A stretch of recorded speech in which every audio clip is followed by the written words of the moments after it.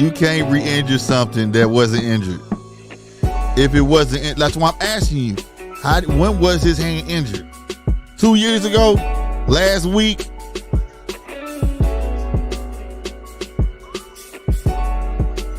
Mm-hmm.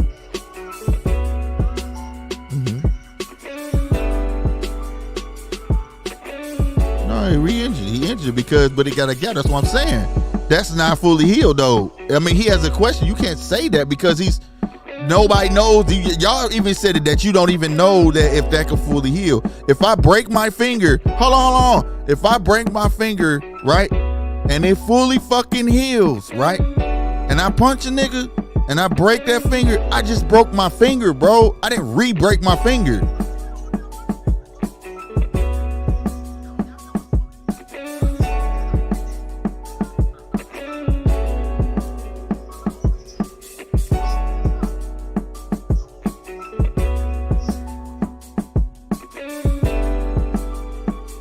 If he didn't say nothing was wrong with his hand, and especially through 1 through 7, oh man, and then especially round 1 through 7, ain't nothing happened. The only thing that could happen is that he hurt his hand punching that nigga in his head. All right then, so wasn't nothing wrong with his hand. He injured his hand.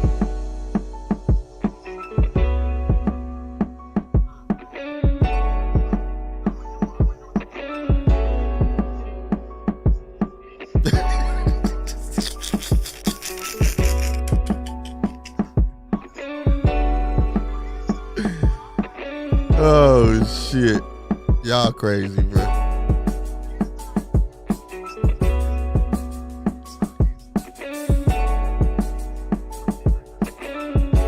No, they didn't have. It is not, and he injured his hand in the 6-7 round. That's why I saw he slowed down using that right hand. That's fine. And I said Tank won that fight. He pulled it out because he showed me, hey, that motherfucker started using that head movement. He could jab. He showed me a bunch of, because I always say, I just want to know if the boy can box. He ain't got to knock nobody out for me.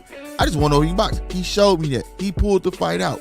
But it wasn't the dominating fashion that everybody was saying, though. He had to go through a war. And I felt like even though Isaac Cruz was not a name, he had his war. He has proven himself to me. So I'm ready to see. Now I want to see him with other competition now. No, I'm saying oh, go ahead.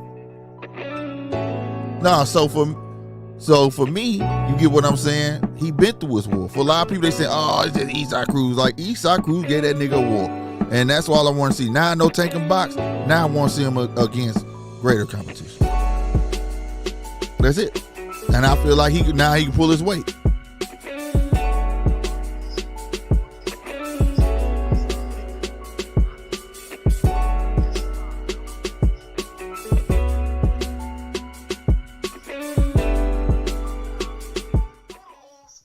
What's good, everybody? Y'all know what it is.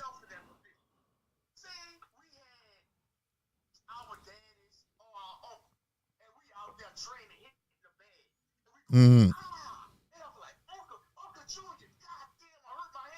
Uh-huh.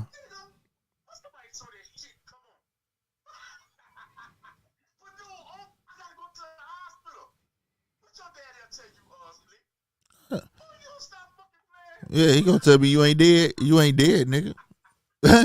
You dead?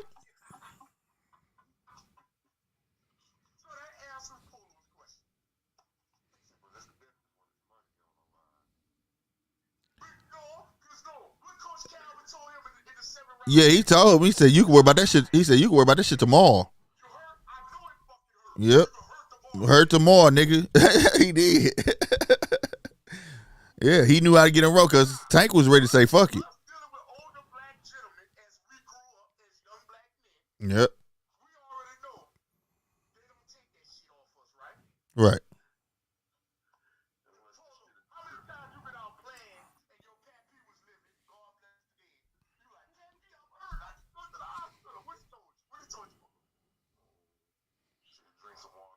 I was told to take a nap.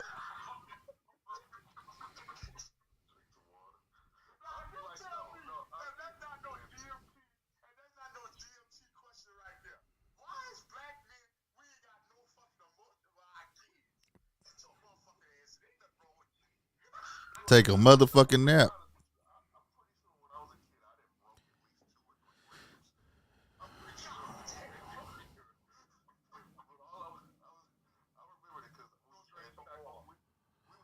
Russell putting that work in. Hey, y'all get on. Hey, y'all get on here, bro.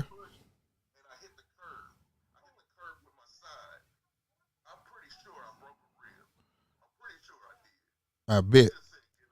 Get on live, y'all. I'm on live. You hear me? Rob, get on live. What's going on? My bad, y'all. On the phone with the fellas talking boxing, man. Shit was crazy. We talking about that fight earlier, man. That Josh Taylor and Catrell. Birth to maybe a future star. That fight bothers me, man. I don't know anyways, but this Russell Postal fight is very, very interesting if y'all watching. We're in the 6th round now. Russell putting in that work. Postal doing as usual. You know what I'm saying? Doing good, but he's still eating punches though. Gary Antoine Russell. You know what I'm saying? But there you go, B. Like I said, Postal still doing his thing though. You know what I'm saying? Iceman ain't lost it. He ain't lost it. Russell eating punches. You know what I'm saying? Y'all see the right side of that man's face is tattooed right now, goddamn me. Look like a whole birthmark over there. You know? He tattooing the mess out of Russell's eyes. But it's a good fight nevertheless. Earlier was a good fight too though, but disturbing at the same time, man. These guys had me dying on here. Just know, I feel like them envelopes was being handed out. That's how I feel, bro. They want that bigger fight. Nice right by Russell right there. Wish he had some pop. Postal still throwing that range finder out. He gonna keep that range finder out. That's why you gotta have the head movement, Russell. He gonna keep that range finder out. You either gonna run to it, and once he feel you touch the end up, he gonna unload that right. Postal still got some pop, boy. Postal still hit hard too, boy.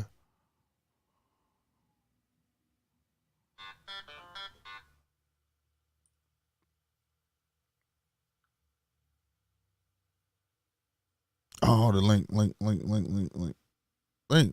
you say link? Let me send this boy the link. Share.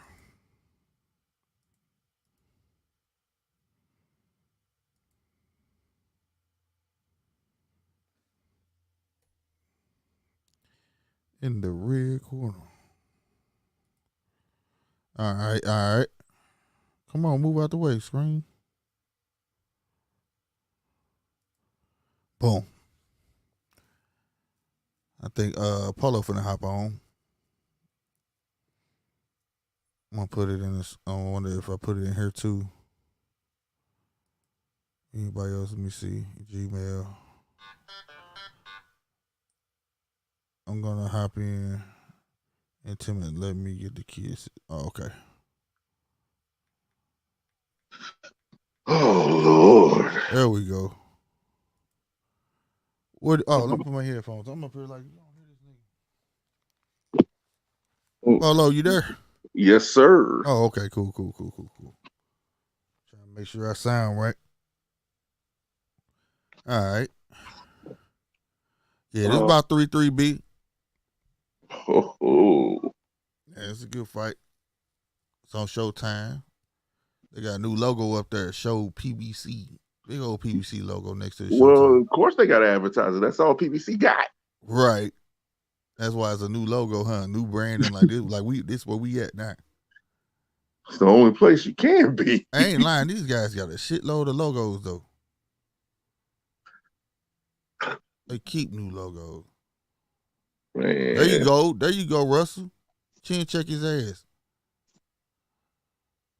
He needs some head movement, bro. Let me head it there now. Ooh, clash of heads. Damn. There you go. This is Gary Russell. That boy got them ankles. And I like that he put that Ukraine on the back of his trunks, though. That shit hard. This Gary Russell?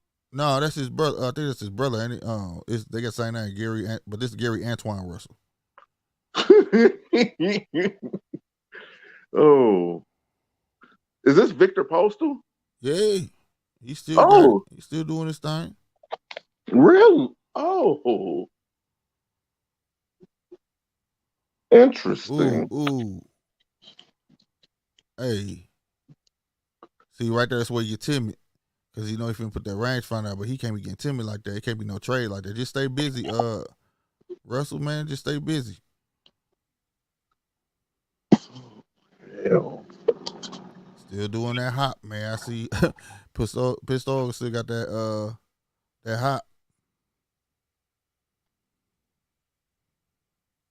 Let's go. oh You hell. right, B. But he eating punches, bro. And he gotta figure that out. You know That he gonna ain't lead with that left.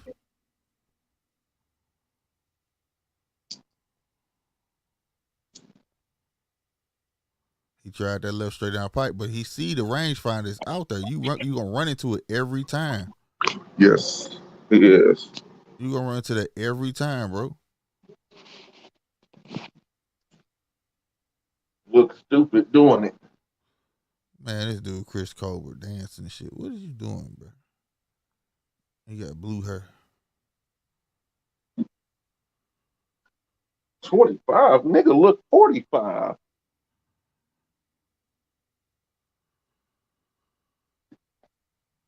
Oh, I am not interested in this dude. I don't know, man. I hope Garcia makes something I make it about. I had the what's up, Chappelle? I had the Russell fight being and Pistol fight being more exciting than you know what I'm saying? That's what I said yesterday. They should have that as the main event. Shit. I, Cause I was a I, big fan. I was a big fan of Chris Colbert in the beginning. Like, I've okay, he never been a nice. fan of him. I was Never. like, he nice. But He's then overrated. He is he just overrated. went, yep, it started showing. When he started going up in competition, he just evened out, bro. Hit a plateau. You know what I'm saying? hmm He's a superior mid card fighter. Yeah, I was like, this dude nice, but like I say, that's why you gotta go up in competition, see if that shit really real. You know what I mean? hmm He's a superior mid card fighter, and there's nothing wrong with that. What's going on, Chappelle?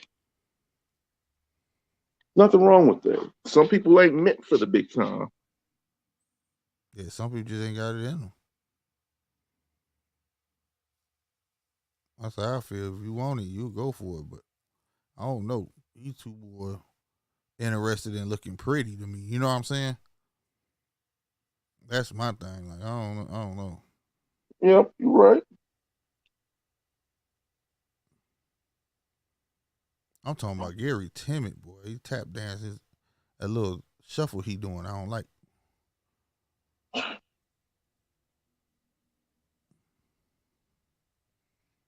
But you know, Postal is your test, boy. This your test. Boy, he got both your eyes swole up, boy. I swear he looked like Nighthawk.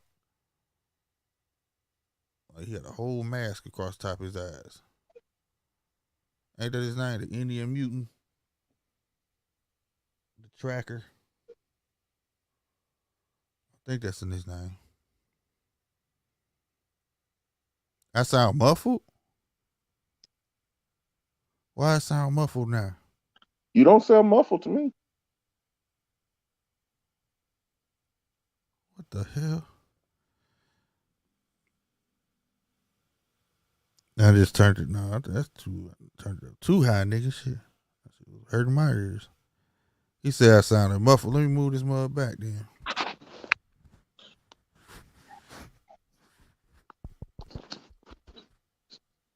Okay, let's see. Do I still sound muffled, B, or do I sound all right?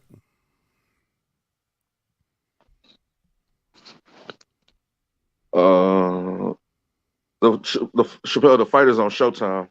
Chappelle said, "Okay, I sound good." All right, it's Showtime.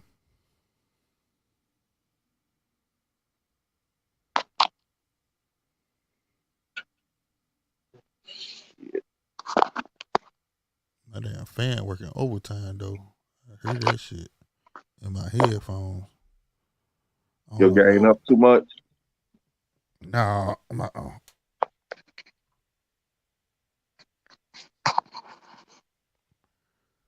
see if that help it. I got like a little base with an extra fan under it. See Uh if that helps. huh.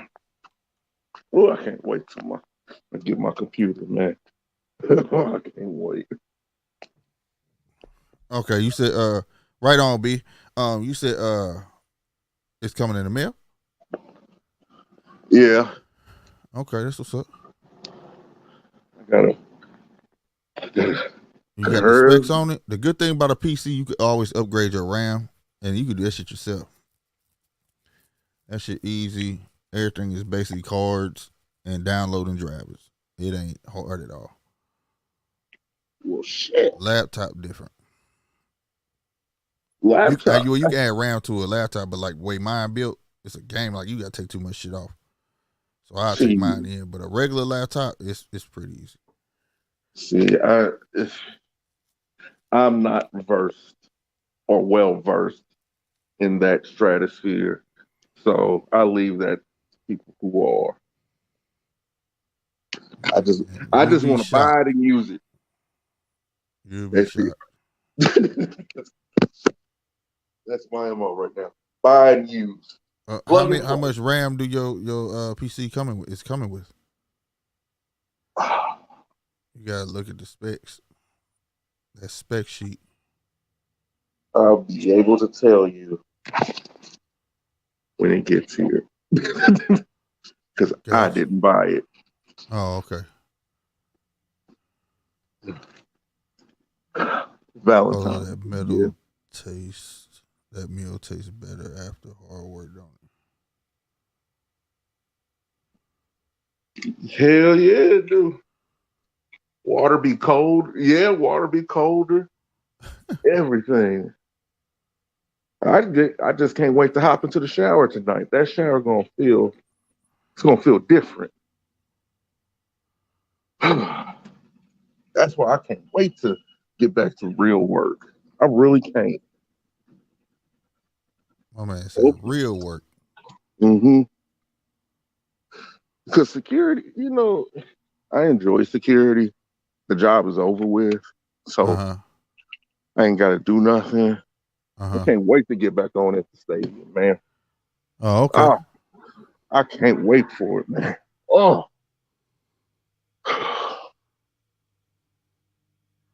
but I can't do too much at that bitch.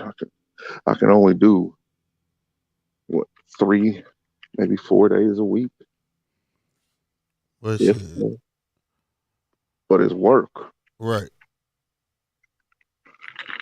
Uh, Man, every time Russell throw like a hard punch, he catch one on the way in.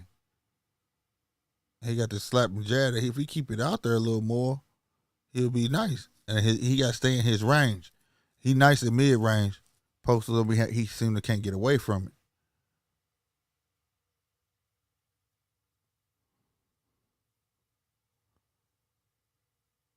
It's like Russell jab. This first jab he's strong, and the second one be lazy, where it's like really, really, really noticeable. You know what I'm saying?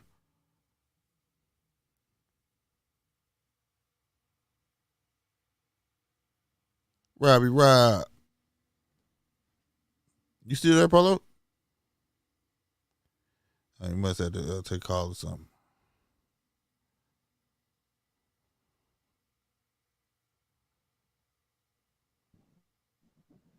Hello? Yeah. Okay.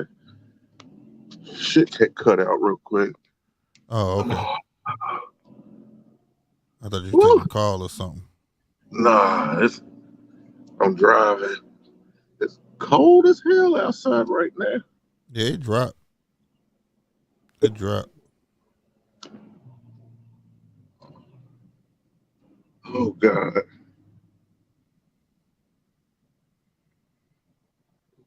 How do you name? Well, shit. That's something George Foreman didn't name all his kids George. Right. I just wouldn't feel right doing that. I just would not. That's too much playing, man. Nigga, I'm the real Junior, nigga. I was named after him first. Stupid arguments they probably had.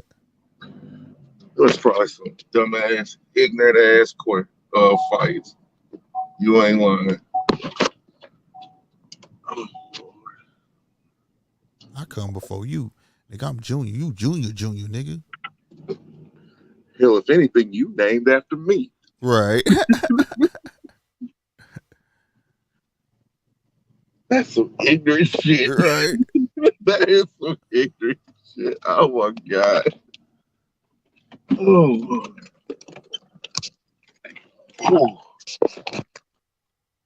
Yeah, he is, B. That's what I'm saying. He making him work hella hard, bruh. Hella hard. But you see that he done caught something that that's got him on a back foot now though. But see, Russell just one of them fighters like to load up and not too much set up a punch. You know what I'm saying? But if he just stick that jab out there and learn to cut this ring off and quit circling, shit. See, he just want to load up. That was an overhand right. If it would have landed, boy, it was meant for destruction. But at the same time, just throwing your head down and rushing in like that and pushing the guy to the ropes. Oh, he rocked Postal. He just rocked Postal. He gonna have a lot of tough fights, bro. Fighting that style he fights. He got the power though. Postal holding on for dear life.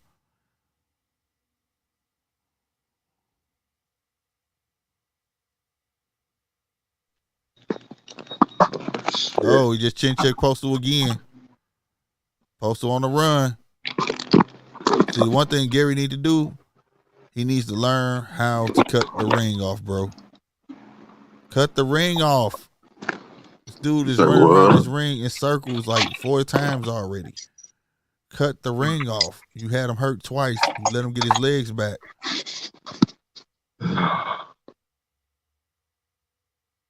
Ain't you tired, Russell? Shit, it's round 10, man. Get this dude out of here.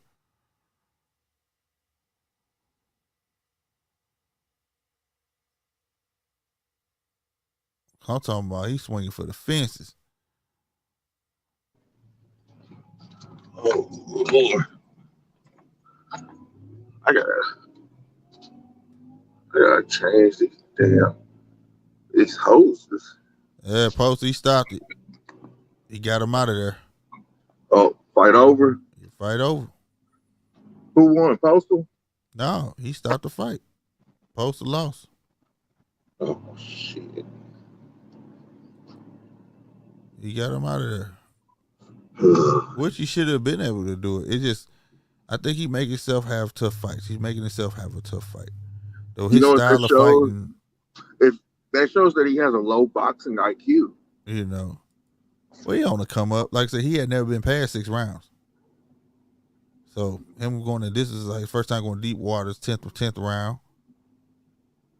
How long has he been boxing? Well, for as I know, not that long, I don't think. I only seen, I'm gonna be rich, and I only seen 3 or 4 of his fights. Right, B. He needed to. That's why I said this was the step up for him, Postal, from all them other fights. But he gonna have a hard time. He don't know. I cut the ring off really, and then when he runs in, he puts his head down. He needs some more head movement. He got the pop. You know what I'm saying? He just got to learn to set up those punches he want to give. You feel me? Hello, Gary got an Audi belly button like a project baby. He's stupid. Like one of them little Somalians. He's stupid. My boy's stupid. Call him a project baby. Yeah. He said like one of them little project babies. If that ain't the most disrespectful thing I done heard today. Like the baby on Baby and Kids. Oh my God, I let my kids watch that the other day. Oh, hey, Mr. Johnson, you ain't going nowhere without us. Where you going, Mr. Johnson? That's my nigga, see, man. I see that. I've, What? Oh my God. My kids was I, like, them kids is bad. yeah, I done watched that movie one too many times, boy.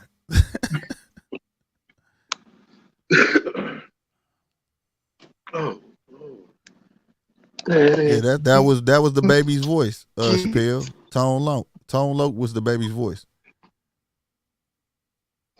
What you doing, my mama? He think he doing something. He ain't doing nothing. Where you going, Mr. Johnson?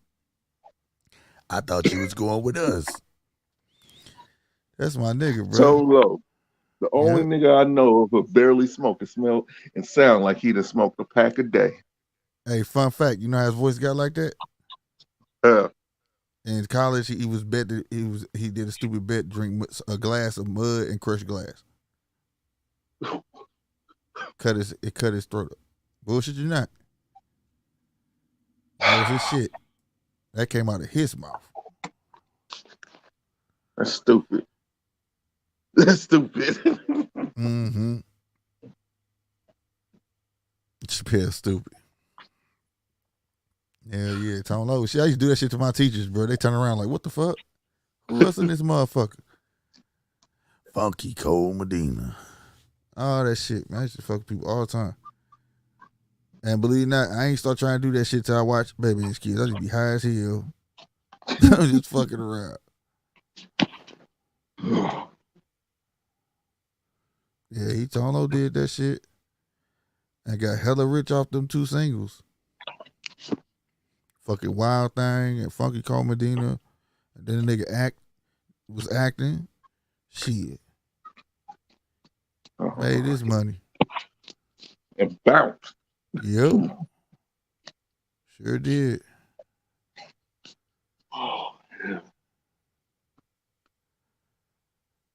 Come on, man. Who they saying he won't next? Because I ain't got the sound playing. Bruh, I really don't care to listen to you talk. You or your brother. I want to know who he won't next. At least he willing to fight and be active. But this was the test he needed. Because like I said, Postal still got some snap. You know what I'm saying? It just Postal felt something. He kept running. That's why the ref stopped it. Like he wasn't doing nothing but running around the ring. And again, his trainer is his brother, the other Gary. Gary. Yep, he was in Heat, Poetic Justice, Ace Ventura. Oh shit, here he go. When you saw Ace came up in there. Oh shit, here he go. You mean to tell me? And nigga fuck me, I had the easiest lines in the whole fucking movie and got paid. Got paid. Ace Ventura, the shit though. That's still my movie, nigga. That shit funny than a motherfucker. I don't like Ace Ventura. For real, that shit we had me dying, bro. But the all-time classic is Dumb and Dumber. That shit ignorant. Pretty little bird, pretty little bird. That nigga was wrong for that. That movie couldn't be made today. Bro, you can't remake that, bro. It wouldn't be the same. It just wouldn't be the same. Oh. There's certain movies like the Blues Brothers, Dumb and Dumber. Oh my God. Shit, you just leave it alone. Brothers. Just let it be. Yeah. Just Oh. let the shit be, bro. Pulp Fiction you couldn't remake. Right. There's certain classics you just gotta let that shit be. Honestly, you couldn't redo Liar Liar either with Jim Carrey. Liar Liar. What's the one where God went on vacation and made him God? Evan Almighty. No, Bruce Almighty. Bruce Almighty. That nigga fucked me up. He said, if you're God, how many fingers I got on my hand? He said on one hand, he said 6. And then they opened his hand with 6 fingers. I was dying. I said, fuck no. That nigga freaked out. That shit was Oh good, bro. my god. Simpler time. That was my shit.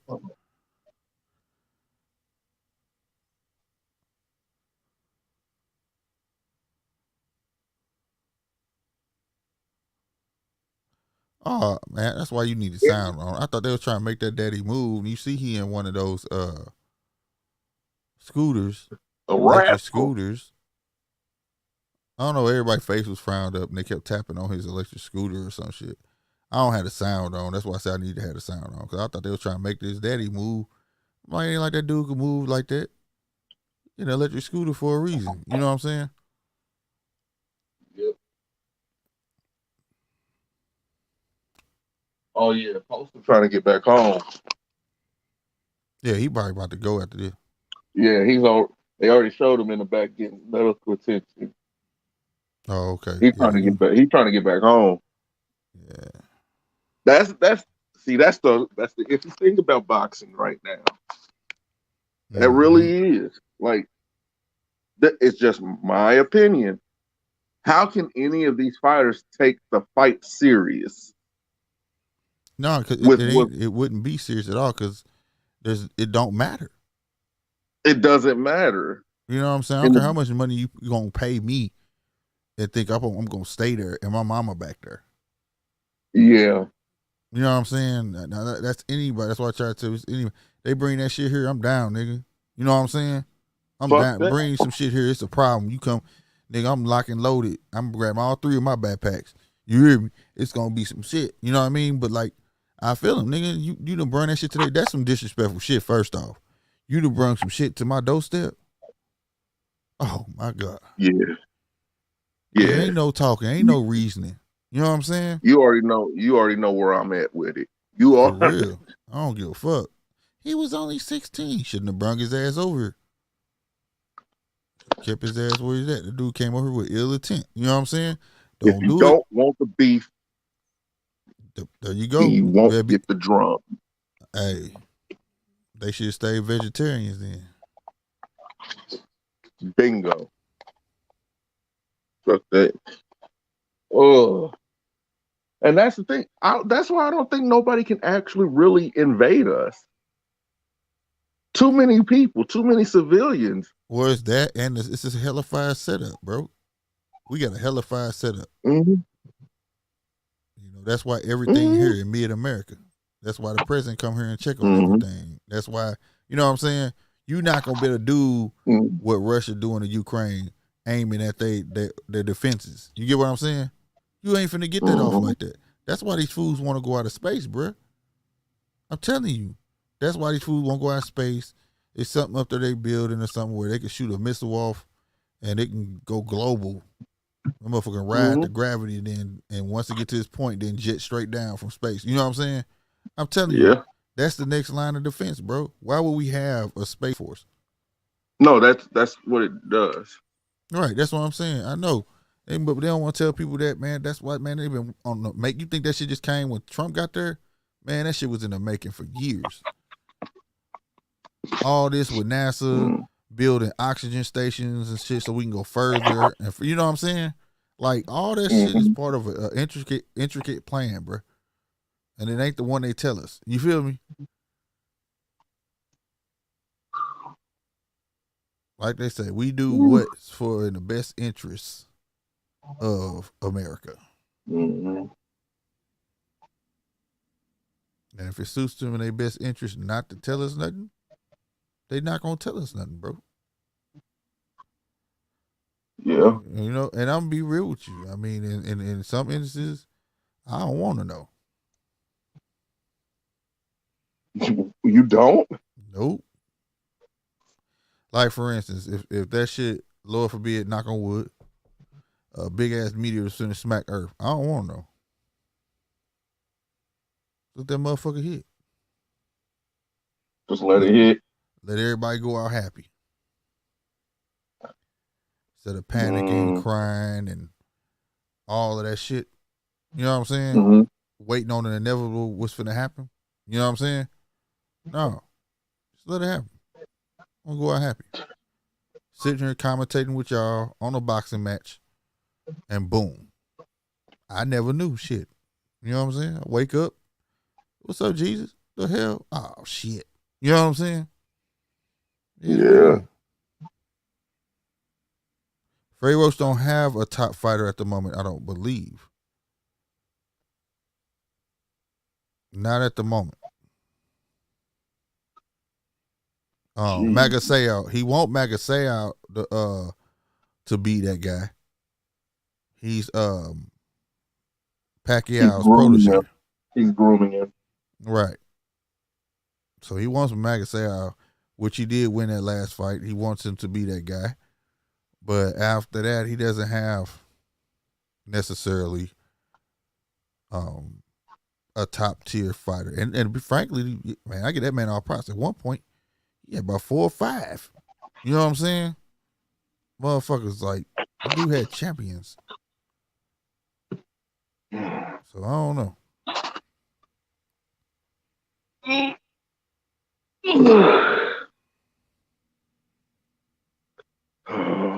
You sound like you need some castor oil, motherfucker. What is you doing?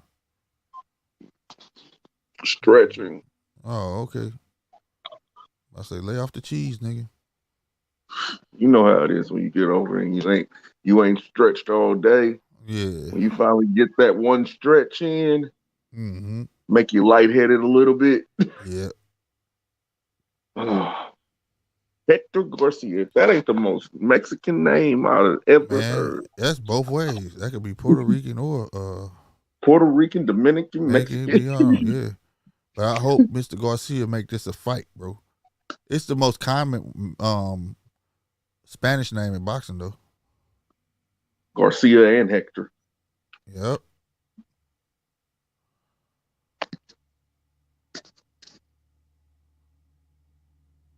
Let's go. Man, my dude Lennon be sharp with his smoking jackets, bro. AFN.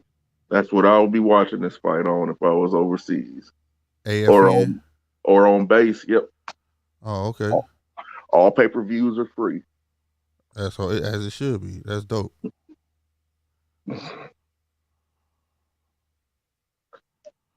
Hector Andrade Garcia. Oh, Don't I be no love that Nemo name. nigga. I like that name, Andrade. I swear I love that name. Mm-hmm. If I was able to have another son, his name would probably be Andrade.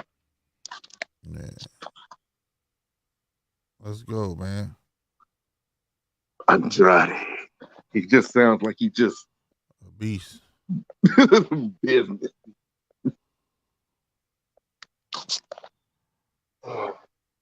Let's go. We'll say, yeah, I ain't get to read it. My camera was in the way. Yeah, I got a whole new arm for a whole new camera setup. yeah, and when you on the base, when you watch on TV, everything is free. Everything. I go hard. From WrestleMania all the way down to UFC events. Everything is free.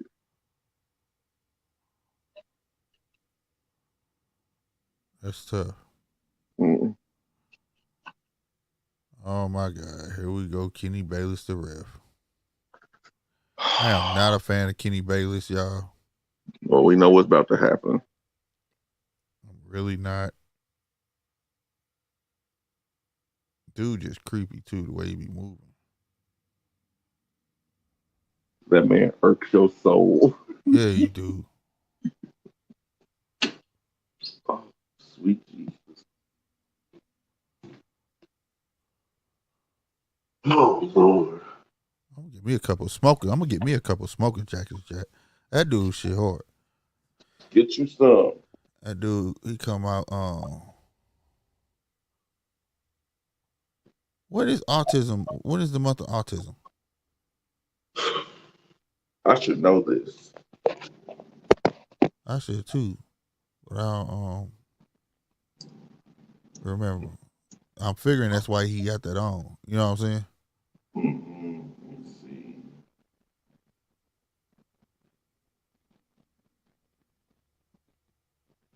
Who is bringing him out? Man, let me cut my sound out here. Who this is? April. Yeah, I don't know who the hell this dude is. April the 2nd. That dude looked like a flashback of Criss Cross, the dark skin before he went bald.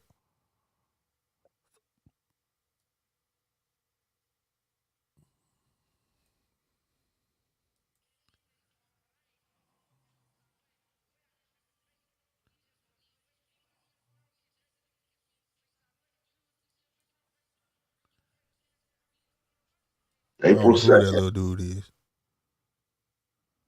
You said it's April? Uh-huh. Oh, okay.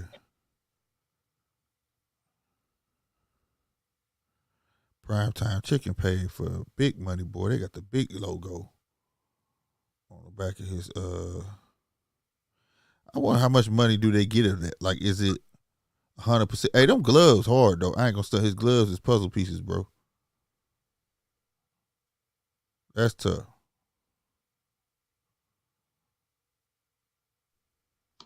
That is tough, man. Uh, what could have been? Don't you wish you would have stayed in the gym, man? All the time, but this damn dad bod was inevitable. Shit, goddamn kids. I'm in the process of losing though, for real. Shit, just by not eating all night and you know what I'm saying, cutting certain shit out and like I said, let go of those sodas and start drinking most of these and water.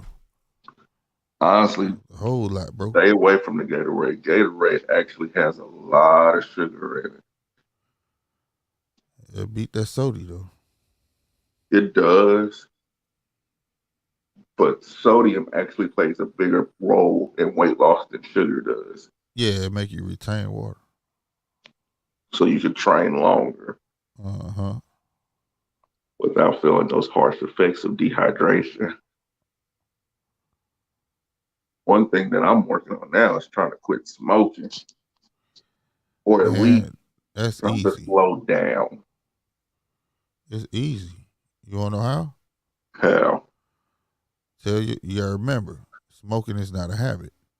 Smoking is many habits. So you take one of them habits out at a time.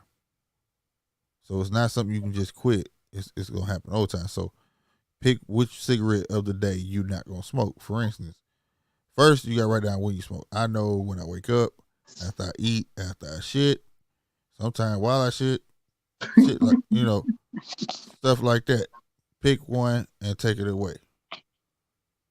Shit, I smoke when I wake up, get dressed, all that stuff, then get in the car and smoke on the way to the job. Right now, I don't smoke on the way to the job. See what I'm saying? And then when I fuck around and try it, I feel like you know how when you slow down and it end up making your head dizzy and shit. mm-hmm. That's how you know it's working. So now my tolerance went down. So you just take one at a time. Once you don't even think about that one, pick another one. The hardest one is when after you eat. For me, it was. That shit like fucking dessert, nigga. So that's how you do it. You quit cold turkey, nigga. You asking for the bullshit. That's when you grumpy, mad at the fucking world and shit.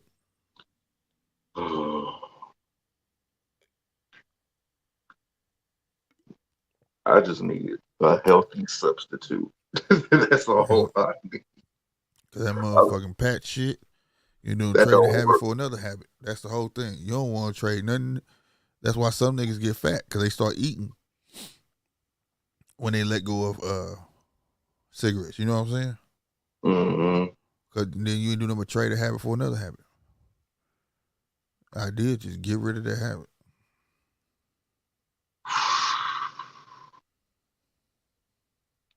Damn. Yeah, and like you said, if you do, make sure it's a healthy habit. Run, walk. You know what I'm saying? If you feel Mm-hmm. like you want a cigarette, like man, I'll be back. I'm gonna go walk. You know what I'm saying? Like do something else rather than food though. Man. Ooh. That's a nerve calmer for me, though, Mm-hmm. because I'm not even gonna, my nerves can get so damn bad. I know.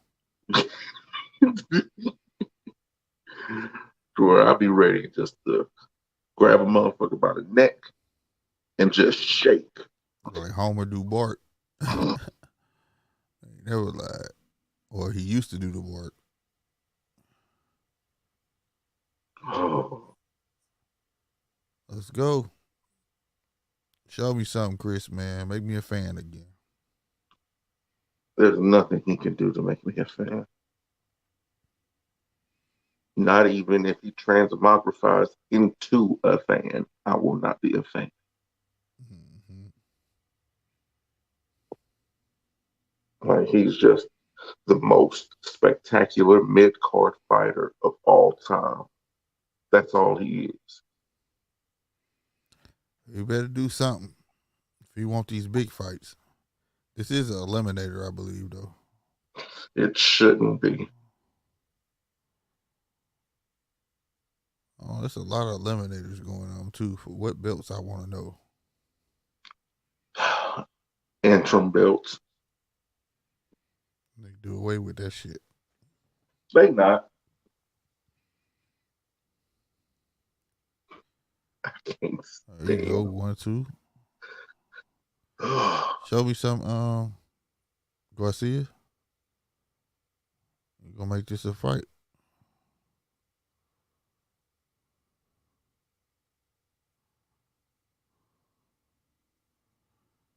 Come on. I might just start. I might become a damn Oh beekeeper. shit. Yeah, this dude Garcia wanna bang.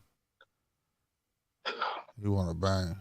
Either I become a beekeeper A beekeeper? What the hell? That shit crazy. or I might restart my goddamn garden. Ain't shit wrong with that. I already do that to some damn bees, nigga. I might do both. Shit, goddamn, this nigga getting, hey, Chris Colbert getting stung up right now though. He trying to figure dude out though. I feel him. He thought he was gonna, he thought he came in with that one to him with that 2-piece, but it woke Garcia up. Garcia didn't like that at all.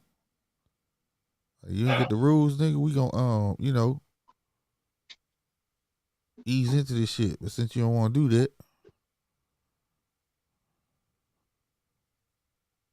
all right. If you gonna fight inside, fight inside.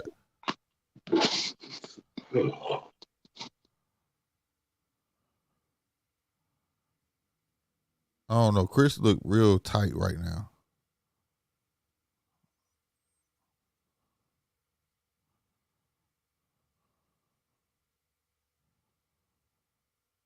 Yeah, hunting. I know that. And Garcia got the right idea. He start going to the body like, "Oh, you pretty quick, huh? I'm gonna slow you What's up down." with that goddamn looping hook?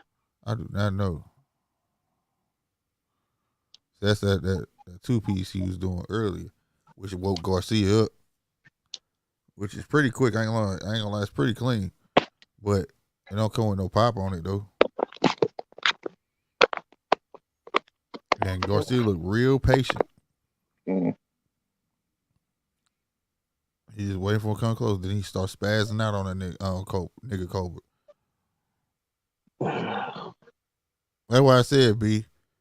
I ain't gonna lie, I like the puzzle stuff. I like the gloves though. That would be a dope ass jacket. Right. He got a sponsor by OnlyFans. Hell no. Oh, Lord. Garcia keep this up, man. He might got a shot. If he don't, Cobra gonna pick him apart. That's what I see right now.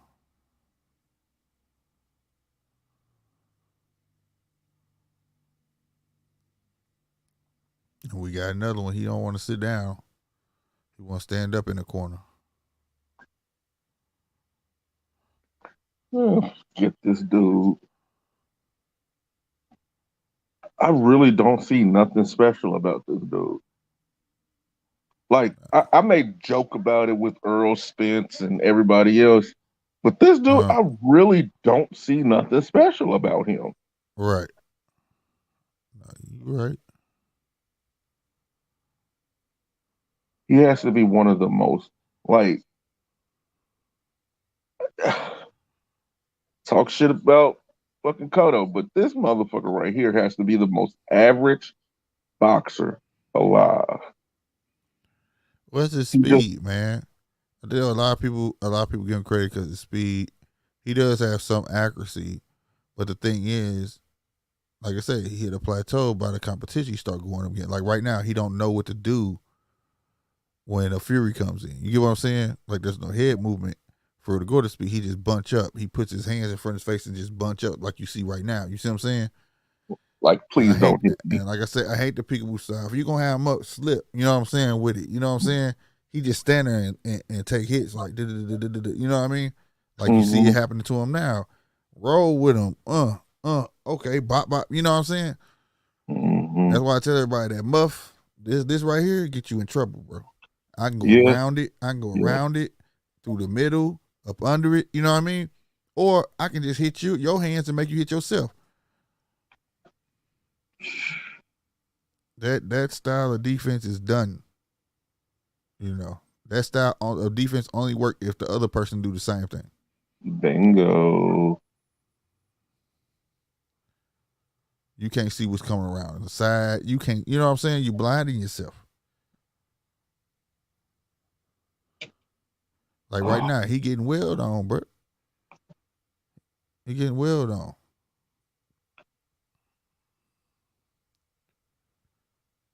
Beehive seemed to think he's winning. He's not. Now that was nice on the inside, but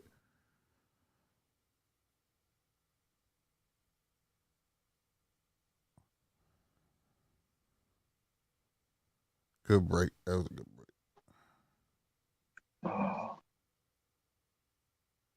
Now there you go, Beehive. But don't bunch back up. See, he don't have no answer for that. He could swing and land at will, but once you start swinging back hard, he bunch up. he's another one where basics would beat him. Yeah, because like he'll be stuck all day, bunched up. All you gotta do is stay busy in front of him. You don't like that. A series of 1-2s would beat him. Yeah. That Eventually. There you go. Now you don't got no choice but swing. He ain't like that body shot. That shit must have hurt it. But don't forget Garcia is a 2 week replacement fighter, so anything can happen. That's a fact. He may be a 2 week replacement, but at the end of the day, Garcia got a game plan. Like I don't be buying that. If he 2 weeks, goddamn me, when he had a chance to train for you, you know what I'm saying? Which should make it mm, easier for you to whoop him. You you're mm, you're you're the name. You know what I'm saying? You're the namesake of the match. yeah,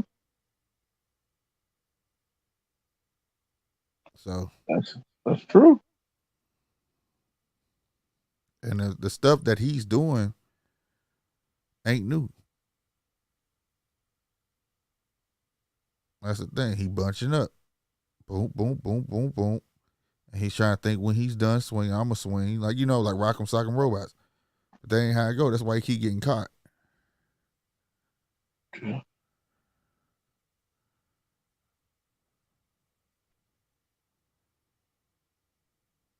So Oh, he needs his to open punches up have more. nothing behind them.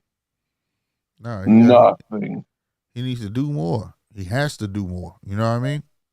Mm-hmm. He has to do more. Like I said, it would be nice if he had some head movement. Be nice if he would learn how to set his punches up. That type of speed would be nice. But see, he always start off with that 1-2. Now he wants to stand there and try to trade with him. You see what I'm saying? Which negates his speed. You taking all your reach away. You see what I'm saying? On your own. And Mm-hmm. you're not really landing them. You just throwing flirts. That's why he's standing there looking at you like, what are you doing?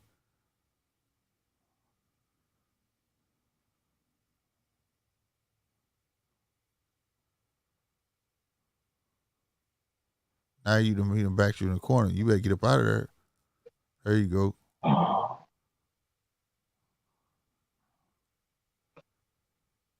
This bullshit. See that bunch up. Counter that shit, man. dude ain't got no speed like you, bruh.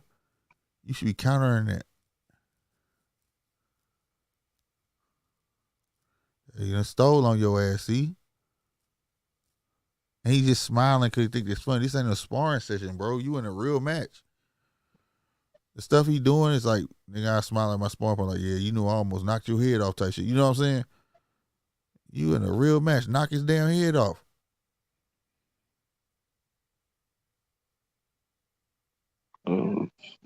There you go. Nice turn. Now, that was a nice turn by Colbert. You need to be doing more of that. Take him out, make him off balance.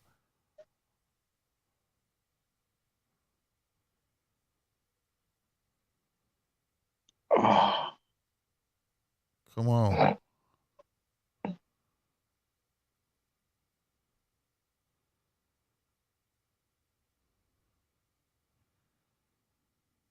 Yeah, he got it, but he not doing it right. It's turning more into a scrap. You know what I mean? Mm-hmm. It's more of a scrappy like style. But he has the tools. Like I said, he needs to learn to set his punches up. You know what I mean? Learn to feint some. There you go. Make him walk into stuff. Oh, Colbert. There you go. Now you see. Nah, but there you go. Want to run in and scrap? Come on, bro. I'm just not interested in this pack of Skittles. You stupid.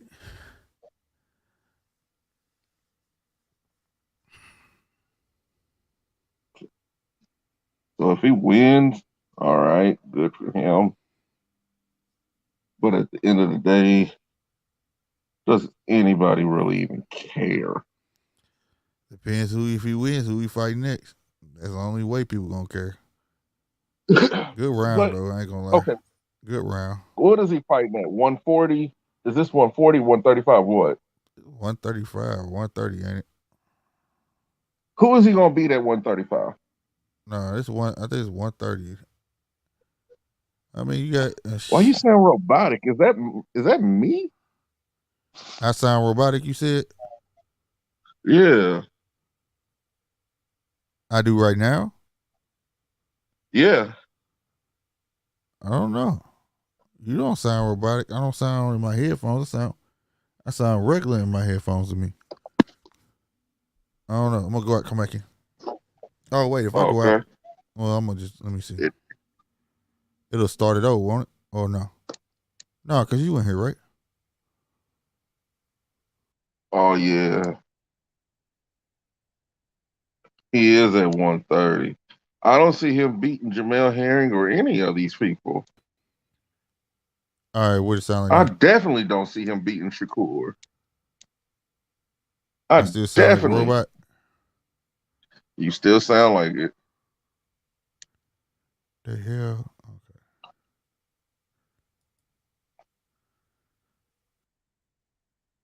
This is like I give Garcia a better chance against Shakur than I do Colbert.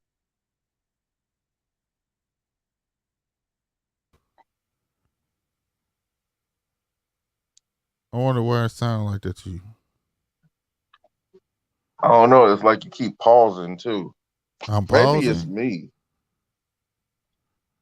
All right, go out, come back in and He'll see. beat Herring. I don't think he'll beat Herring. Let me go out and come back in. All right. Maybe it's me.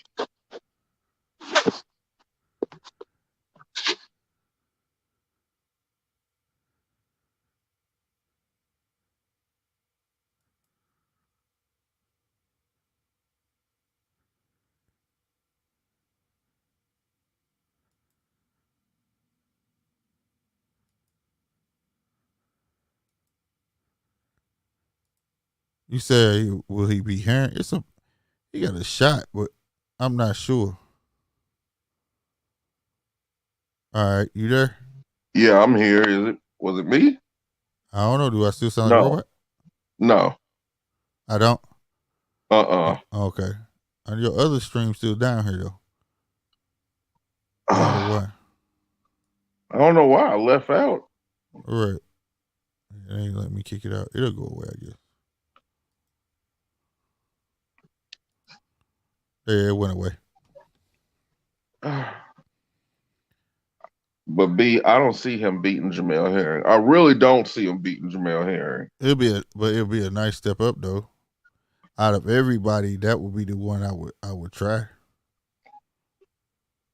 Cause he ain't doing Hell, Oscar, he ain't doing Shakur. You know what I mean? And him and Shakur are friends though. I don't know if they'll ever fight. Even though Shakur said he would, they had a they had an Instagram live. They was on there talking. Shakur ain't got no problem with fighting his friends. Right. And they was talking about the amateurs, they used to be around each other That means and all nothing that. in the grand scheme of things. Oh no.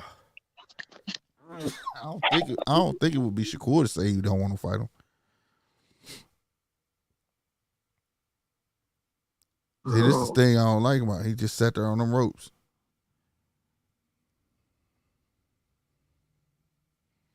Went right around that guard.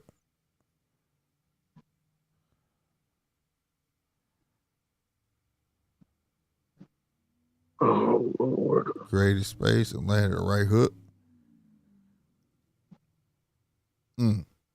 Blinded jab, shot that left, two lefts, and he ran to the ropes. And then he let him get off, told him, come on. That shit ain't cool, bro. Mm.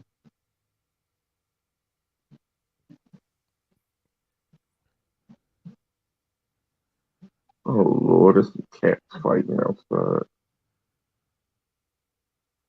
You said some cats fighting outside? Yeah. I don't know.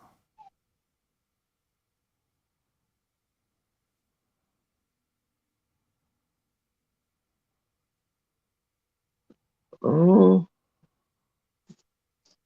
keep doing what you're doing. If anything, more pressure. You need to be telling him more pressure.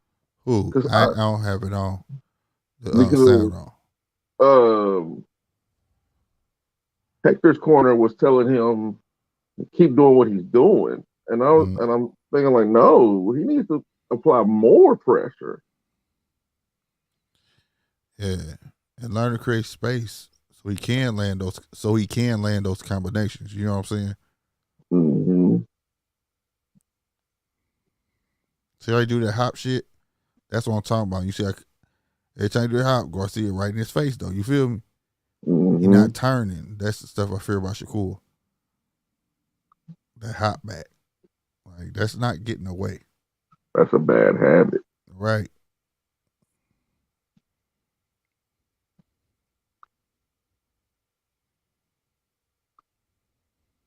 Oh Lord.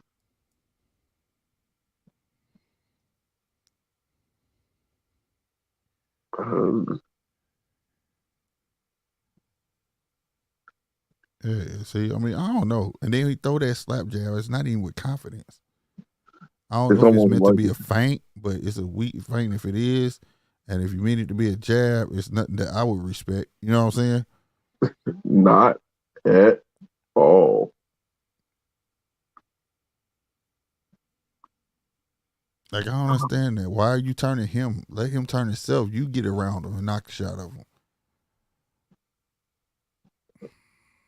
It it shows why he's overrated.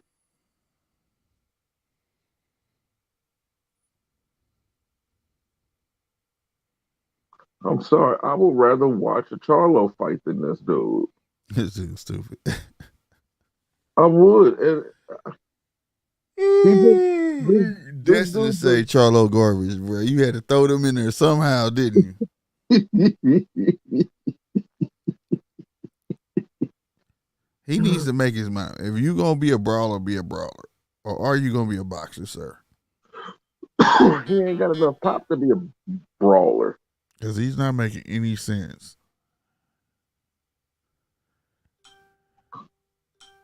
Bro, boo boo.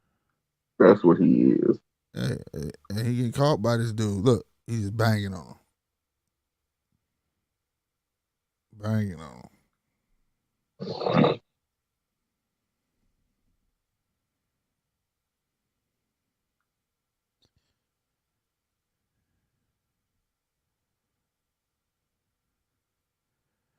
don't know. Talent there, but I don't know. Whatever style they think they came up with, it's just not a good one. No, it is not. It's just not a good style, bro.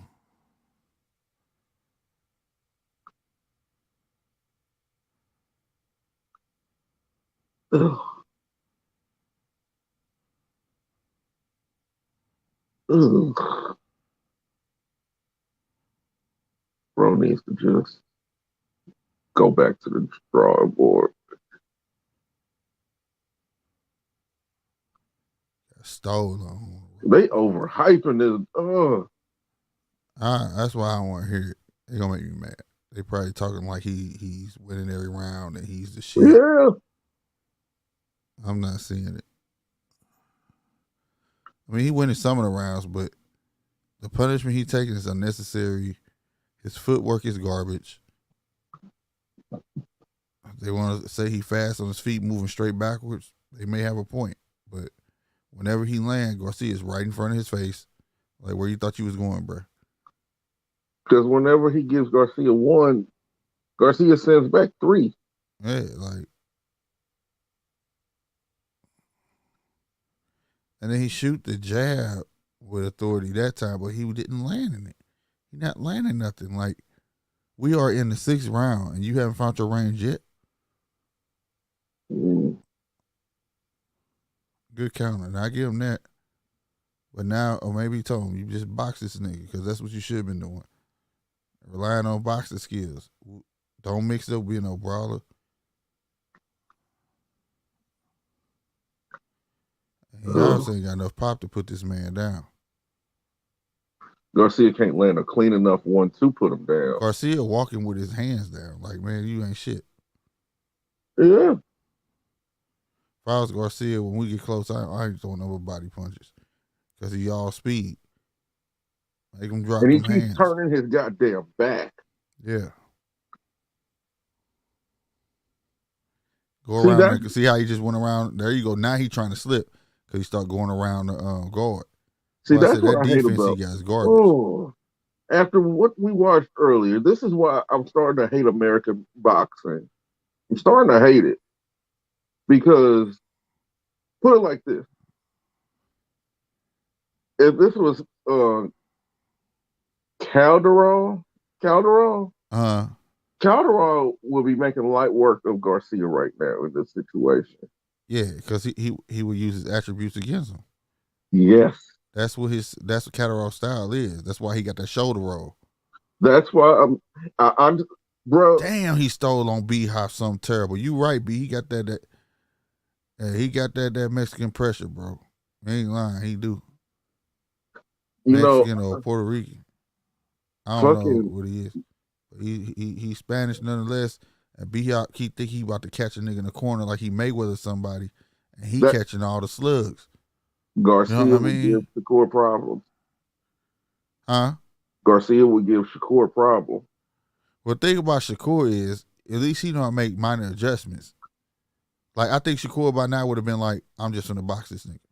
Like when he fought Nakatili, remember? Mm-hmm. He went straight to boxing mode and pulled the fight out, won every round. You know what I'm saying? Instead of being in front of his face. This guy just doesn't want to change nothing. You feel what I'm saying? The thing is, the hop. That hop back. As soon as this dude sees it, he's pouncing. Yeah. That's a problem for any boxer, especially with me. Like I said, we was there watching the fight live.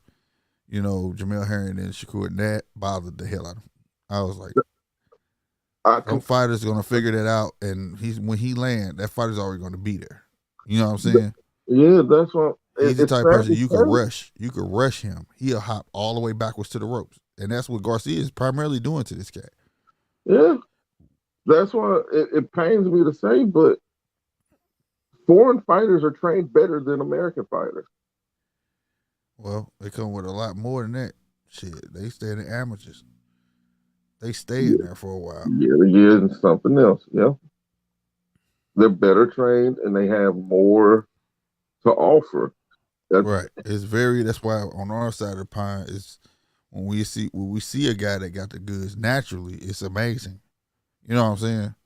But Mm-hmm. then you got a guy like Catterall. Like I say, he was a nobody yesterday, but today he just became a somebody to me. Mm-hmm. His fundamentals and that shoulder roll that he done mastered, and he know when to use it, how to use it, and he knows how to pace his abilities to be able to make it to a 12th round. See what I'm saying? Yeah. That speaks a lot, bro. Colbert Hey, already hit him with his best shot. Garcia walked through it. Colbert don't know what to do now. He didn't know it. Honestly, he doesn't know if he want to box. If Colbert go to boxing and start turning them and pot shotting and then landing, setting the shots up, he'll make easy work out this guy because this guy is a straightforward fighter. You get what I'm saying? But a part of him seems to want to be like Amir Khan. I got the speed, but I also want to jump in the middle and mix it up. You get what I'm saying? It's almost like Linares when Linares fought Haney. Haney was beating him on the outside all day. But the minute he jump in, what Linares do? Catch him. You know what I mean? And this guy's taking a lot of punishment. And the only way B-Hop, see right there, he just took 2 right hands, straight rights. The only thing that he knows how to do is hop backwards, bro. And put earmuffs on. That's it. That's not defense. that is not defense. And he does not know how to set up his offense. The only thing he knows how to do is counter. And even then, his counters aren't timed properly. No, for real. They wide. Oh, he just knocked B-Hop down. I told you. Oh, B-Hop he studied B-Hop too, boy. But you know how it happened? B-Hop ran into it. You a little ahead. And when they replay it, B-Hop was trying to run in. No head movement. No setup. You see what I'm saying? No setup. And what I say, if he run up on B-Hop, what was B-Hop finna do? Hop straight back to the ropes, didn't he? Mm-hmm. He don't know nothing else. Jesus Christ. He just thought you could run in without your hands up, bro. Hey man, you got a W on the way. I do? Yes, you do. What happened? Them bronze, Uh-huh. they going up. I told you. Look at that. Garcia got that boy in the corner. Dog walking. What's the time on the clock? I can't see it. I got to set my new camera. 32 seconds over here. You said 36? For me, it's damn. Okay. Yeah, I'm half your time. Damn. I'm at 9 seconds. Damn, he beating shot this boy. Colbert surviving. I'm giving it to him. He survived. Jeez. Oh boy, look like Lil Bow Wow with that gray sweatsuit on that was cheering for Garcia. Hey, B, I don't know if you listening. He don't have any footwork. The only thing he know how to do is hop backwards. If you run up on a boxer like that, the only thing he's gonna do is go backwards. Roy Jones, when you run up on Roy Jones, what do you do? Just go backwards. That's it. That's it, because they're built on speed. Now, Roy granted had footwork in earlier days, you know what I'm saying? Once he get older. But these guys right here rely so much on speed and countering, he feel like he don't need head movement. Like, watch this, boom. He got clocked. Trying to come in, he didn't have a hand up to cover his jaw or nothing. He swung, his left hand went down, and dude threw a straight left down the pipe. Did he not? Yes. You can't do that. And then on top of that, it was telegraphed. He let him hit him there. He didn't even feint his way in. He didn't, you know what I'm saying? He didn't do none of that.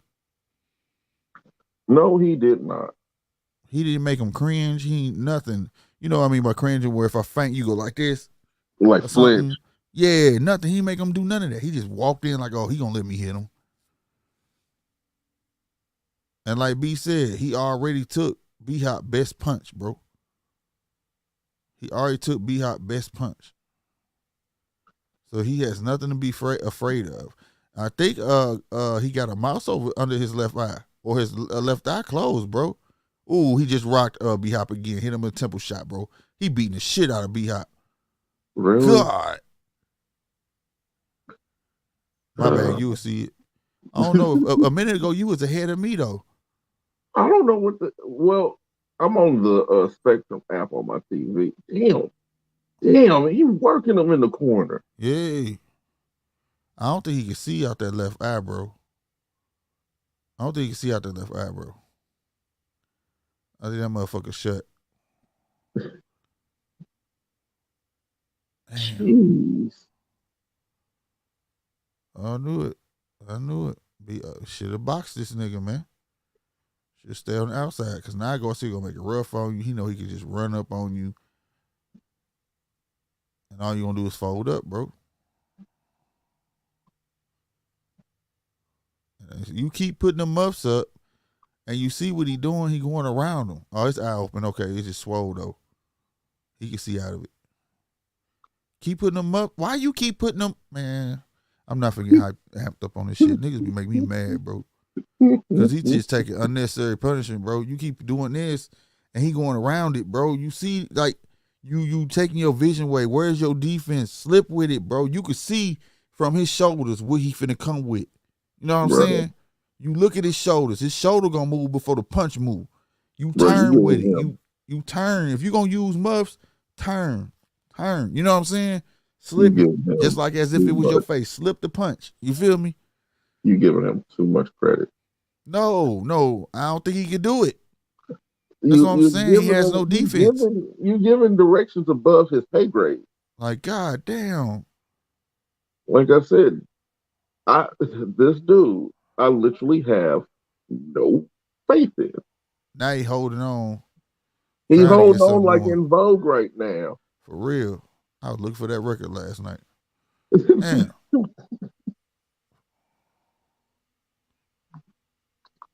Oh. And he did so. He has came no back in that pop. round. He has no pop on his punches. He's just throwing. I'm way ahead of you too. He throwing pillows. Damn. And I'm on the internet. I'm looking on the computer. On Showtime. On the computer. Damn. But you was ahead of me at one point. Because you was saying stuff like, what? I ain't say nothing though, but like, I don't know what the hell happened. If you go out and come back in, it probably catch up. Let me exit out the Right, B. He said, surprise Kenny ain't stopped this. Well, I don't like Kenny, man. Or intervene too much. He be doing that shit. Oh, Lord. B Hop, you better get it together, baby. Let's go. See, look at what Garcia do. Ran right up on that nigga. Bop, bop. Nah, nigga, you can't breathe. Garcia look like Kermit Citron. That's who he look like. I don't think Kermit Citron fight no more, but that's who he remind me of, though.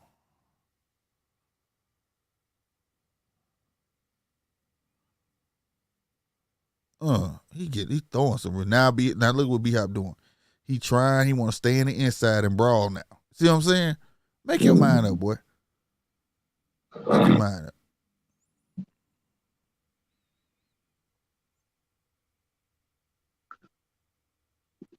Cause you done gave Garcia about 3 rounds easy.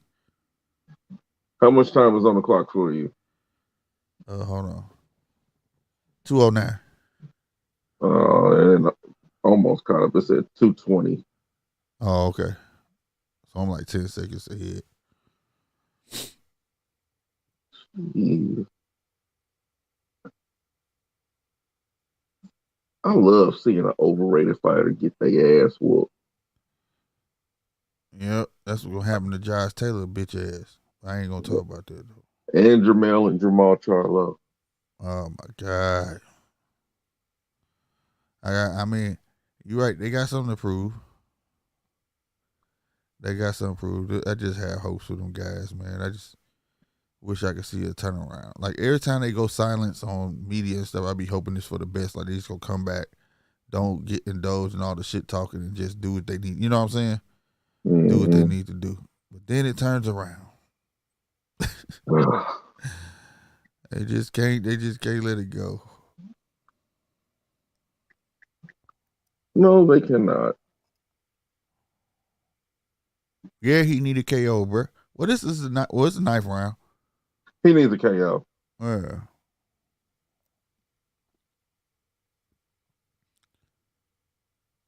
Kenny looking though. Look at Kenny's face. He's like, boy, if you don't start doing something, I'm ready to jump in. Kenny need to cut his hair, boy. He pulled up to the scene with his ceiling missing.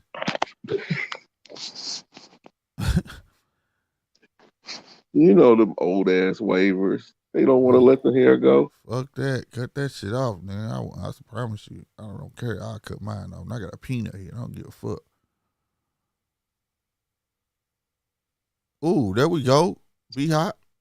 That was your chance to knock this nigga out, bro. There you go. He called him right there, but I gotta give it to Garcia. He know how to ride a punch. He know how to ride a punch.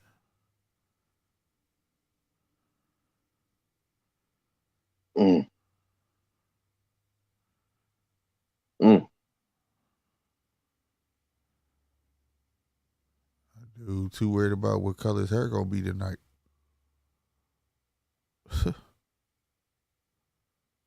He looked like a Smurf that just sat on his face. Right. I hope they ain't hyping him up, telling him hey, he's winning. Nah, that would be the smart thing to do. Like his feint, okay, boom. He rolled that punch. He rolled that one. But it still counts though.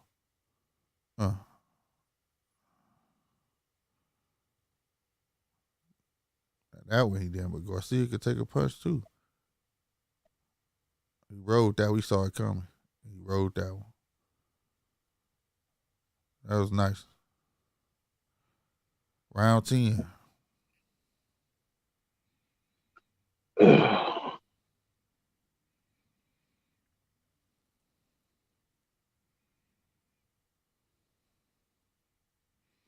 Just get back to your boxing, dog.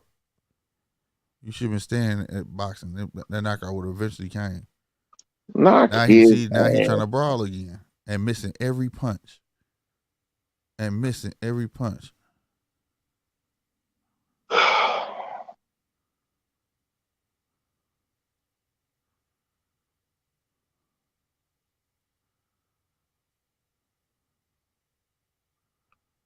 Man, look, dog. Nah, you can't do that, bro. Look at the ref because look, you just made Garcia mad. Came in with a 3-piece.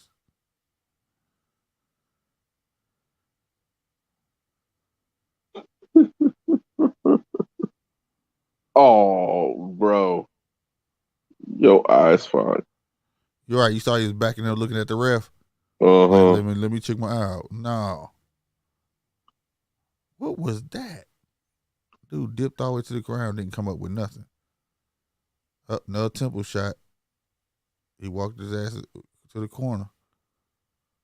Be hot, man. You can't, man. Now you want to use head when we come up with something. Like you can't just choose to do one thing. Everything has to be done in succession. What the hell?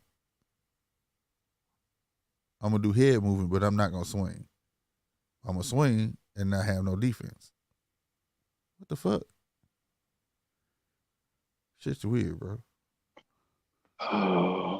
People are weird.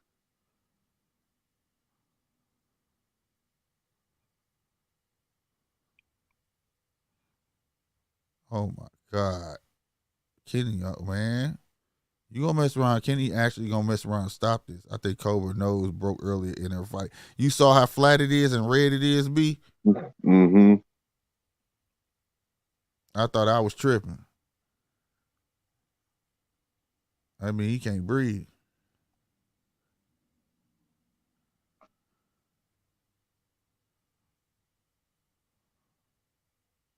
He do got his hands down like, nigga, you ain't shit. Yeah. He been doing that shit And for he like trying the to past 2 smile at him. rounds. Nigga, Colbert, you taking some punches, dude.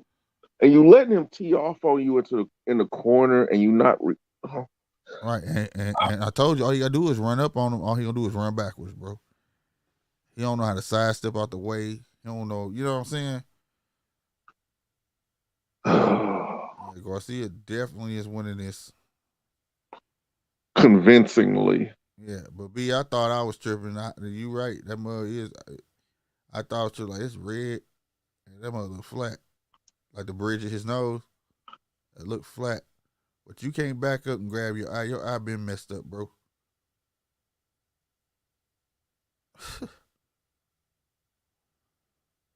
Wow. He tried to land the uppercut. He just missed it.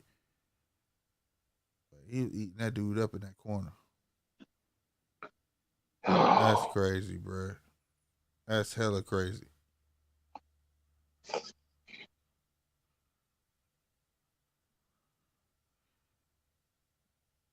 Oh no, it may not be broke. He messing with it though. It's leaking. He keep pawing at it. It must feel like it's leaking.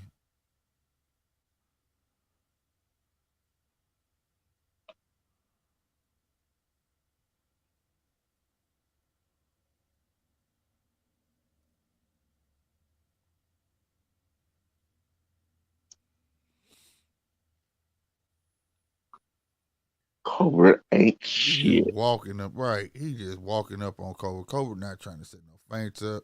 He actually down there turning. He must just turn around and run in circles. He needs to feint and set some stuff up. If dude gonna walk up on you like that, make him pay for it. But he ain't got nothing to offer to this dude. Right. He literally has nothing for him. He lucky dude ain't blasting him with no uppercuts. I only seen him throw like 2-3 uppercuts this whole fight. You lucky, dude. It's like the uppercut is a lost art. I swear it is.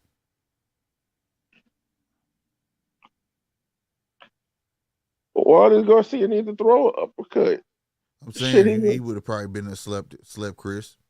For real. Because it's there. Especially now he wants to start bending over and moving his head out the way. You know what I'm saying? Like right there. Well, you're going to see when he bent down, then he came up and hugged him. As soon as he bent down, throw the uppercut. Like, nope, get your ass back up. Oh, I hate American Fighter. This is a black fighter issue. No, because they rely on speed. Most of them want to be speed fighters. Most of them want to be Floyd. Right. But he don't have the defense to go along with this. And then, like I said, he wants to be a brawler too, so he can say he can mix it up in the middle, when in reality he can't. So just do what you get at. Box. You know what I'm saying? He running because he know he done lost. He just trying to push out the time. He know he done lost. Might as well have your corner throwing the towel. Bruh. Damn right. You need to do something. That's a fact. Look, he's standing in the middle of the ring with his hands in there like, come on, nigga. He said, bring it here. That's crazy. He's like, you just running, and I'm standing here, bro, with 25 seconds left on the clock. Damn, boy, I thought he stole on his head, went out the ring, bro. Hey, Garcia, confidence is too high, bro. A good boxer would know how to use that against him, man. Pull it out your ass, Chris. Nah, that punch connected slick. It did. It connected. Come on, warm it up, Chris. Come on, man. Put you Chris Bruh, tape in and give it up. Chris is garbage. Come on, Chris. He garbage. Dog. He's the reason why they made Everybody Hates Chris. Stupid. B, it ain't that he giving up. It's just that dude figured him out. It's better than him. He's better than him.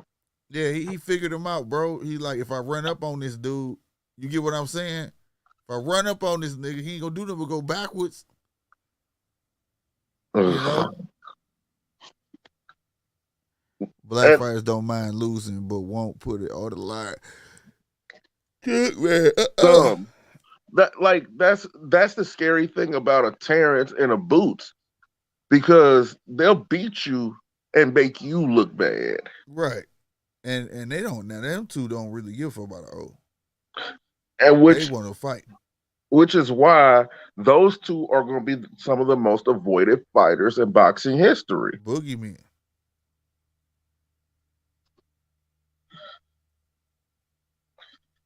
The hell, Boy, bruh. he lucky this boy ain't got no feints.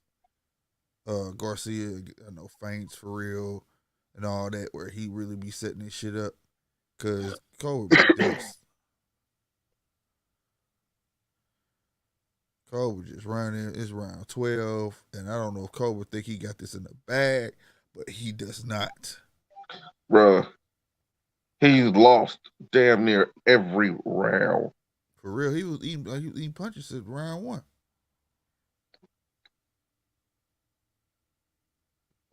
He just gonna run this week.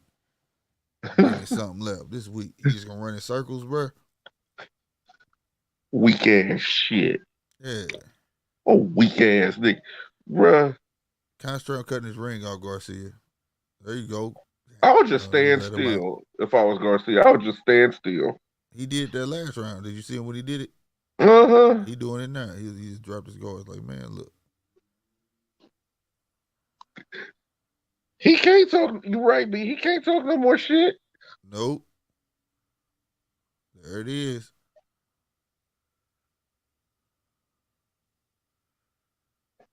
Bruh. Come on now. You know what? If I I was wanted to see Garcia, Garcia get him out of there now. I'll be Come like, on. you know what? Fuck it. I'm just gonna go stand in my corner. You're right. Let time run, because he's not gonna fight me. See, there you go. He's standing there now, putting his hands up. Right.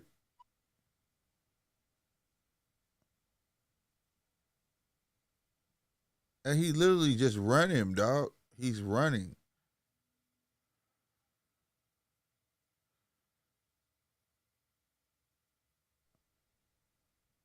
Why are you trotting around in circles, bro?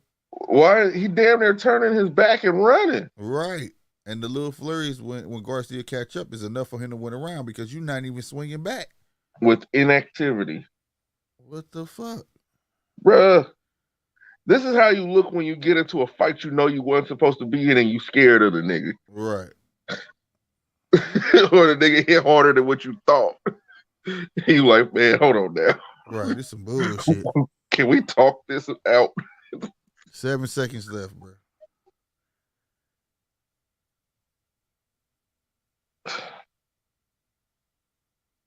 Yeah, Kobe, you lost that.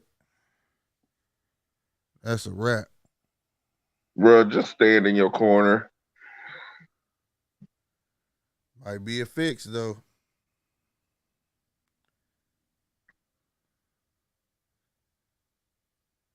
I would not shake his fucking hand. Nah.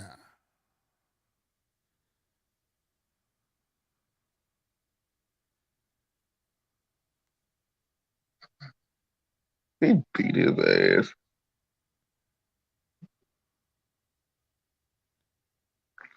He beat his ass. Come on, let's get the announcement, man. Let's go and You get this know what? announcement, man. I feel bad for Al. If this is all that he has to show, as far as his boxers. Nah, I don't think. I don't think that's all he got to show. I fought a white boy that is 7th grade. He said I fought a white boy like that in 7th grade. He hit hard. Were you running or was he running?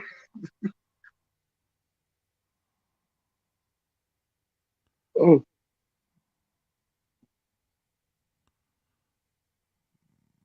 Fuck no, it didn't work out. Somebody thought you could be an inside trade. Shit, you found that out in the 3rd round. It was like, what are you doing, nigga? I heard Roger in my head. Box this nigga. Fuck you doing? You can't stand in front of him.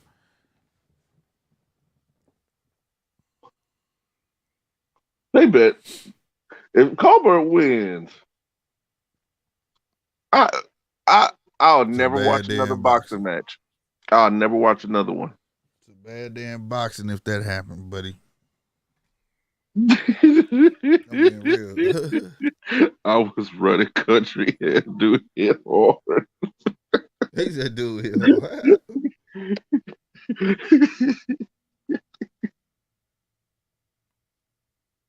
I guess I'm blessed to have never been in that situation.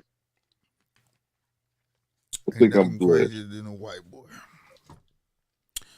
What they say, God that made shit crazier than a white boy. But here's the thing about this. Once you connect with a good one on them, they go down. They go down. So they may be crazy, but they ain't got a jaw to support it.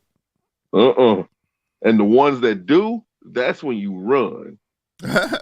He said, that's when you run. Because them is the crazy ones. Them is, The ones that smash the cans on their forehead. yeah. Okay, let's see. Who won? Hector got it. He won. Yep. Good stuff. At least one of the fights got it right. It was supposed to be 2 upsets today. If they say split, I'm not watching boxing no more. Nope, it wasn't nowhere near split. Unanimous decision. Good stuff.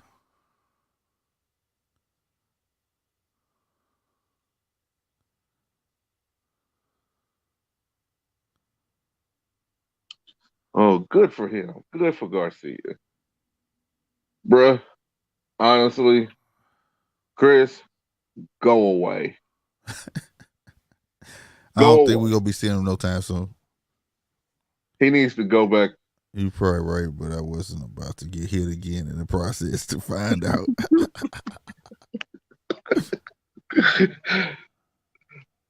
You know what? I think everybody's been hit like that at least once. Like, oh shit.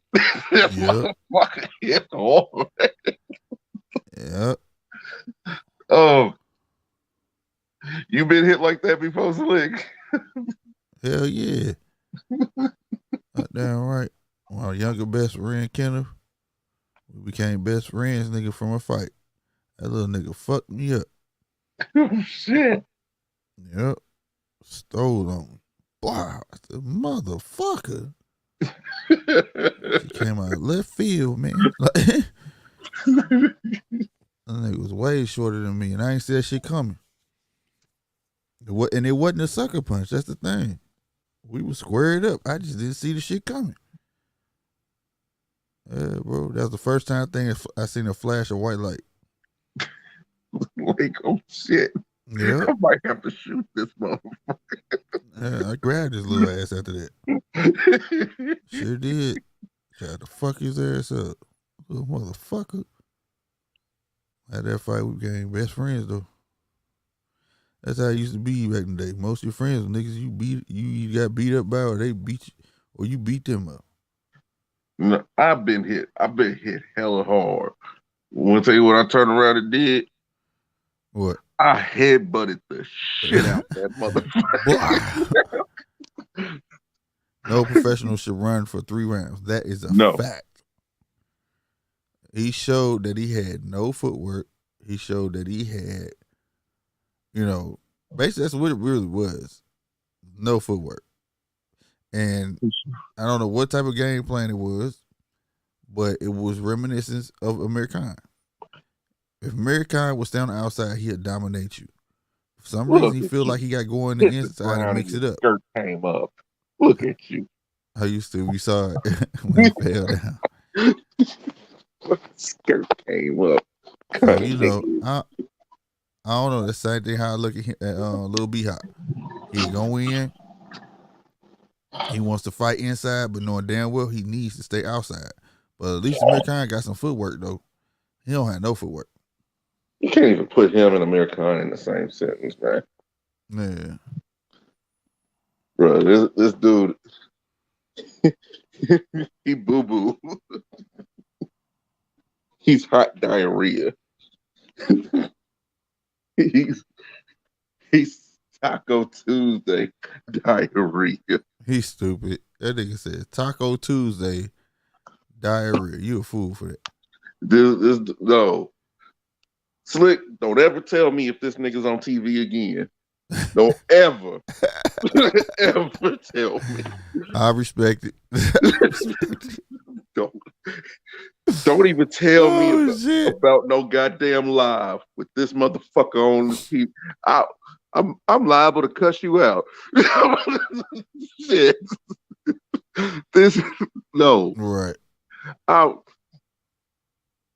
rather do my daughter's doll's hair with her than watch him fight again.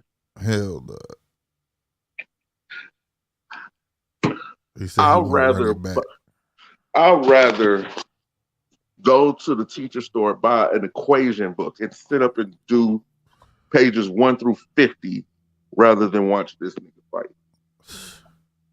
I'd rather get a colonoscopy than watch this nigga fight. Man, this nigga ears is swollen, bro. They red as fuck, swollen and shit. Everything on that nigga is swollen. And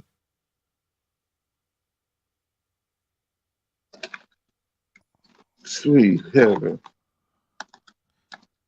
oh my God. Did he say that? He said, was it a problem with him giving that arm slap when he was on the ropes? You know what that dude said? What? He said, well, really, that's not new. Everybody puts me on the ropes.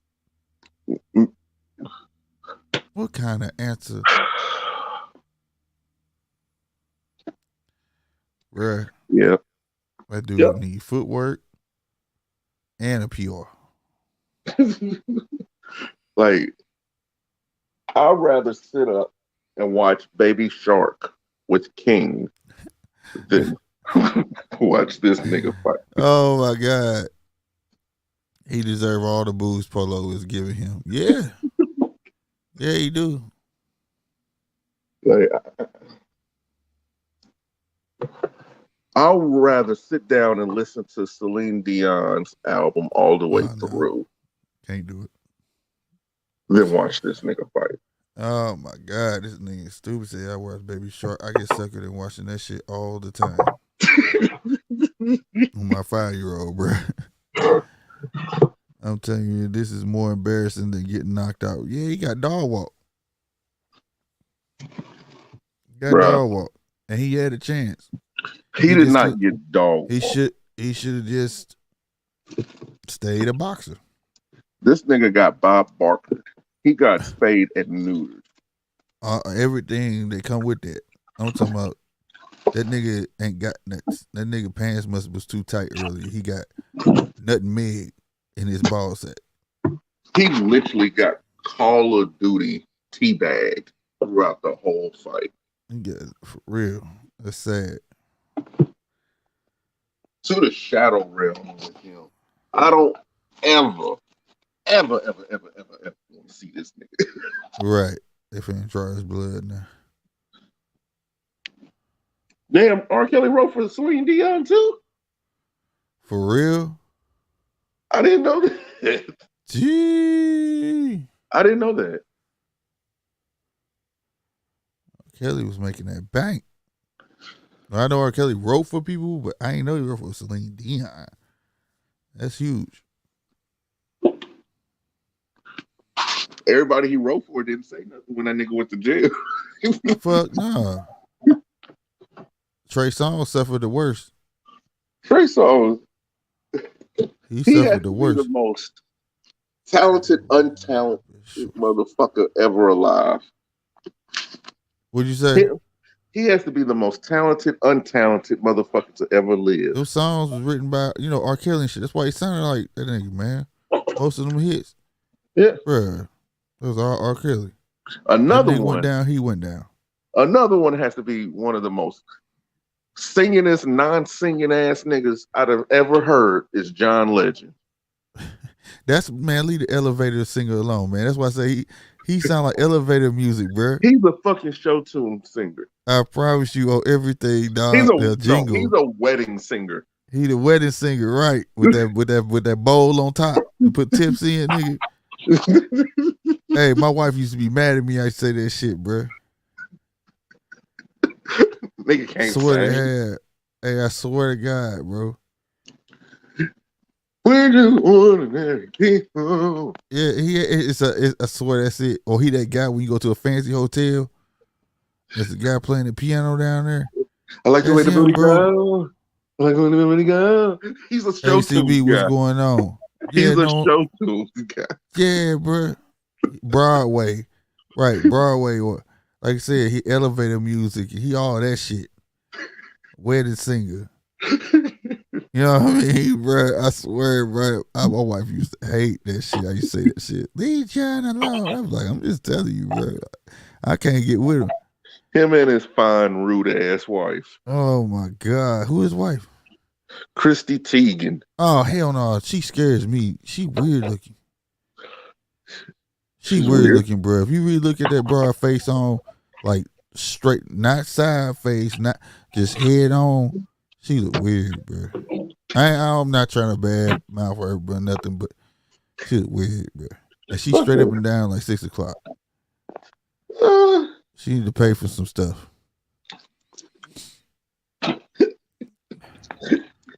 You mean he paid for some stuff? Yeah, man. But she weird looking to me, bro. I ain't stunned. I like what she do for the kids and stuff, though. But you know, she's weird looking to me. You know what, Slick? I got one thing to say about her. What? Me? About her. I got. Oh, you tell me not to say nothing bad about her? No. You can say whatever the hell you want. Oh. I just have one thing I can say about her. What? Fuck her. This nigga stupid, bro. That be me, ACB. B-Hop and a guy named Garcia that came in off of 2 weeks, bro. Nobody was fighting. Nemo. A Nemo nigga. And nobody. That if for the people, you know, Nemo my new word. If I call a nigga Nemo, I'm being disrespectful. In Latin, Nemo mean nobody. So if I call you a Nemo ass nigga, I'm not talking about finding Nemo. Well, we can't find nobody. Exactly. No, it's not Bernard Hopkins. I wish it was Bernard Hopkins. Yeah, nah, Chris Colbert. No, Hopkins didn't fight. Chris Colbert that's like his favorite fighter, so he adopted his name. Chris Lil B-Hop. I can't tell. Colbert. I cannot tell. I'd be like, nigga, you gotta change your name. You gotta change your name right now. Yep. Don't take my shit.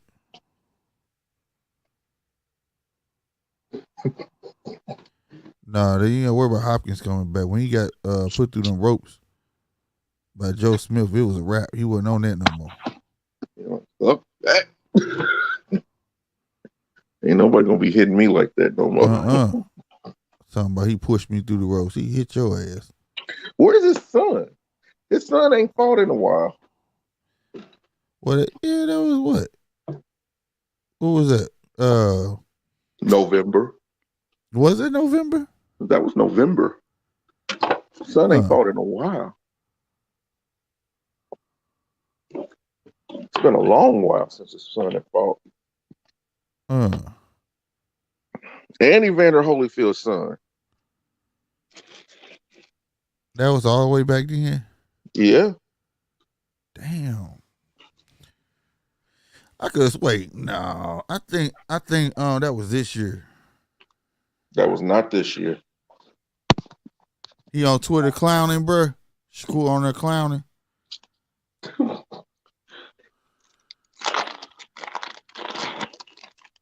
Let me pull the Twitter up. I don't use that. I gotta figure this stuff out.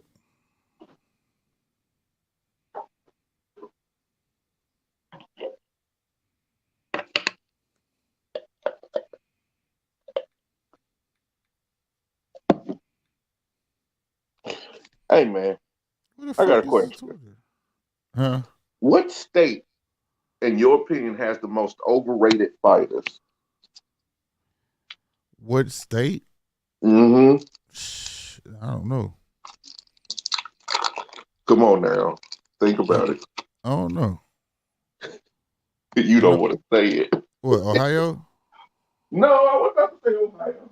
Oh, where? I was about to say New York. Well, I will say this: New York fighters seem not to last long. I didn't want to say Ohio because I was like, "We talking about Ohio?" I mean, they on a track record right now. They on a roll so far. I think they have some of the most overrated fighters. Okay, B said Holyfield's son did fight this year. He did. Yeah, and B also said New York. B also said New York. Yeah, and that be me, ACB. He said, "I know which country does." United States. Yeah. Are they gonna re-air this shit? Man, y'all need to stop, bro. They said they gonna re-air that shit. That's gonna piss people off, bro. You do that.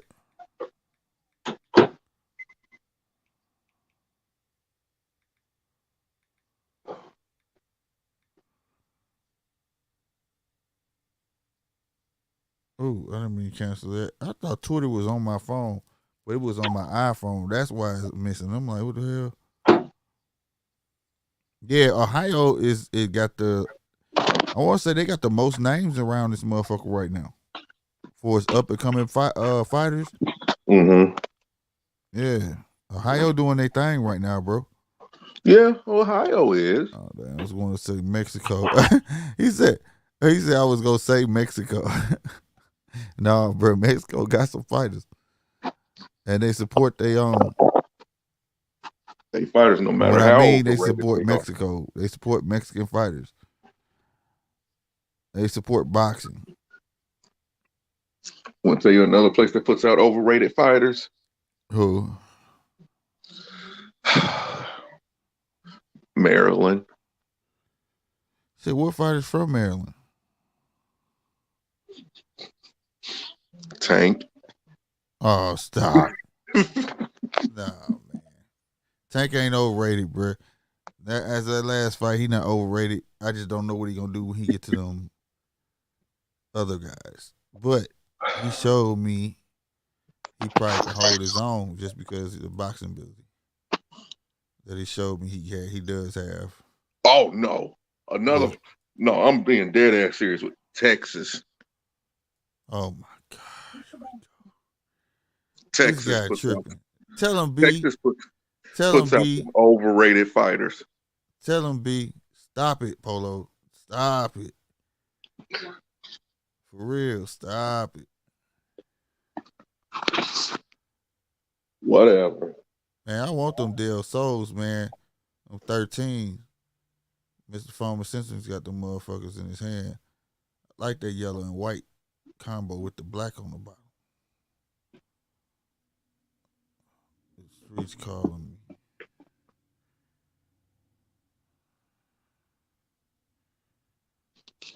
Aren't they Man. basically the Carmelos just white? Yeah, to a certain degree. It's like almost reverse, but I want to see that the yellow side by side with it. You know what I'm saying? Because for some reason on this picture, but you know it could be the same yellow. The white could be making it look different to me. You get what I'm saying? Different colors look the same color looks different against white compared to black. Right. You know what I'm saying? But I do like that joint. I ain't gonna stunt. But now I can see girls gravitating more to the shoe. You know what I'm saying? Girls and kids. Yeah, than the guys. But I actually like the motherfucker. I got some shit to go right with it right now. The new Wades. I haven't seen them. What y'all think about the new ways? I like them. I ain't seen them joints.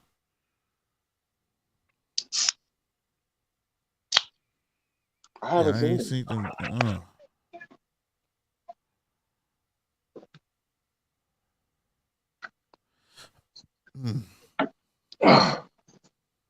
Like his shoes are cool, It's just, how can I get behind Li Ning when I can't even get them in store? I have to You specialty have to order. order them. You have not. It's a website you go to order them. I forgot what it was. Cause I at one point I was gonna get the way fours. The motherfucker was hard, but then I changed. You know what I'm saying? Oh shit, Twister was on Drink Champs. I'm about to say this shit. Man, them microphones that Sky Sports had is weird, bro. I don't know what kind of mic that shit was, but it's like a mouthpiece that they put all the way up on their mouth. I'm finna pause this shit. I want to show you. Look, I'm about to show you what they was doing if it pause. Okay, hold on. I'm for this shit weird, bro. No. Tommy Okay. Morrison is the best out of Kansas City. Okay, let's see. Yeah, Tommy Morrison was a G, nigga. That's my dude. Man, look, I'm finna show you this. Let me see. Share screen. And Brandon Rios is out of Lubbock, Texas.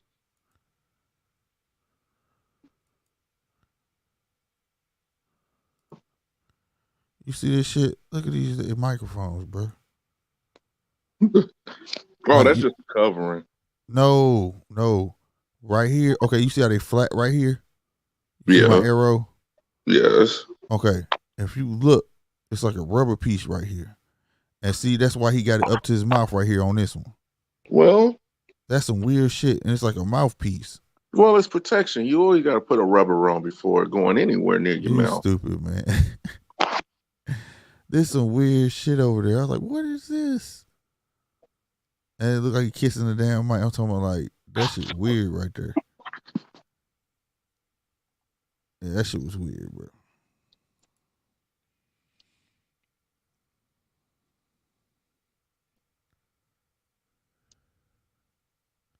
COVID-19, Mike. Yeah, that shit was weird. That shit threw. Keisha, what's happening? Long time no see. But yeah, that shit was nuts, yo.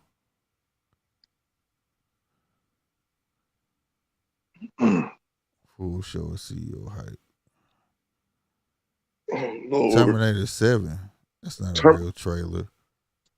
Fuck out of here. They used to be making these trailers make me mad. Be done click that motherfucker some fan made shit. Hell, a lot of times fan made shit is better than the actual shit that's put out. Yeah, but don't be no new stuff. It just be like they done took scenes from other movies and shit and mashed that shit up.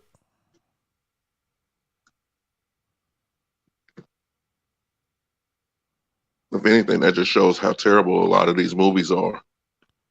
Oh yeah. It'd be like, damn, what's the old boy name that did the Smurf movie? Not the Smurf movie, but I call it the Smurf movie. Avatar. And he did Transformers and all that shit.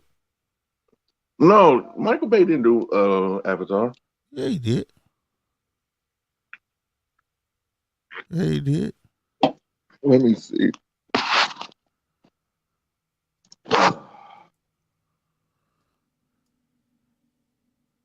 Avatar. James Cameron. Oh, my bad. I told you it was James Cameron, bro. You just not hearing well. But bruh, no. You know what I'm saying? But they be taking not James Cameron, but they be taking Michael Bay shit. Cause he be reusing shit from his own stuff. If you want explosions, go to Michael Bay. And they be using his shit, fan made shit. But he be reusing his own shit. He had a movie called The Island. That's I can see how that makes sense, B. Especially when I'm still waiting on the second one. The second what? Avatar? Good luck. Avatar was not a good movie to me. Man, that shit was the Smurfs on steroids. I tried to tell you. It had too many plot holes in it. It was too long and it had a lot of plot holes. It was actually a prequel to The Matrix. What? How the But hell Terminator was a prequel to the Matrix? but I can see how that could be. Think about it. After so long, the machines ruled the world, right? Right. But their energy is not infinite, so they needed an infinite battery source. Thus, the humans and the pods. I can see how that could evolve into that. Yeah, but that's a lot of shit in between, boy. I can understand it. I can see it. I ain't saying I can't, but that threw me for a loop right there. But I liked the Avatar at first, but that shit ain't nothing but when I watched it the second time, I said, this shit ain't nothing but the Smurfs, bro. For real. Think about it. The Smurfs was little and you couldn't find them, right? And they was being hunted down for their little blue magic, right? What was going on in this motherfucker? They had to find the hidden city of the giant Smurfs on a giant planet, and they lived under the biggest tree in human history. You know what I'm saying? Like, shit was weird, bro. And the old dude was Gargamel on that bitch with the scar over his eye, man. He was bitter as fuck. That's all that dude did. Stereotypical angry general. Yeah, that dude was high as fuck.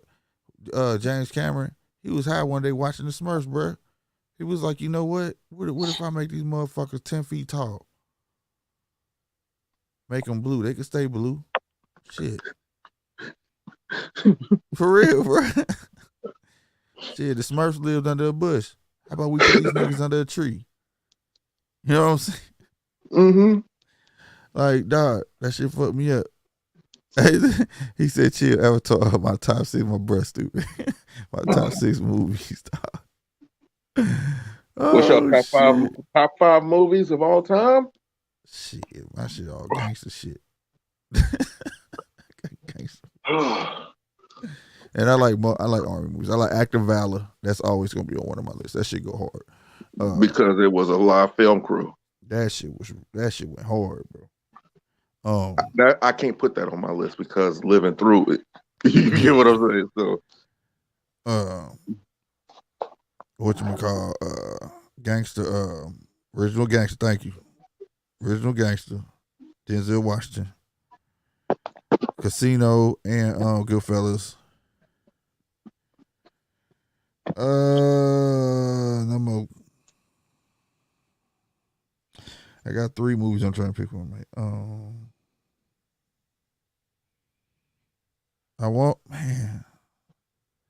That's why I said Casino, Goodfellas. Got them on there. I'm trying to pick between Heat and Scarface, but yeah, Heat was dope as fuck to me. Because they used like real live gun sounds, and that shit was dope as fuck. I would have to say number 5 for me is Vin Diesel in A Man Apart. That was a good story. That shit was dope. That was a good story. That was a good story. It's one of his most underrated movies of all time. Yeah, it is. And Old Dog was in there. Mm-hmm. One of the last good movies he played in. I like Shutter Island. I never saw Shutter Island. Good movie. Good movie. Good movie.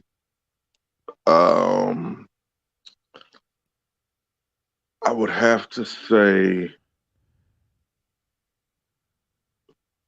Spider-Man 2. Spider-Man 2 was good.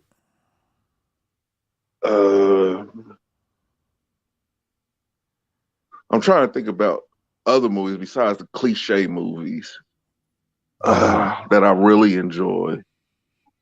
Atomic Blonde. Atomic Blonde is fucking dope. Hell no, it ain't. Yes, it is. Fuck no, that's the movie with the crazy bitch. Charlize Theron.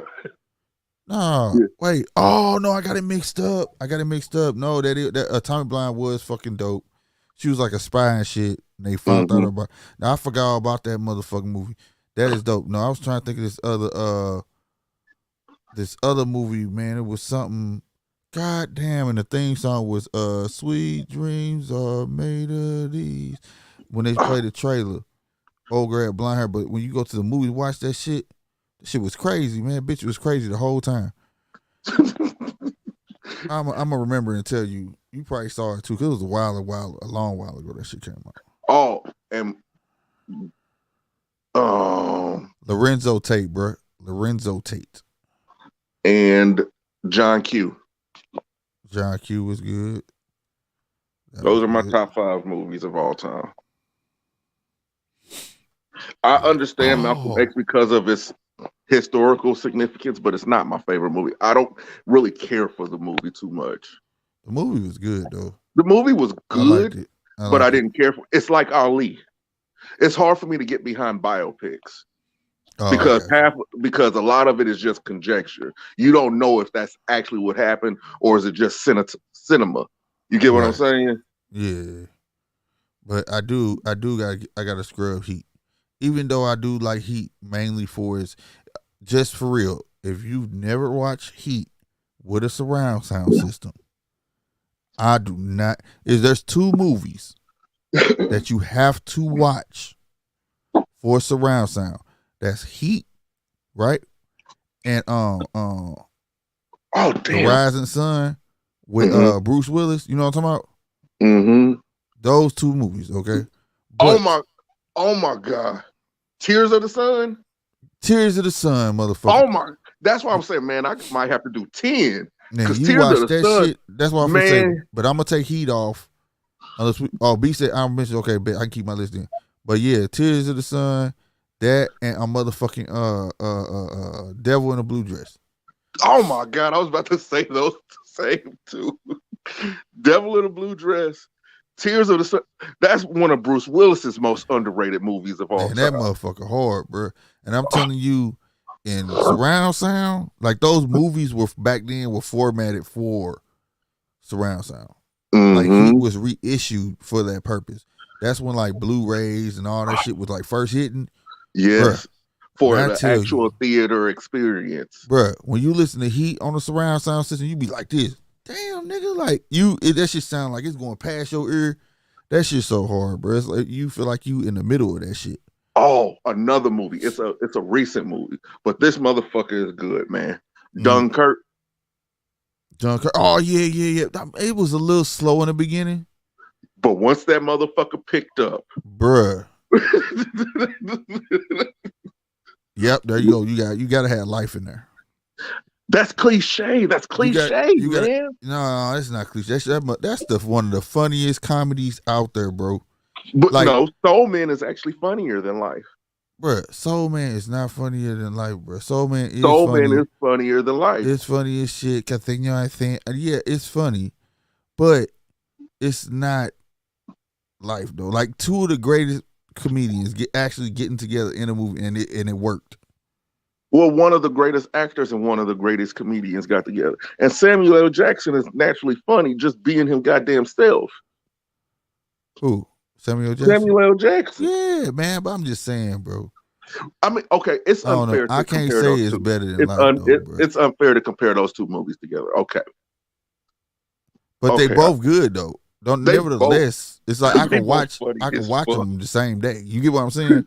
And not be disappointed. Right. Like I can watch Mr. 3000. I can watch, like, it's a bunch of funny little comedy movies I love, you know what I'm saying? But life is just life. Fuck me up that both of them niggas got to get, and they actually fucking work. Cause you know how sometimes you got too many motherfuckers in a movie, or it just don't click. And they'll just do it because of their namesake. That shit actually fucking worked. That shit was dope, bro. Oh my God. Eddie Murphy was a fool in that motherfucker. That's all right. I know you over there plotting. Mm-hmm. That nigga fuck me. What you talking about? What is my favorite scene of niggas was trying to go to bed? What you want to talk about, Ray? What you want to talk about? Nigga, I know you over there scheming. That shit has me dying every time I watch that shit. It never fails. It's like I laugh so hard. It's like I never watched it before. Bruh. And I gotta put Logan on there. Oh, Logan was dope as fuck.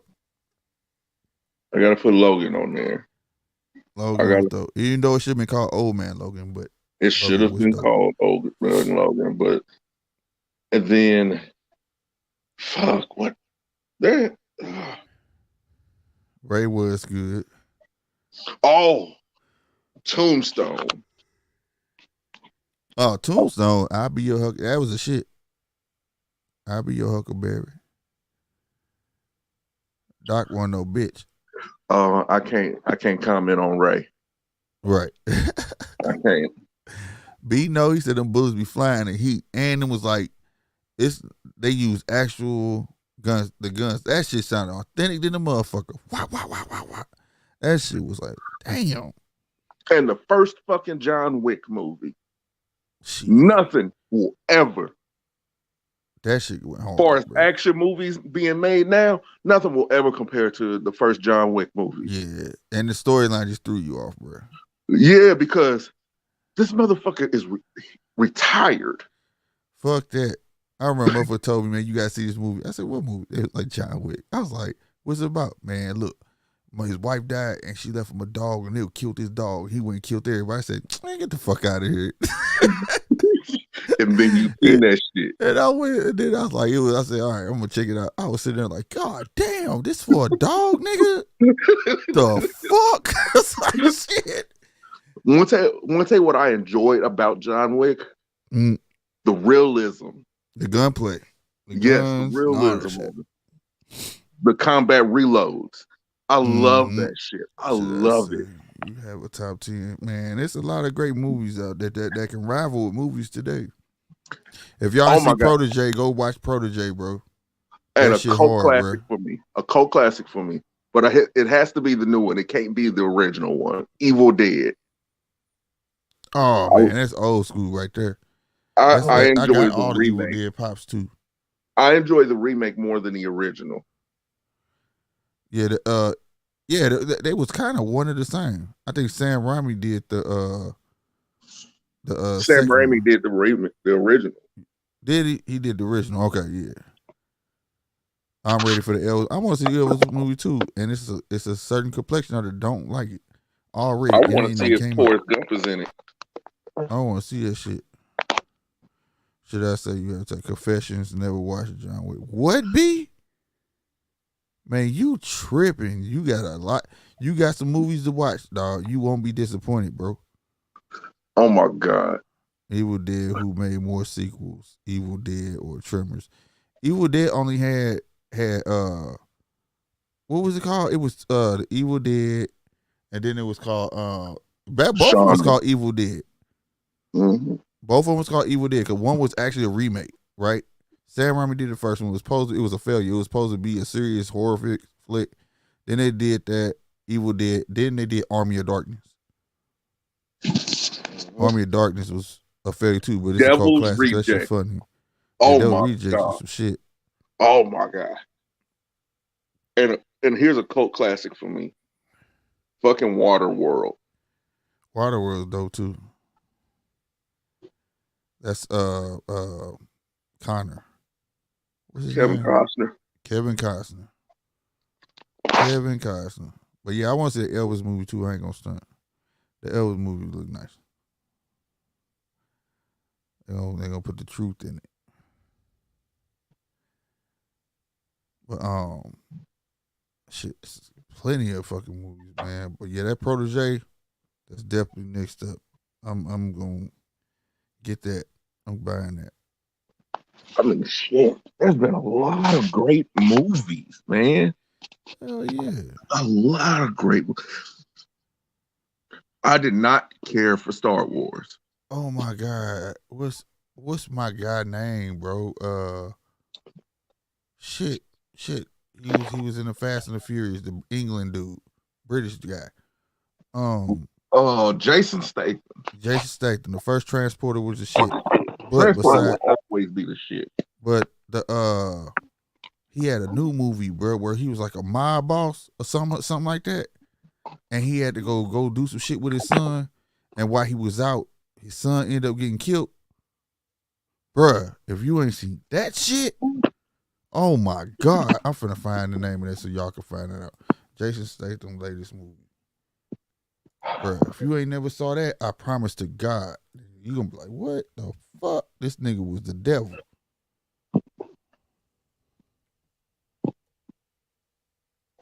I'm gonna tell you a movie that I did not like. I did not care Uh, for the original Jaws. I wasn't a fan of that. That right there, I was never a fan of. That was for my daddy and them. You know what I'm saying? Like that shit was for me. That fake ass fucking faking shit. Jason Statham movie list. Wrath of Man. Was it Wrath of Man? Yeah, I think it was Wrath of. Yep, Wrath of Man, bro. That shit. You ever watch that? Yeah, boy. I ain't never see that Mechanic Resurrection. The first Mechanic is Mechanic was the good. shit. The Ghost Ship is dope. Yeah, Ghost shit was hard. And 13 Ghost. I gotta admit, that shit was kind of weird too, though. 13 Ghosts kind of fucking weird, bro. It's been a Now my Jaws movie of my time would be The Meg. That was dope. You ever saw The Meg? with Jason Statham. Yeah, that shit was tough. I seen it, but far as shark movies, what's that movie with that chick that's Shit, stuck on? What? Go ahead. It's a chick that's stuck on and went surfing down in Mexico and got stuck on. Yeah, and yeah, I know what you're talking about. I forgot. Her leg got ate off or some shit, didn't it? Got bit and everything. That I know what you're talking about.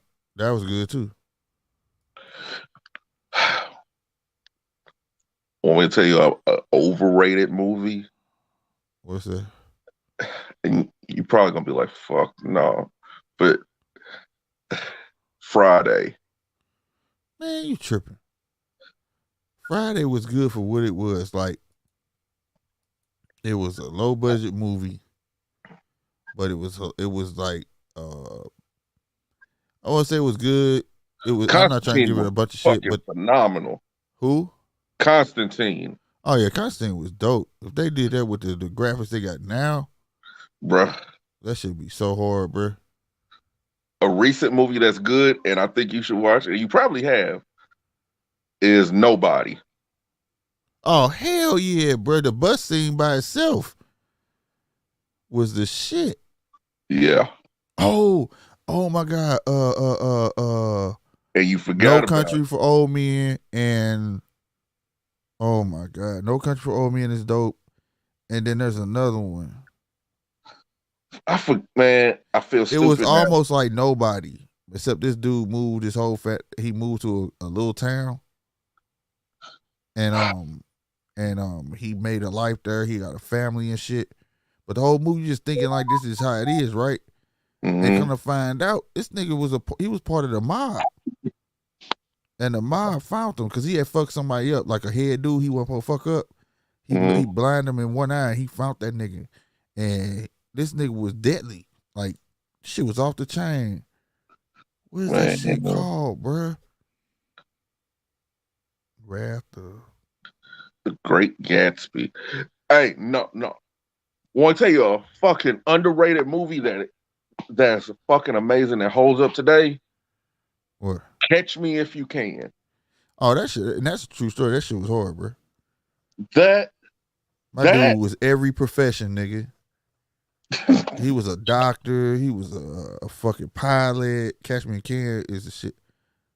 Yes. Yeah. That's what Tom Hanks and Leonardo DiCaprio. And the other one that's similar to that is shit too. I can't remember my dude's name. They got him kicked off my show on Netflix. House of Cards. The politics show. House of Cards. House of Cards. What the name of that movie? I can't remember the name of the movie, but he was Kaiser Sose. The whole time he was misleading the police, acting like he was a slow dude. Yeah, I know what you're talking about. And he was telling the story. And then at the end, he got up and walked out. The cop figured out every name he was naming was something off the wall in there and all that shit. That shit was hard, bro. Good movie. Good movie. Jeez, man. Oh, what the hell is the name of that movie? But there's some good. Dang, is Wolf of Wall Street is a good one. Yeah, that was The good. the remake. Not I can't stand the original. I never saw the original. God. I'm trying to think now. What is the name of that movie I'm talking about? Oh my God, what dude was a mob boss. That shit was so hard, bro. The way he was. Motherfucking. Here's one that people be forgetting about, but the shit is good. Boondock Saints. Oh nigga, what? Part 2 was dope too. Both of them motherfuckers went hard, dog. That shit went hard. Mm-hmm. Oh God. Boondock Saints is that. Yeah. Yeah, that shit was dope. If you ain't never saw the second one, check it out where they older and shit. I'm gonna have to. That shit went hard. And old boy in there too. Hobgoblin. Mm-hmm. He in there. Willem Dafoe. Yeah, Yep. he in there. Still in there like the first one and shit. Fucking. Fucking Kill Bill, Volume 1 and 2. Yeah, Kill Bill is on its own level. That shit was different. That's its own thing. Yeah, that's it. That shit was nice. That's its own thing. That has to be its own thing. Right. The guy was Lethal Weapon 2 is better than Lethal Weapon 1. And fucking Conjuring. The first RoboCop was hard, bro. I don't care what nobody say. Yeah. Oh, Mad Max Fury Road was good. Yeah.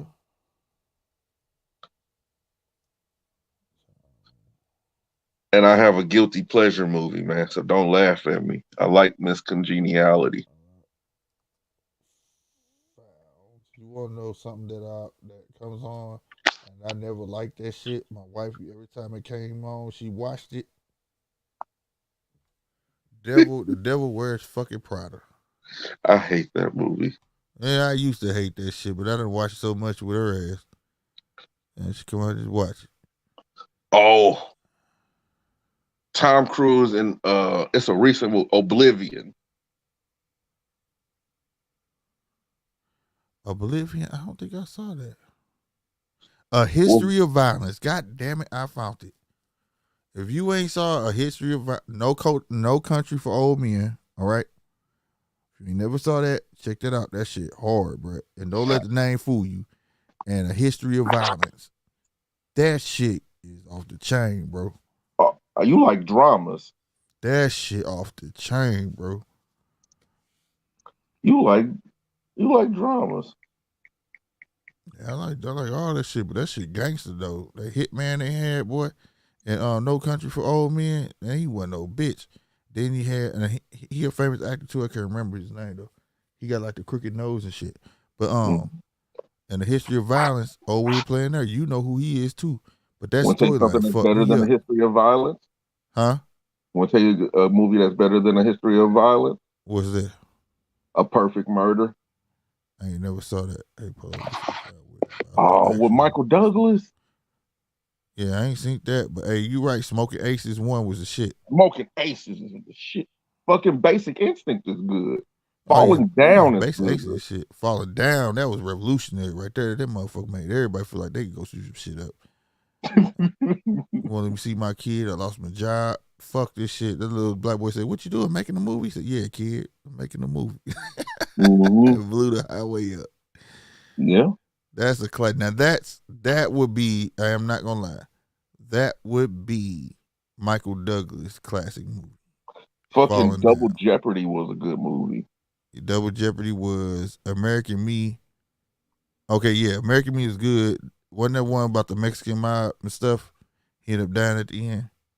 Yeah, that dude was being threatened behind that in real life. Y'all know that?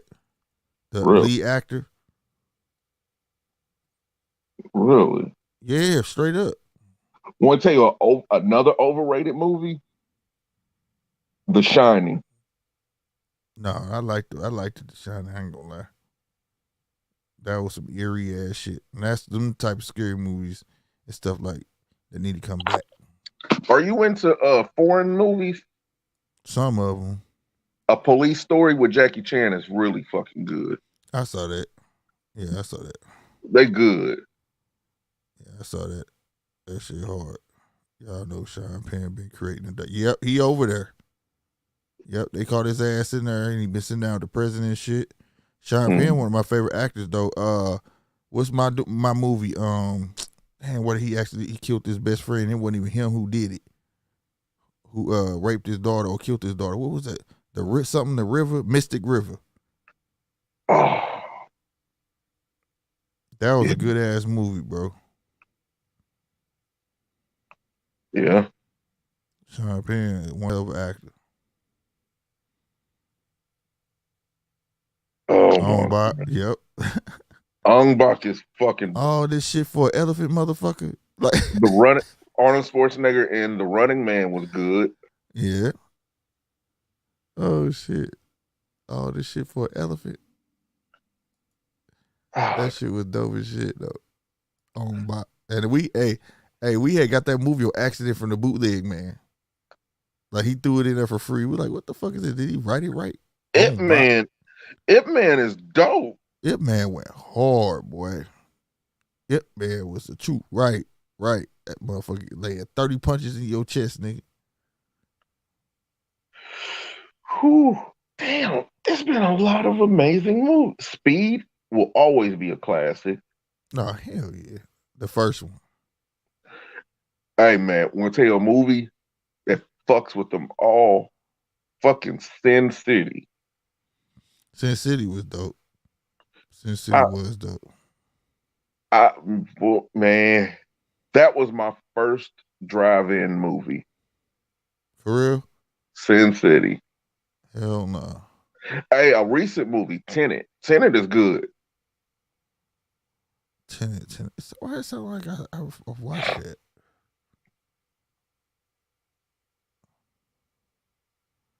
What was it about? I think I saw that, bro. Where there's there's regular time, but then they have to stop the crimes in reverse. Oh yeah. They can like go. The cold part about it, like I had to watch that shit twice. The people they was fighting themselves. Yes. Yeah. And it goes in. It's like they go to the future, but stuff going in when they going forward.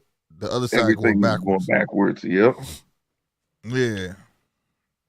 Fucking V for Vendetta is good. Yeah. Oh man, that's classic right there, bro. His point in that whole movie and everything. It could be applied today. Man, that shit's so hard, bro.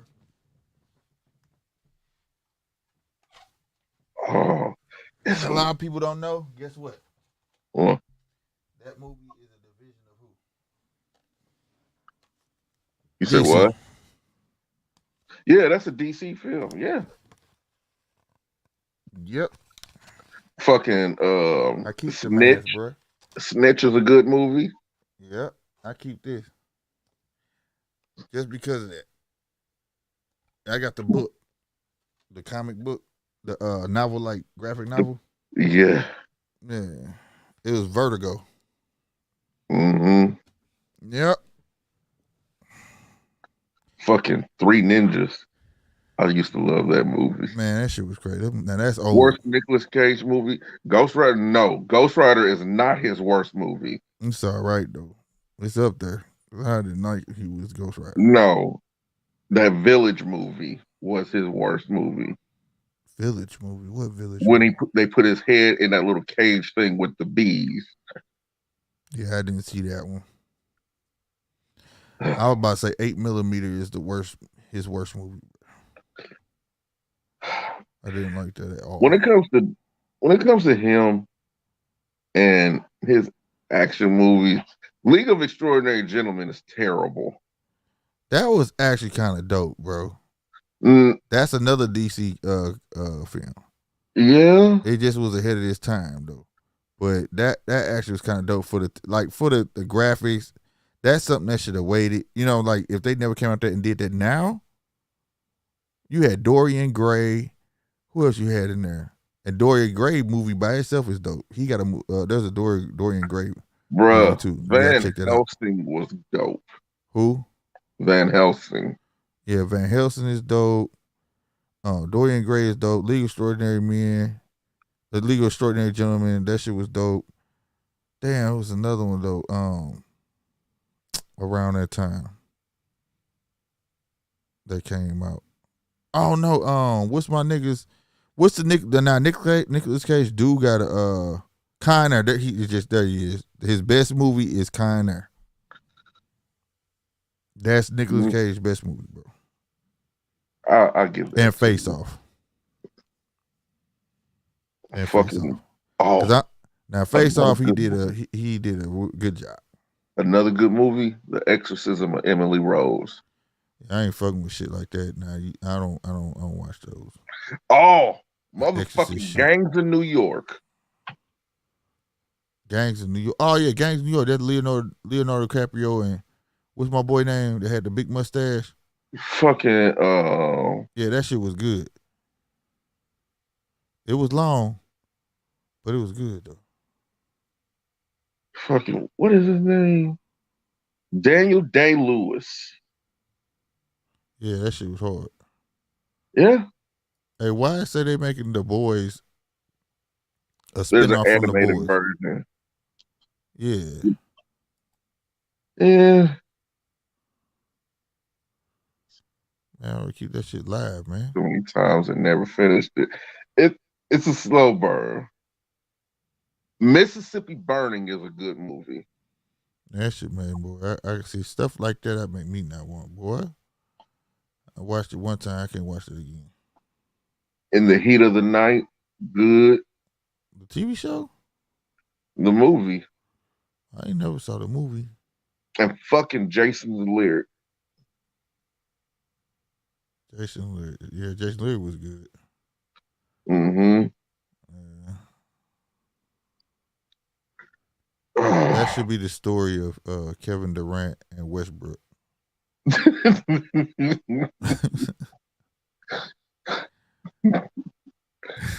Fucking can't keep Denzel this Washington nigga. with A Man on Fire.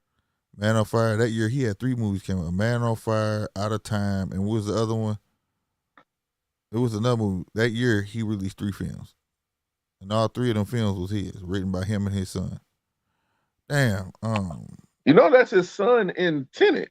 Yeah. He used to play for the Rams. He used to play on the practice squad. Inside Man. Inside Man.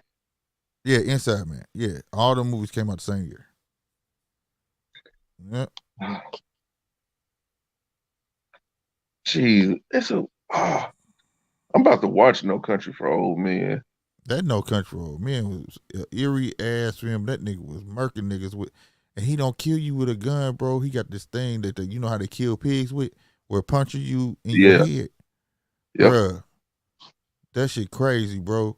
And then he be like, he decides your fate. He be like, all right, we're gonna flip a quarter. Heads you live, tails you don't. Like that shit fucked me up, bro. There's more to it though. That shit crazy. Silence of the Lambs will always be a classic. Oh yeah, Hannibal Lecter. I got that pops too. I got all on. Showdown in Little Tokyo. No. What is that? With Kurt Russell. Something Tokyo. I don't know. But the first Taken movie will always be a classic. Yeah.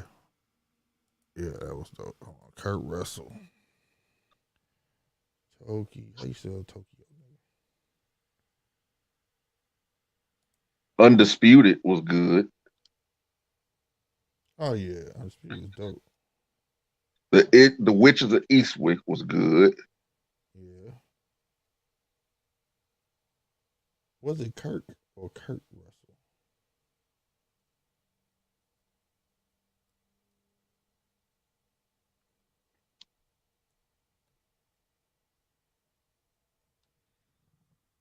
Big Trouble in Little China. That was dope. You ain't never have you ever saw that? Check it out. Big Trouble in Little China came out in 1986. That's where you get Mortal Kombat from. Hey man, Reservoir Dogs. Oh, Reservoir Dogs was dope. That was dope. That's the old boy again. What's his name? The director. Tarantino. Yep. Fucking my cousin Vinny is funny. Yeah, it is. They got Ralph Macchio in there. Yeah. Fucking, But yeah, Big Trouble in Little China, that's where you get Mortal Kombat from. The character like Raiden and all that type of shit. Matter of fact, that's the collection I need to get though. I ain't gonna stunt. That's one of the movies I don't got on my wall. It's Big Trouble in Little China. That shit go hard. And one of the most manly movies ever made, 300. Oh yeah, everybody had abs on that bitch. That's the most. Even the baby had abs. Was born with abs. Has to be one of the most manly movies I've ever seen. A day before in my life. Now I tell you though, I gotta have my quirky, the Goonies, bruh. That's the shit. Napoleon Dynamite is the shit. Bill and Ted's Excellent Adventure is the shit. Office Space is the shit. Fucking Edward Scissorhands. Men in Black. Coming to America. What else? Back to the Future. What's going on, man? Yo, who that? Bruh. Oh, what do, bruh? He probably tried to fix his mic. Man. I didn't know I could do that from my phone. What? Are you on your phone? Yeah. I told you my laptop just shot. Oh, shit. Okay. Oh. Yeah, I saw that gully right there. That's on the screen. That's new. Want to tell you a movie that I can't make it through, and I should be able to. What's it? Amistad. Yeah, I don't fuck with shit like that. I told you that shit make me mad, bro. I ain't fucking with it. I get more upset about recent stuff than way back stuff. Fuck that. I don't know. That shit had me looking people sideways, bro. Like 12 Years a Slave. No. Now that movie does piss me off. I will never watch that shit again, bro. Yeah, man, I can't watch none of no movies. Yeah, that 12 Years a Slave, bro. That shit had me. Piss you off. Hell yeah, boy. That shit was some pure evil shit, bro. Fuck yeah. Damn. See, but we forgot about Bad Boys, the first Bad Boys, bro. Belly is overrated. Belly has to have some of the worst acting ever. Belly, I do feel that's Hype Williams though. That Hype Williams is a legendary video person. Do your music videos. You know what I'm saying? It was good. It was good because it was him. You get what I'm trying to say? Like, no. Like okay, like for you, if you just a boxing analyst and then you telling everybody, hey, guess what? I'm gonna make you're a famous boxing analyst, but then you turn around and make a dope ass, or you telling people you're gonna make a dope action film, and then it actually be cool. You get what I'm saying? So like, cool. It get props for what it is. You know what I'm saying? Because nobody thought like Hype Williams could pull an actual movie off and got it in the movies. You get what I'm saying? Like movies just don't get to go to the movies. You know what I'm saying? Sure. Nah. That's why the hype and stigma is around that. And what movie is this? Belly. Okay. Yeah, Belly was good for what it was. You know what I'm saying? Like, shit. Hey, paid in full. Fuck all that. I admit it should have been like Shotters or it could have went to DVD. You know what I'm saying? You know. But for Hype Williams to pull that off, I thought that was pretty cool. Shit, what about Paid in Full? Hell yeah, Paid Full was hard. Killing Belly. Yeah, hell yeah. That came out some years later after that too. But Belly was decent. Play was decent. I just wanted his girlfriend. Oh, girl, fine, and she's still fine today. DMX girl, Keisha. Keisha. She's still fine today, boy. 40-year-old virgin. That shit is hilarious, bro. I still haven't seen the ending of that movie to see if he got the draws, bro. Well, yeah, He he got did. him. He did, got okay. He said got him. No, man. And if you get the director's cut, Kevin Hart was actually in that movie. Oh, for real? Oh, Yeah, damn. and he walked in the store trying to buy a TV. Well, you say Kevin Hart, shit, Packing Soldiers. You know, yep. That's a Paper hilarious Soldier ass was dope, movie. too. That's a hilarious ass movie. Yep. And I feel that Soul Plane is a hilarious movie too. It's Oh, played out now. It's played out now, but that movie hella funny though. Yeah, it was funny. It was funny back then. What you got to say about it, Paulo? I thought that movie was shit. For real? And Paulo like, that's the most niggerish movie. Yeah, that shit was hilarious to me. Only thing they needed was somebody eating fucking fried chicken out of aluminum foil. Shit, they had that, didn't they? I think they had that shit. They were selling chicken on that plane. God, Right. Shit, stripper pose, and they had food down there in the stripping part. Oh my God. Yeah. He said, I thought you got your wings. Oh no, man. I was saying I got my wings when I got out. I was paying attention. Like, what the fuck? and that old boy played in there too. He was the African dude. Gay man. Godfrey, yep. Sure was. That was Godfrey. Yeah, he was in there. He was like, yeah. He said, not like two gay men. Right, exactly. Not like two gay men. Oh, yeah, Paulo, that movie hilarious. I like Hotel Rwanda. Yeah, that's a good sad one. Though, bro. Yeah, it is sad. Sad as fuck. It was a good movie though, and it was a necessary movie too. Y'all fuck with the Wonder Years? Because Don Cheadle, he narrates that. I ain't seen the new one, bro. I ain't even watched it. I grew up on the old one. Hilarious. No, I know you did, but no, it's hilarious because so this one black, and they just talking up, and pretty much you just talking about what it's like for the black family race been like. Oh, so up. Okay. Yeah, it's flip flop. It's a black perspective. Exactly, and that shit hella hilarious because you you hear some of the shit and you're just like, yeah, that's exactly how it was. And Step Brother was the shit too. Step Brother was funny as fuck. Yeah, it was. Yeah, that was ignorant. And I don't really like Will Ferrell like that much. Mm-hmm. He's funny, but he uses his actions, you know what I'm saying, for his comedy. He like a Jim Carrey, you know what I'm saying, facial expression and shit. Fucking what's that movie, man? Oh, Michael B. Jordan, man. Fuck. What's that movie, Slick? Which one? Raising Dion. You got. That's his latest project. Fuck. It's set up Rainbow. Fruitvale Valley. No, it's set up Rainbow Station. No, it's set up Rainbow 6. Oh shit, yeah, man. That shit go hard, bro. It was one Amazon exclusive. Yeah. Who was in that motherfucker? I'm finna look it up. If you ain't seen that shit, bro, that shit go hard. Swear to God. I'm talking about now, no bullshit neither. That shit was just straight up genuinely interesting.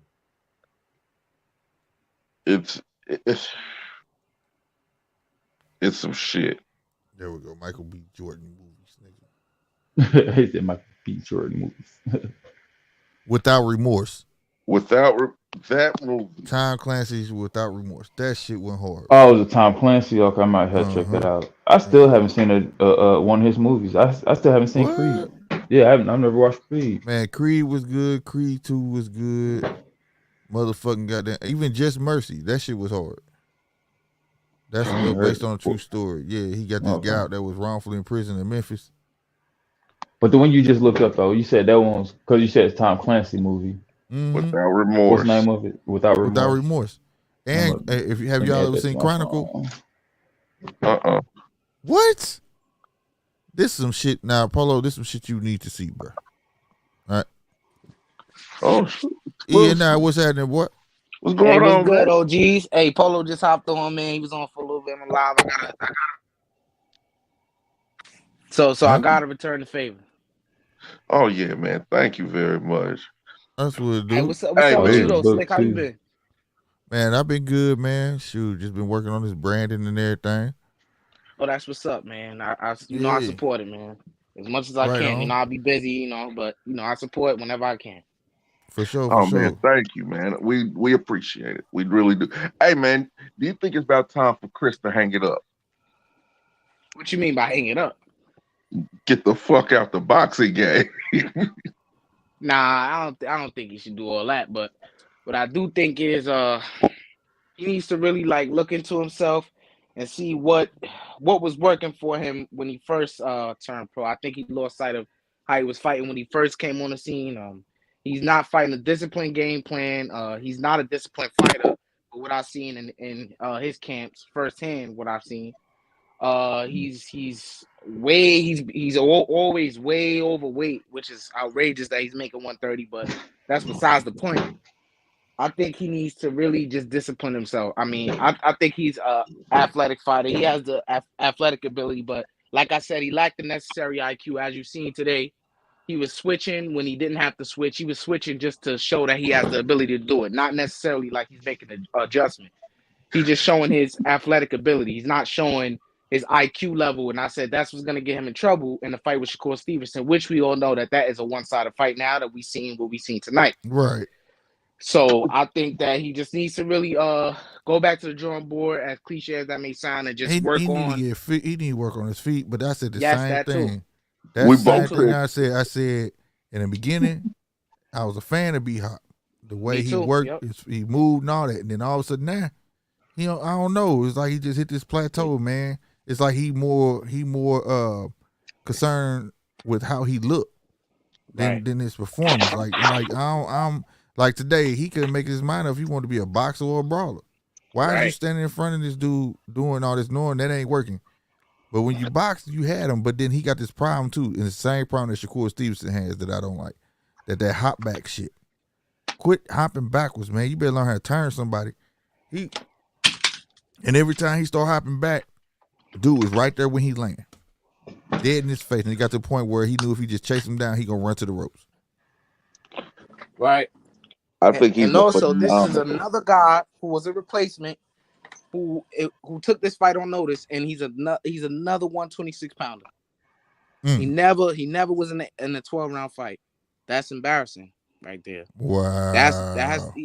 Colbert has to take a lot out of him. That loss right there.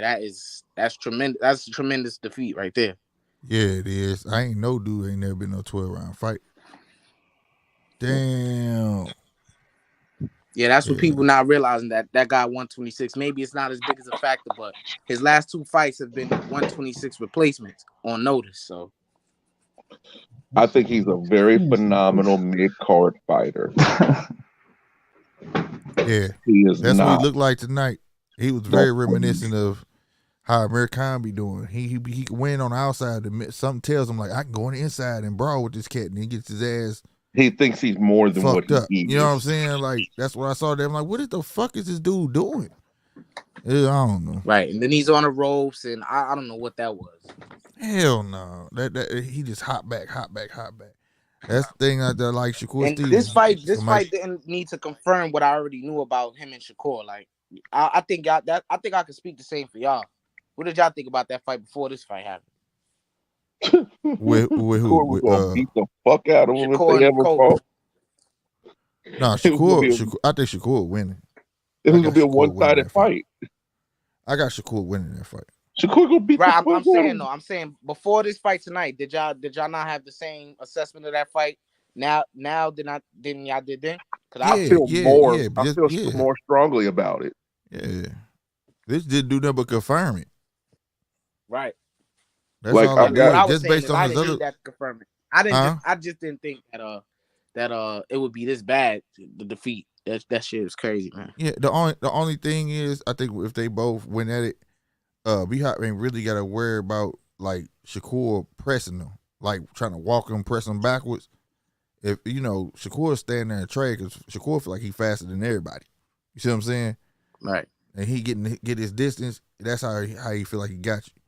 I was there live when I was there with he fought Jamel Herring. He just stood there and traded with Jamel Herring, but at a distance. You get what I'm saying? Right. He not gonna try to press you forward to make you walk backwards. That will work in Beehive favor, but at the same time, I don't think neither one to do that to each other. They got the same footwork. That's the only thing. I can't stand that shit. And then not only that I don't like the earmuff shit. I don't like it. If you're not gonna slip with it or nothing like that, you know what I'm saying? What are you doing? He's sitting there letting that dude go around his mitts and everything. I don't know, bro. It was like he wanted to give him that fight. I agree with everything, but go ahead, what you said? No, it was almost like he wanted to give him that fight or some shit. Right, he gave up when he got dropped. But I think even before that, it was the guy was already winning before the knockdown, so we could just dismiss that.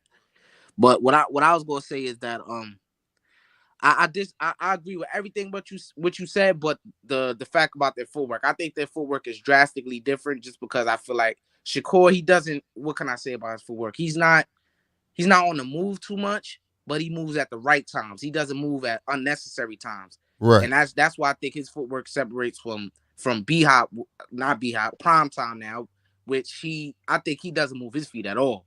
When he decides to move his feet is when he's on a retreat, when he's I guess trying to make some type of defense that he's lacking. So that's why he's always like trying to reset so much.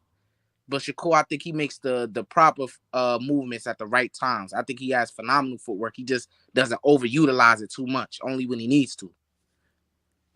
Just to get like in the proper distance, I would say. Okay, so let's talk hypothetical. So if I was to put Shakur Stevenson in the ring with Lomachenko, right, I don't think he'd be a keep up. Just based off his feet. Lomachenko gonna take. Cause see, I get what you're saying. Like Shakur does move in when he need to move in, and can bounce back out. You get what I'm saying? But he gets flat-footed. You see what I'm saying? If you fight another guy that moves constantly, know how to turn you and all of that, he ain't gonna do to tangle stuff up. You end up looking like a B-Hop. When dude took B-Hop or prime, like you say, prime time best punch, it was no holds barred from there. He just started walking forward at him, and all B-Hop could do is just go straight backwards. Right. That's a problem, bro. That's a problem. You get and then on top of that, you put your guard is this, and you still not registering that you're not seeing here, not seeing there, but you can see his shoulders, so you could slip. But at the same time, you study, even if you couldn't get with the program, you still feel these punches going around your guard. And I just didn't understand like how that wasn't registering. Like, right. You're not trying to do nothing different. You're not doing none of that stuff. I don't know. It was weird to me. And I felt like he needs, like you said, he needs to go back to the drawing board and be built up from the ground up. But like you say, more about him. Like, if he's not disciplined, I don't see it. You know what I'm saying? Right. I think you muted, bro. There you go. Yeah, there you go. Are you trying to talk? Exactly.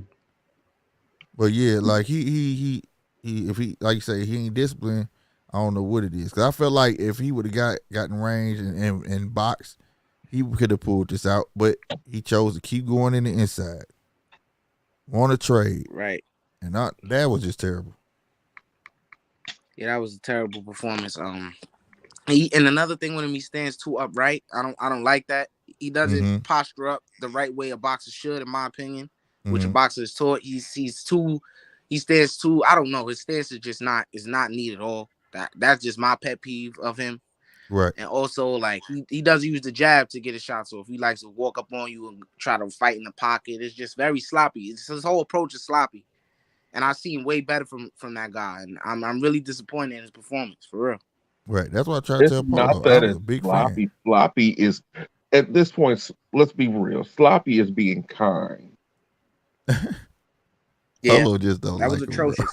That was borderline disrespectful to the sport. Like, seriously.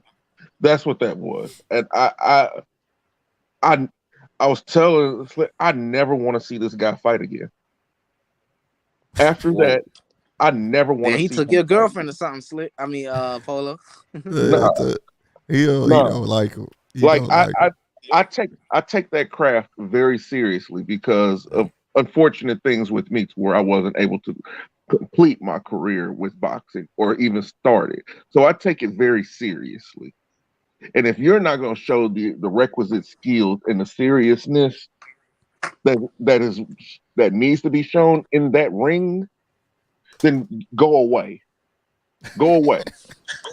I don't need you around here looking like a Smurf that farted on your fucking head to be in the ring disrespecting the sport like that. This man, Garcia, every time Garcia came forward and was throwing a flurry, this man turned his back.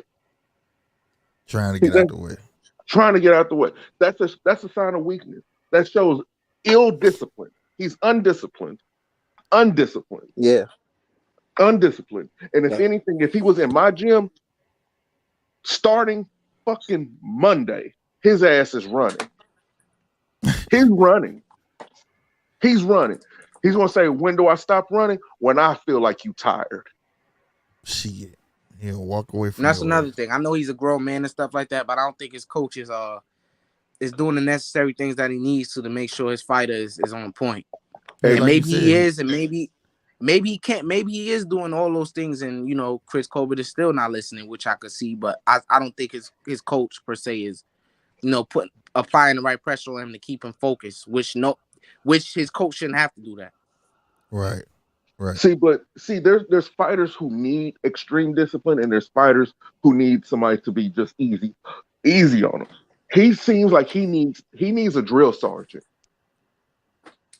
He needs a drill sergeant. You could have that, but if he don't want it as bad as you want Then, it, And I think it's a lot. It's I don't know, but I think I don't know if this is the right thing to say, but I feel like I need to get this. I feel like it's a little bit too early for him to be this undisciplined. I understand fighters who win a world championship, who accomplish many things in boxing like AB, which is giving him no excuse. But we've seen this happen with fighters, but not this early. You know what I'm saying? He hasn't really done anything to where he's getting undisciplined. I'm sure he's not making tremendous amount of money. Of course, more money than he's ever had in his life. But I think he should keep that.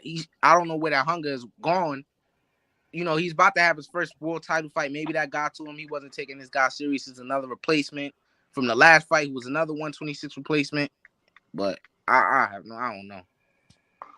Yeah, that's part of it. I believe that he thought he was a walk-through dude. You know what I'm saying?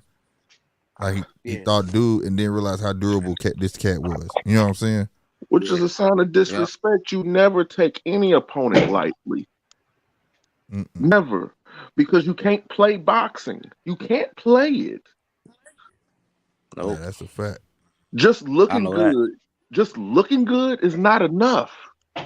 You have to put it together. Yeah, because he wasn't trying to set up nothing. I just didn't see it. It was weird, bro. It was weird. This is the worst I've ever seen him look.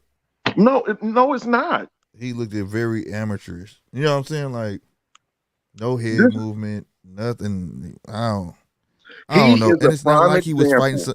He wasn't fighting somebody with tremendous speed. He wasn't fighting somebody with tremendous footwork.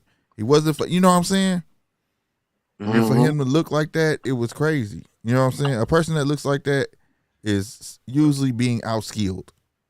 He is a prime example of why I say that a lot of these fighters need to stay in the amateurs as long as possible.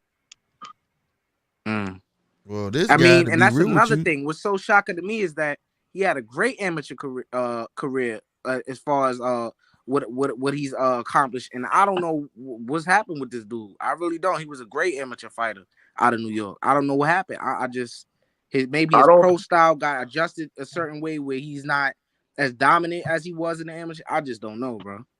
Like, as far as the amateur, how many fights? Do you know how many fights he had in the amateurs? He had about 120. He was like 120 and 2, something like that. That's not enough. That's not enough. That's not enough. Earlier, Polo, New York got the most overrated boxers. That's how you felt. I'm just saying. That's what you said.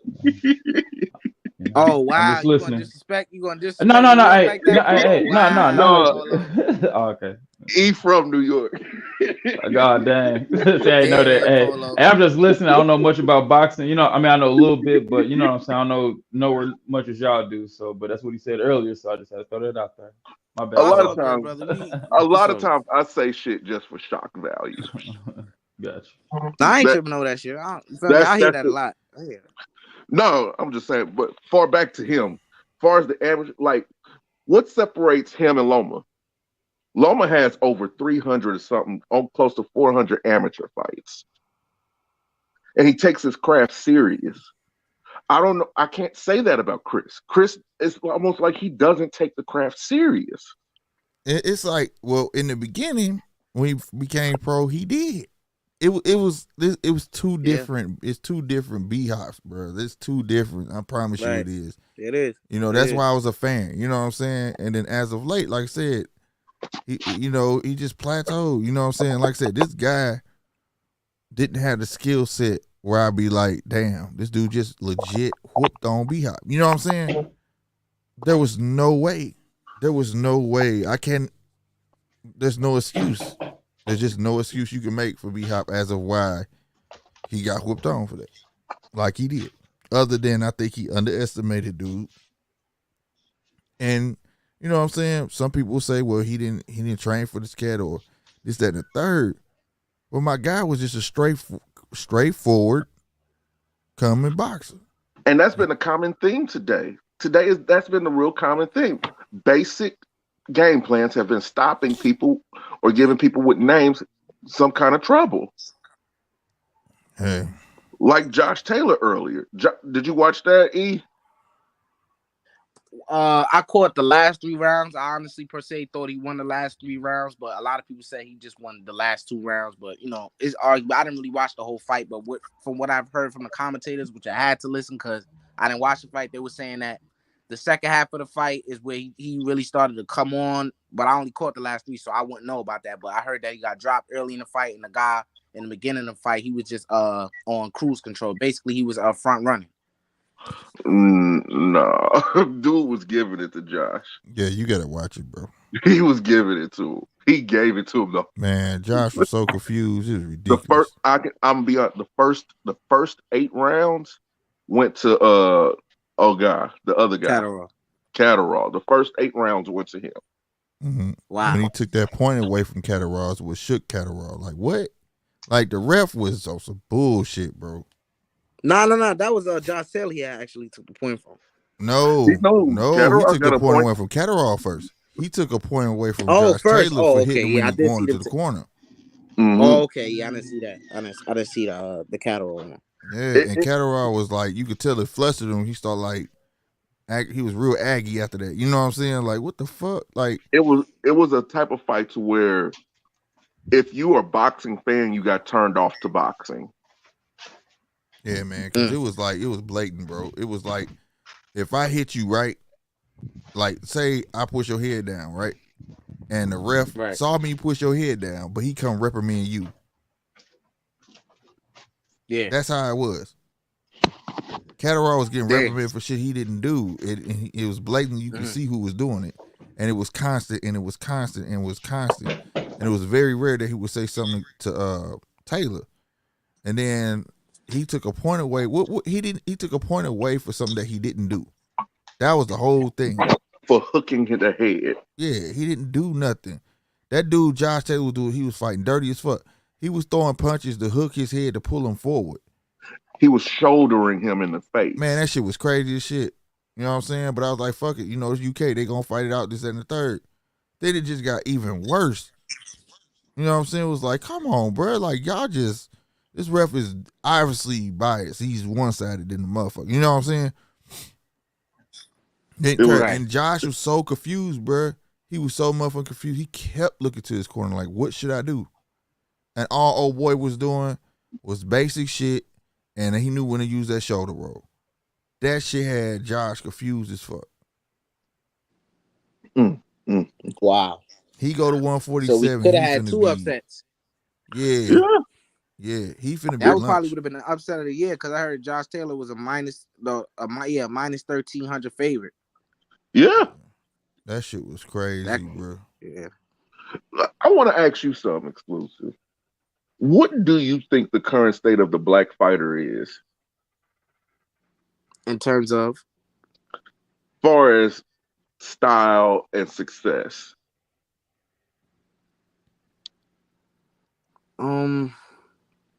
put it to me a different way so I can understand about it. In the pecking order of nationalities and fighting, where do you see the black fighter? Okay. It's hard not to see them at least somewhere near the top. At least. What do you think? I don't think so. Okay. I don't think. Why not? Because when it comes to the black fighter, a lot of the current ones, not the new booties or nothing like that, but the current ones, Mm-hmm. it's all about flash with no substance. Mm-hmm. They're not even really winning too many of the fights. And then the fights that they are winning, it's not against big competition. There's only 2 black fighters that I can name of that are American fighters that actually have what it takes. And they're not even fighting. And that's Terrence Crawford and Earl Spence. Other than that, as far as the pecking What order, about Jamal? Jamel who? He don't like Charlo. them. No. Ah, man. No. He don't like them. Look, No. Without any bias in it. Without any bias in it. You don't think he's a part of that? No. This is my thing. I really don't understand what the hype is with neither one of the brothers. I think my thing is this. For his black fighters, number 1 is activity. 2 is personas is starting to overshadow skills. If that makes sense to you. I'm starting to hear more of your mouth and how tough you is, but you're not acting enough to really say that. Say what you're saying. You get what I'm saying? Like, it's like everybody like, oh, he ain't fought in a year. And then when I look at you, I'm like, you ain't fought in a year. You know what I'm saying? Like, how are you saying that? And then it gets to be almost 2 years. And it's a lot of inactivity when it comes to a lot of black fighters. And also, you know, black fighters seem to think that, and it worked for certain black fighters, you know, where you talk shit, you could be the villain, and you know what I'm saying? And all of that shit.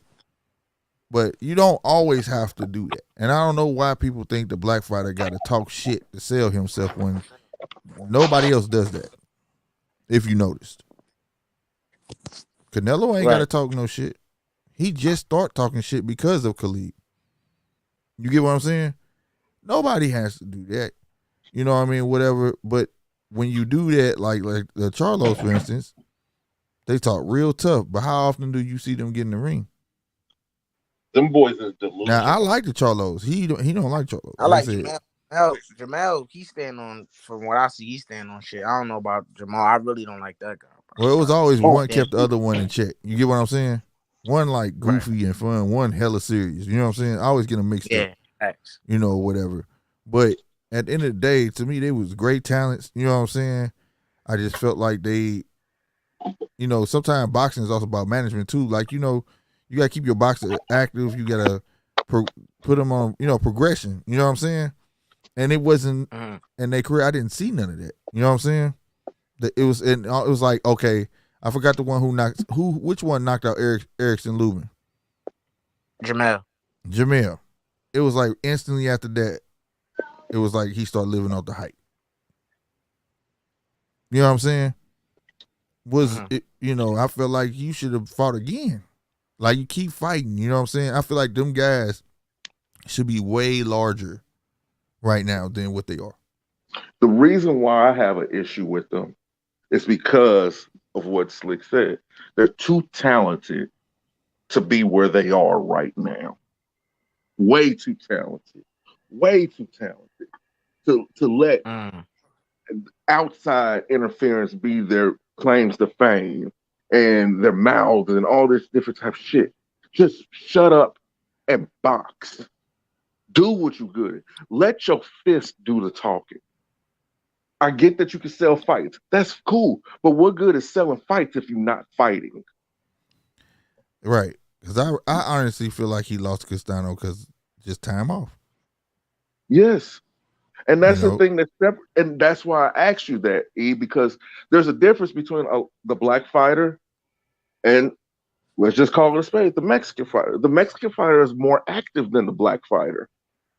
And it's like once the black fighter gets a little resemblance of success, they stop fighting, while the Mexican fighter keeps fighting.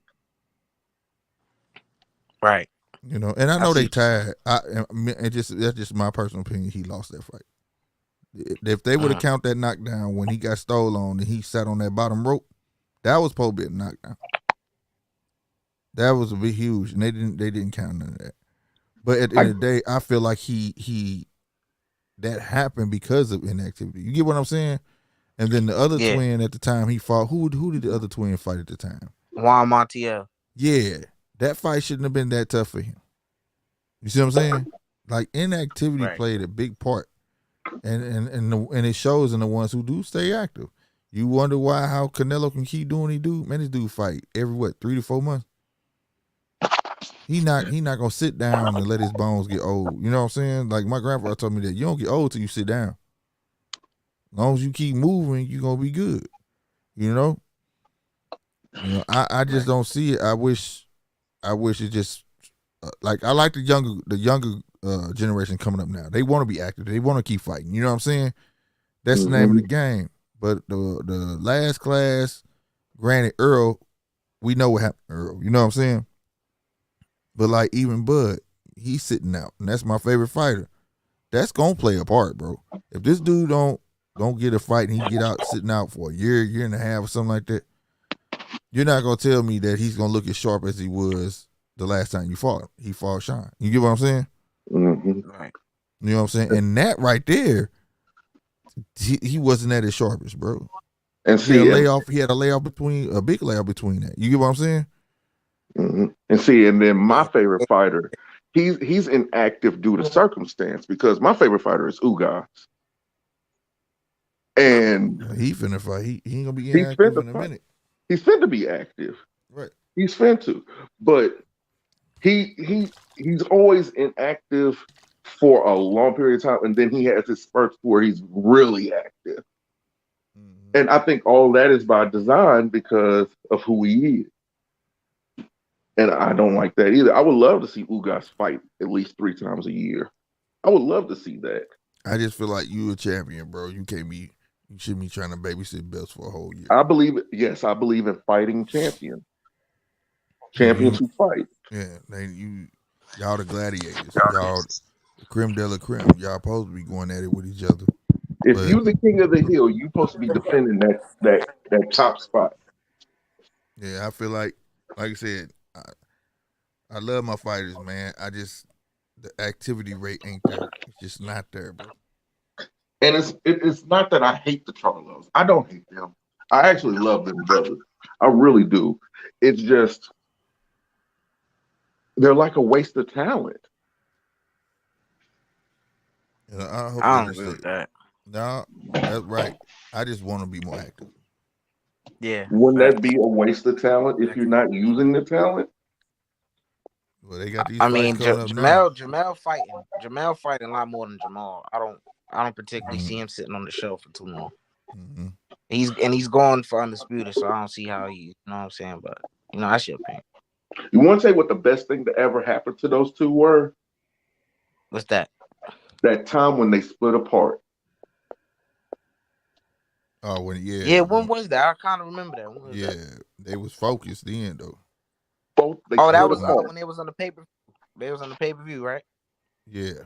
Mm-hmm. They was focused then, and they hadn't seen each other until then. Mm-hmm. That was when they were at their best. That was when they were at their best. That's when I was like, okay, these guys got it. It's just, I don't know. It's like their brothers and their brotherly love. It's not a bad thing. It's never a bad thing to have love for your brother and to love your brother. But sometimes that love can hold you back. And I I don't know think if Jamel also, is the problem here. I don't hear him in the media with the bull crap. Oh, that's an issue also. I also think too though it's a competition. Twins, bro. It's a competition thing. Yeah. And having that space was like not worrying about that. You know what I'm saying? Mm-hmm. That competition. two brothers fought each other. No, they No. ain't fight each other. They Oh, okay. twins and they had fought on the same pay-per-view. Oh, okay. But they a great talent, bro. It's just, man, they are such a great talent. Like I said, I strongly feel if they stay active, they would have been way better now, way bigger than what they are. They're And in the then same all class. the shit they talk will be warranted. Like, well, they can talk that shit. You get what I'm When saying? Like, right. that's just me though. Are they in the When I same first class? seen yeah, they were at one point in time, but not now. Okay, Right. okay. When I first seen Jamal fight, it was on a triple header. Mm-hmm. It was Javante Davis fought, then it was Jamal Charlo, then AB. It was on that triple header. Mm-hmm. That's I don't want to say that's the best performance I've seen from him, but it was the only performance I see from him in person. That performance was beautiful against Hugo Santoro. Knocked him out in the second round, set up everything beautifully. Great jab. For me personally, this may not be his best performance to anybody else, but for me, because I've seen it in person, Right. great performance. Great performance. And that's when I was like, who is these guys? That's when I first, it was brought to my attention that he was a twin. And I looked at the other dude. Then I seen Jamel fight in person. It was when he fought Harrison. And at that particular time, I liked Jamal and I didn't like Jamel because I felt like Jamel was mean and he wasn't particularly nice to people. And Jamal was. But Mm-hmm. then the tides turned when Jamel lost, and then he went for the rematch against Tony Harrison. That's when I started liking Jamel Charlo Mm-hmm. because he showed me that he was serious about his craft and he wasn't about playing any games. That's why that's why he's the way he is and things of that nature. Then that's when I started to really look into Jamal and why he is the way he is. And I really started not to like him. A lot of things he was doing, a lot of things he was saying on social media. And that's how that whole thing came about. But I really personally I like Jamal. Only Jamal, it's just his personality. I can't stand it. I think he needs to fix that because as we can see now, the antics around social media and what he's doing in his social life is really potentially gonna mess up his life. He gotta get it together. Because Right. I heard that it was rumors that he was in line for a Canelo fight. That could have changed his life. Yeah. That the fight of that magnitude, you don't want to mess that up. Well, Right. I You know can what I'm tell you. saying? I can And tell I you for a think he fact messed it that up wasn't for a himself. rumor. It wasn't. He It was true. No, it was true. Wow. Dang, that's crazy. That's a hell of a payday for That was somebody. true. Yep. You know, if everything goes well, he may get a shot next year. But he could have had And you it see, this year. I don't want to think this way, but I think because Canelo sees that he's slipping on his game, he's not really at the top of his game, and he's not really focused like Polo says. This is the opportunity for him to get Charlo. But he already took the zone to see. I said the same thing. I said that right now PBC would be the easiest route. I would not like to see Charlo fight him because Charlo ain't gonna be ready for that type of fight Nope. just that quick. You get what I'm saying? Yeah. Whatever. But that would be the easy money to take. You know what I'm saying? And then they switched the but he went deal with the zone. to match the zone. They switched it to Benavidez, and then later on in the year fight Charlo. You see what I'm saying? But that still would have been the easier route. So I commend Canelo going the harder route, but those options are still there for next year. But but one thing I can say from what Canelo said that he wants to put on the show, he wants the competition. So if he felt like they wasn't competition right now, that just speaks volumes. Then you know what I'm saying? Mm-hmm.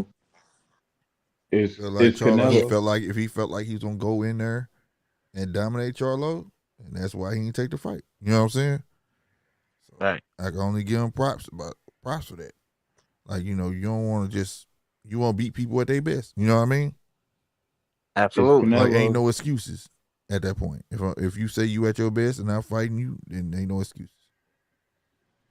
Is Canelo like top dog when it comes to purses? Yeah, he getting the money, bro. He Yeah, is he the money man right now. Yep. Got Getting the you. money. Got He you. calling his own shots too. Independent. Unfortunately, he is boxing, bro. Unfortunately, bro. Okay. Mm-hmm. Why you It say ain't no one man unfortunately? above boxing. Why you say unfortunately? Huh? Why you say unfortunately? He don't deserve I it. don't want to get into all the politics with the dude, but he unfortunately is the guy. Right. I'm just here to listen and learn. So I was just kind of All curious right, to I'll your put you point of onto view. it then. Mm-hmm. Basically, Canelo a few years back before he fought Triple G popped dirty for a banned substance, Mm-hmm. Okay, and that's where that's he not went familiar. left with me and many other Okay. boxer fans. Right. Okay. Yeah, Okay. and there's been a lot of speculation following that has proceeded to people making their speculation about is he still on it. People in his camp, other fighters that his trainer trains, also popping dirty for banned substances, so that only makes it even worse, the allegations, things of that nature. So things to look out for. And on Mm-hmm. top of that, there's a sanctioning body. You know what a sanctioning body is, right? I A mean, I sanctioning get body is this. like, the WBC belt. You know that belt, the green belt Yeah. that Florida was at. Okay. That the people that own that belt, they are very I would say they have a really special relationship with Canelo, and the guy who popped dirty in his camp, he got a slap on the wrist for popping dirty, and in boxing that never happens. If a guy that's your skin color or my skin color or polo skin color or silk skin color, sorry to put it like this, if they were to pop dirty for banned substance, they would have got stripped of their belt. Right.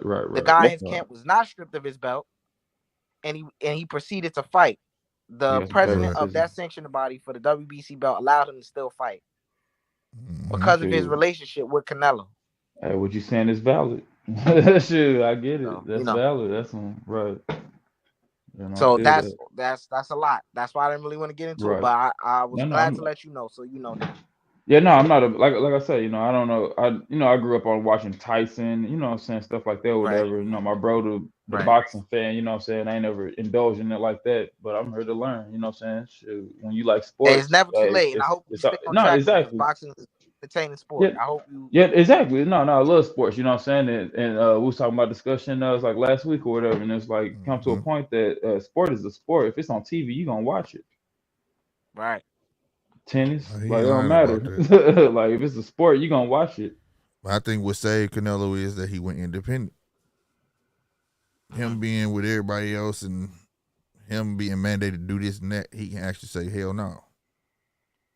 You know what I'm saying? He now stuck with a promoter. Well, they want us to do this. They want us to do that. And he can say straight fuck you.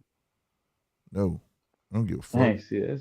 And on top of That's that, he why. done built his name up so much. It's not so much he need the promoter. The promoters need him because he's gonna bring in the pay-per-view buys. He's gonna make people buy the tickets. He's gonna. You get what I'm saying? He's To the an out, cash cow, so to they an gonna deal with outsider that like type me, shit. for an outsider like me, like I had no idea that like that was going on with him. You know what I'm saying? Like that's Oh some true like shit! boxing fan for I'm just saying like ESPN don't report on stuff like that. Oh shit! They the worst when it comes to boxing, bro. So is that yeah Yeah, they the exactly. They They the give you the worst. highlights on the fight night and that's it. Yeah, no, I'm talking about the way That's occasionally, it. and they occasionally fighter you won may see. before the fight happened. Shit, let them tell it. Yeah, I remember when Lomachenko came on the scene, they said that dude didn't lose. Remember before they kept saying he had an O for the longest and he had lost. Yeah, he had lost his second fight. Yep, and Yep, they act like it didn't happen. yep. They kept They saying he like had an put his O. record at 16-0 or something like that. Yeah, 12-0, I mean, something like that. They erased it. right. That's crazy.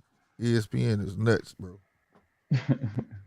Occasionally you may see casuals like Stephen A. Smith and Skip Bayless and Shannon Sharp talk about boxing, like the Fury fight, a big fight like that. Like Right, exactly. something that Right. everybody talking about. Right. You may see them We got to give their be a take big on it. fight. You know what I'm saying? They didn't talk about Terrence Crawford versus Sean Porter for whatever reason, but I guess it wasn't big enough for their standards. On fight night, it was on ESPN News, and that's what I'm saying. Like ESPN, they only cover the shit on fight nights, and it's bullshit. And it's only like you say though, it got to be some premium fighters though. Like Yeah.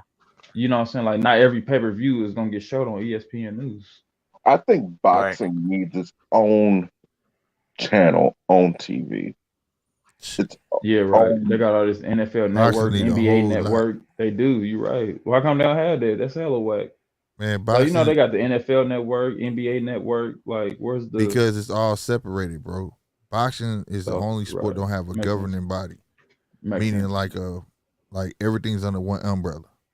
Right, because like Exclusive Everything's was saying about separated, the bro. WC belt and so Yeah, many different belts and stuff. Yeah, everything is makes sense. separated. So it'll be hell and high water to get all these guys to come together. To All the unify. promoters, all the sanctioning bodies to come together and say, this is what we're going to do. Then we're going to form this one union that governs everybody. They're not going to do that So because do there's y'all too think much that's greed involved. Because okay? I once you was do about to say, that, you're going to have a universal set of rules for everybody. Can't nobody get past these rules. If this happens, you promote a fuck up, or if a sanctioning body sanctions something that shouldn't be, you know what I'm saying? It's a lot. So that's something y'all think that'll never happen as y'all, Hell because y'all no. have more boxing No, fans. that's why no. UFC, that's why MMA does well, because they have that. Right. See, I never tripped, like I was telling Polo, I never, we always talk about like how good UFC do. But see, we always say UFC because that's what's in our face, right?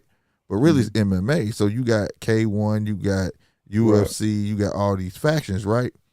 But see, this is what happens. When those kickboxers or MMA guys fight each other, they're fighting other fighters in the same camp. Meaning, under the same banner. So if it's UFC, you fighting somebody else that's on UFC. Right? There's no crossing over. Right? In boxing, you'll be fighting a guy from Top Rank, right? And they try to pair you with somebody in the same stable, right? But at the end of the day, ain't nobody, like when it comes to, like, for instance, like Tyson Fury fought Wilder, right? Mm-hmm. It's not supposed to be hard to make those type of fights. You see what I'm saying? When you fight somebody in UFC, you either come into UFC and fight. That's how that fight gonna go. You understand what I'm saying? Like, it ain't gonna be two separate things. It's not gonna be all, well, we do this over here and y'all do this over here, and then, well, we want this, and then it's not gonna be none of that. Right. So shit run a lot smoother that way. The different, like you saying, like with the UFC and stuff, it's one governing body, and with boxing, it's too many governing bodies that's overlooking everything. You know what I'm saying? That's why certain matches don't get done. Like, say if Terrence Crawford, if Errol Spence was on Top Rank or if Terrence Crawford was on PBC, they probably have been fought by now. Okay. You see what I'm saying? It's because there's two different promoters and all this dumb shit. That shit's stupid, bro. Like, that shit ruins the sport of boxing. But like I say, it's greed at the end of the day. How we gonna make the most money out of this? Right. Shit. That, you know what that sound like to me? Professional wrestling in the 60s, 70s, and 80s. Yeah, professional wrestling now. Huh? No. I mean, sort of, but I'm saying, like, back then, though, it was so many different promotions, though, to where, you can get a Ric Flair to fight against Hogan because there's two different promotions. And so that's what it seems like boxing is to me, as y'all explain it. What'd you say, Ian? Yeah, I was going to ask him if he into wrestling. You into wrestling still, bro? Oh, man, dude, I just want to be. Are you talking Paulo? My fault. I'm talking. Oh, shoot, man, I used to want to be a professional wrestler. I trained for the shit down in South Broadway Athletic Facility in my city. But no, I don't even watch it no more or whatever. It was a dream of mine. I went for it and tore my rotator cuff. Like my bro tell you, man, like right now, see how skinny that is? I got up to 200 pounds. He said, damn. That's probably about like 170, 175 right now. But I got up to like 210. Yeah, bro was walking around looking like a damn wrestler. You hear me? And it was yoked up. Man, yoked, strict diet, all that stuff. But no, I don't even watch it no more for real or whatever. But old dream stuff. But yeah. It was nice while it lasted. I watch wrestling still. Yeah, I'm still into. I got a new channel. Yeah, it's on I'm gonna send you a link and stuff like that. But yeah, I got a whole new channel dedicated to that because I'm getting back into it. I was a huge wrestling fan, bro. That's put it in the chat. Shit. Yeah. Hey, we got to start doing fucking movie reviews and trailer reaction. Oh yeah. I got my podcast, GMC podcast on Slick 50 TV. We all diverse around this way, bro. Yeah, thought about the first movie y'all gonna do? Y'all gonna review? Batman. The Batman. Which one? I'm trying to get the there. one. Okay. I don't know. A lot of people understand it. To me, a lot of people underrate The Dark Knight Rises. I love that shit, bro. I That think shit was I think hard. that shit. A lot of people underrate that shit, bro. Yeah, that shit was hard, bro. Guardian Knight Because Rises. you're ignorant. Yeah. What is that? What? Guardian Knight Rises. Oh, that's you Batman. said? The Dark Batman. Knight Rises. Dark Knight. Oh, Rises. Dark Knight Rises. Okay. I ain't seen. In fact, I ain't seen a Batman movie all the way through. Since like Batman 1, 2. You know, Danny DeVito type stuff. Oh hell, man! What the hell? Man, I just can't finish movies, man. It's weird, man. Bruh, Dark Knight Rises is, when it comes to that genre of films, it's top 5 all time. Mm-hmm. Top 5 all time. And Dark Knight Rises. I don't get. What is it called? What is these? I don't know what they like. To me, I like Spider-Man 3. I think that's the best Spider-Man out of all of them. I probably don't agree, but I think even though it was a lot of antagonists in it, I think the excitement of the movie, it was just a lot of things that you looked at like, ooh, that's kind of cool. You know what I'm saying? In Spider-Man 2, even though it had one direction and one storyline and it was about one thing and very neat, and the storytelling made sense, I don't think it's more entertaining than Spider-Man 3, in my opinion. What? Yeah, we had talked about this earlier. So you like the one with Venom and all that, is what you're saying? Yeah, but I can understand why Spider-Man 2 is so popular, and I do rate it in the same category as Spider-Man 3. You know what I'm saying? But that's just my personal opinion. I think both movies are great in every level. On the same level. Mm-hmm. I think, you know what? I can agree with that because I think Fantastic Four was ahead of its time. Silver Surfer was the shit. I ain't gonna lie. The one with Silver Surfer was the shit. It was ahead of its time. It really was. I think that was the falling point of a lot of the movies back then. They were ahead of their time. Yeah. Especially like A-Team. I remember I watched A-Team and the helicopter like went like it did like a 360 like helicopters can do that. Upwards. Yeah, hey, it might be able to do that, but when I saw that, I turned the movie off, and that was in like the first 2 minutes of it, and I was just like, oh. But like you speak of though, Before Its Time, and I feel like that was one of those movies that probably was before its time. I don't know. Is A-Team a good movie when they had revamped it? Yeah, it's a good movie. Okay. Then I didn't finish it. When that helicopter did that, I was like, I'm done. I said, the hell is that? The first time I seen The Dark Knight Rises was like when I was a kid, I seen it, of course, but I really ain't know much about nothing. I ain't really, you know what I'm saying? But when I first sat down and really watched it, it was like, what, a year ago, 2 years ago? I'm like, wow, this is a great movie. I had to text my friend like, bro, where this movie been all my life? I watched that movie like at least 8 times. Wow, bro. That shit was so good. I can't even watch it no more. I watch it so many times. Sometimes I just put it on just to go to sleep to it. Well, shit, that's in your top 5 movies then, if that's the case. Oh yeah, most definitely. I like what really took me away, and what really I think they robbed this man of any type of award was Tom Hardy as Bane, bro. He killed it, bro. He killed it, bro. He did. He killed it, bro. He put a whole different retrospect on the whole character. We ain't never seen a character like that in live action. He really killed it, bro. Some of the most memorable lines I promise you know mine. He said, "You merely adopted the dark, nigga. I was born in it." Born in it. He said, "Why would you shoot a man before throwing him out of a plane?" That shit was right. Whew. Nobody cared who I was until I put on the mask. So y'all saying that. So what about Heath Ledger? What about Heath Ledger? Oh yeah, that's Joker. legendary. Oh man, that shit right there. That was sad, bro. He killed him. He's still the best Joker. Like that. He is okay. You don't. What about the newest one? Y'all like that or what y'all think about? I don't like Rockstar Joker. Yeah, not Justice Squad, but the other one.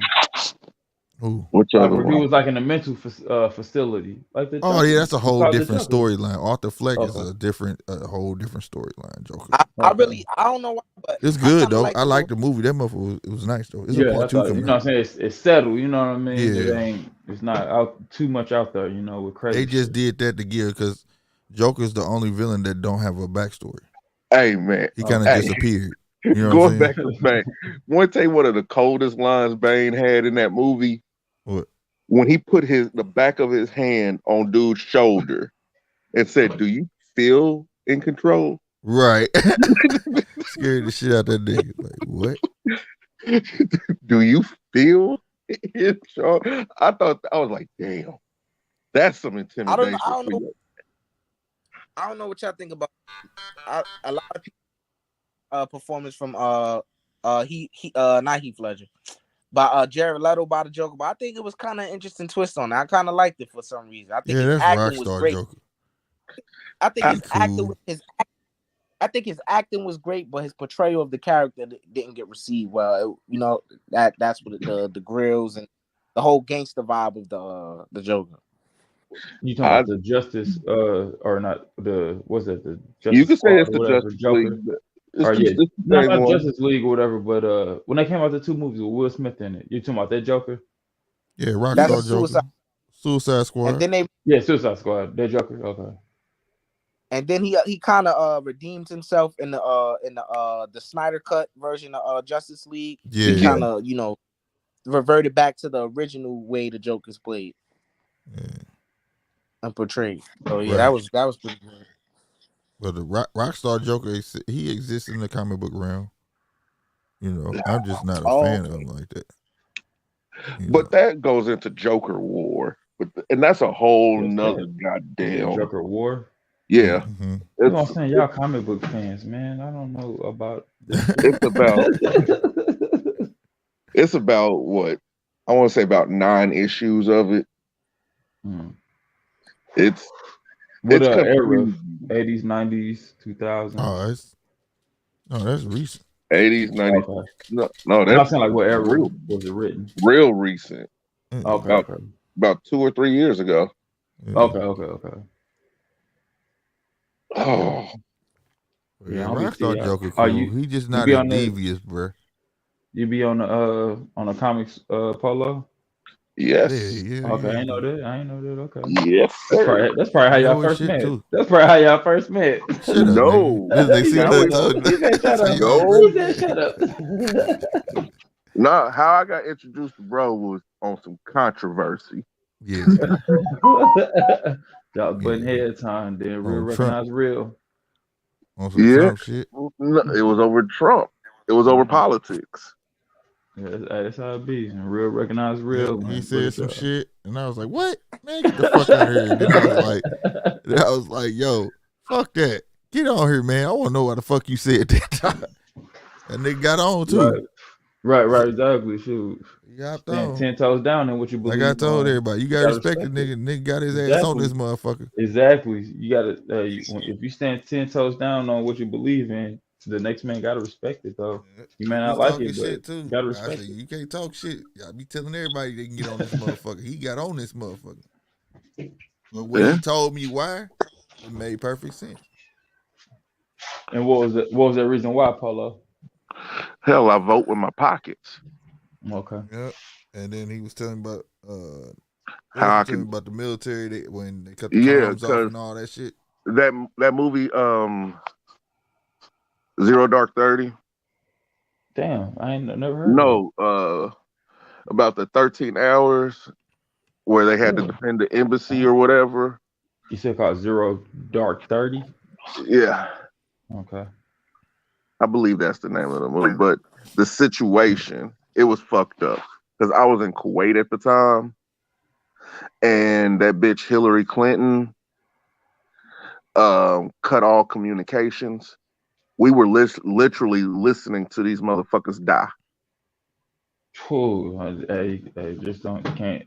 My soul, I can't hear shit like that, but I heard you. And then she put in the order to cut all comms. Them guys had to survive 13 or 30 hours by themselves on the magazines that they had defending the embassy while it was being attacked.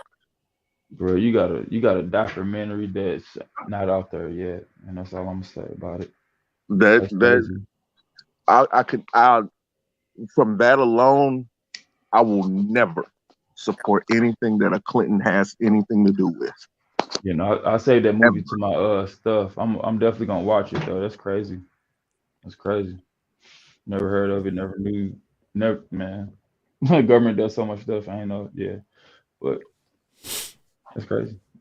I'm gonna watch that I, movie though for damn sure.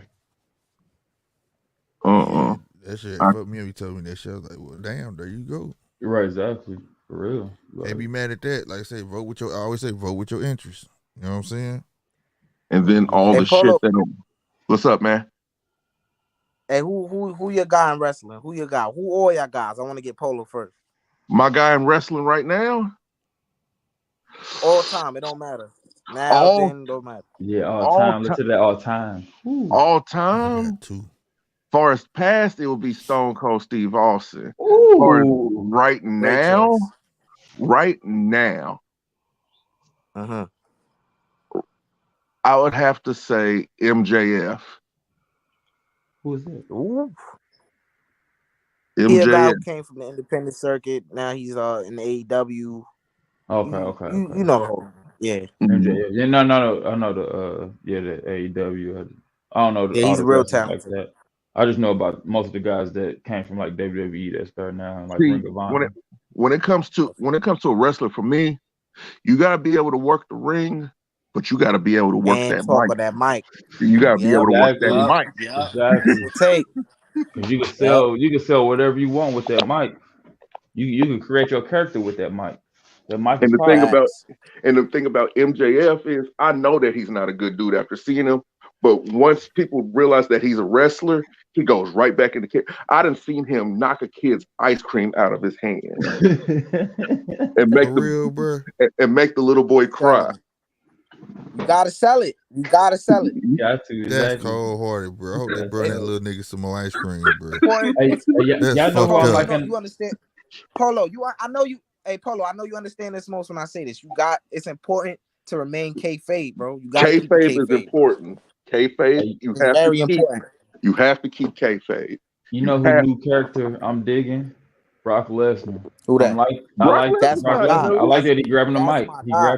The He new grabbing Brock. that The mic. new Brock is having fun. Exactly, Facts. exactly. That's That's to lovely, you me. know. Hey, look, to me, that was my superhero growing up. Ain't nobody fucking with Brock. That's just me. I'm sorry. That was my superhero. Even though he was the biggest villain there was, that nigga No, I was a feel you. superhero to me, bro. Yeah, All right, nigga, well then. he went to UFC. I feel you. All Like, right hey, then. this If dude that's the real. case, He's a real deal. I feel you. Exclusive. I feel if you. that's the case, biggest moment in wrestling history in the past 5 years. 5. Okay, what's that? What's yours? Because mine is CM Punk returning last August to I don't wrestling. have I don't have a past 5. I'm gonna do it all Past five, time. My all time is when Chris Jericho went to WWF. I never heard a crowd erupt like that. That I mean, if somebody could pull it up right now, the Oh, bro, chanting, you've oh been man, missing then. no, You've I been haven't. missing. I'm telling you, listen Yes, to you it. have, All right, bro. so what you when got, you said Polo? Want to tell you the loudest crowd reaction? What's that? CM Punk versus John Cena at the United Center, SummerSlam. nah, I don't think that was the loudest pop. Nah. Hey, put this shit up for us, bro. Let's Bro, compare. that shit was loud. Hey, No, or Polo. No. You Wait. said We ain't get slick. SummerSlam, Hey, slick. CM Punk and who? John Cena, United Center. That was United Wait. loud. Center, We SummerSlam. we ain't Hmm. get slick. Slick. Who your guy in wrestling? Who your two guys that you had? My shit old, bro. $1 million Man. That was my nigga. Mm-hmm. That's a good choice. And Bret the Hitman Hart. That was my Oh, Bret guys, Hart was bro. Bret Hart was a legend, man. Excellent, Bret Hart was excellent I choice. never gave my two. excellent. Yo, Or look, exclusive. Let's hear your two. I'm gonna hold mine. What's your two? you already know my one already, so I just gotta name another dude. Damn, that's hard because all I be talking about is Brock. So it's like let me try to think of somebody else. Why you Damn, think bro. mine I is was the really, old Triple H, I DX really, Triple I really, H. I really think I really was messing with Kevin Owens, but I think WWE watered down his character. He don't got that edge Yeah. that he had when he first, because it's PG, so you got to remain guidelines or whatever. And now they got him using the Stone Cold Stunner. Like I think he was real creative. When he first came, he had the pop up power line. I thought that shit was raw, but Now they just watering down his character and shit like that. But I'm gonna go with Kevin Owens. Oh, good choice. Good choice. See, when it comes to dream matches, I would love to see Stone Cold and CM Punk on the mic going at each other. Man, I just made a video on that. My new channel. You don't like my new video? CM Punk mastered that mic. That's for damn sure. Man, that shit. I would have loved to see Charlotte versus China. Who's you China? Charlotte? Oh, you load her ass. Rick Ross. I mean, not Rick. I said Rick Ross. Mr. Rick Darter. When The Rock came back, that was loud. Yeah, bro. Yeah, but that would have been a good thing though, Polo. Like that would have been good. One, Charlotte and that one louder than Brock return. I guarantee you that, Polo. Man, y'all sleep on the United Center with fucking CM Punk. Shit, bro, because he keeps saying the United Center shit. SummerSlam, bro. SummerSlam. You say CM Punk. No, don't play that. That's gonna get flagged. Yeah, I'll get flagged. Got you. Okay. Yeah. Like it's been some. When Stone Cold finally came back, that was loud as hell. Fucking you sleeping, Polo.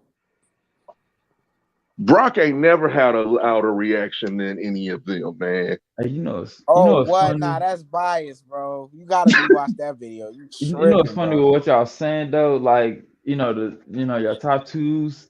Nobody said nobody from WCW. Like, what? Hey, you know what? I mean, WCW. I got one guy in the mid-90s. Like Diamond Dallas Page. Yes, Diamond Dallas. Yes. I think he was one of the most overrated wrestlers ever. Wow. That man was hard, bro. That man was original to the fullest. The Cutter had been around before Diamond Dallas Page. If anything, if you want to talk WCW wrestling, you got to bring up Ron Simmons. Damn it. Yeah, you're right. And he got played. You're right. The first black heavyweight champion. Yeah, and he got played. You're right. No, you're right. He got played too. Right. He got played too. But I mean, we talking shit. We talking about Sting. That's my second too. Like I said, the old school Triple H, and my second, I gotta go with Sting or Kevin. I can't go with Sting. Sting is a fucking dumbass.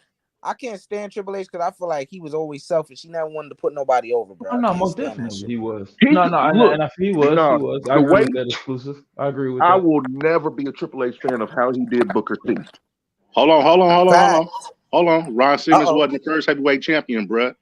WCW. I'm talking about WCW. I'm talking about heavyweight champion was Iceman King Parsons, bro. World class championship wrestling, bro. World class, not World Championship, bro. No, that's WCW. Two different companies. Two different territories. But that was the first champion. That was the first champion, though. Y'all got slick in looking uncomfortable, man. I'm looking like, damn, nigga, he came this motherfucker. Chappelle, I know Chappelle was coming in hot like this. No, I ain't coming in hot, though, but I'm just saying, though, I've been, my big brother got me into wrestling at an early age, bro. I used to get up TBS 7:05 Saturday morning. Okay. That's WCW. That's WCW, bro. No, I'm talking about NWA. Oh my God! National Wrestling Alliance, bro. Yeah, they joined forces with WCW. Didn't right. No, they switched over. They switched over when what's his name? Crockett. Crockett sold the promotion to Ted Turner. They switched the name because it used to be WCCW. No, WCCW was in Texas, bro. That was world class championship. Wasn't that with the Von Erichs? Yeah. That's what the Iceman Keith Parsons was the first champion. He beat what's his name? Kerry Von Erich. Don't you think it's sad there's no Von Erichs in wrestling anymore? Right. It is. It's his daughter. I think it's Lacey. Yeah. She in TNA. She was in TNA. Yeah, what's up, bro? It was good, bro. I ain't heard from you in a minute. I've been working, bro. Just But look, I'm glad we got the same mutual love for wrestling, man. I got a new channel. Go check it out. I put in the link in the chat. Please go check it out. What's up? I got you. Hey, let me ask y'all a question. What's that? What's y'all favorite wrestling match of all time? Let me go first. Undertaker, bro. That shit blew my mind when I was a kid. Undertaker versus Undertaker. Oh, okay.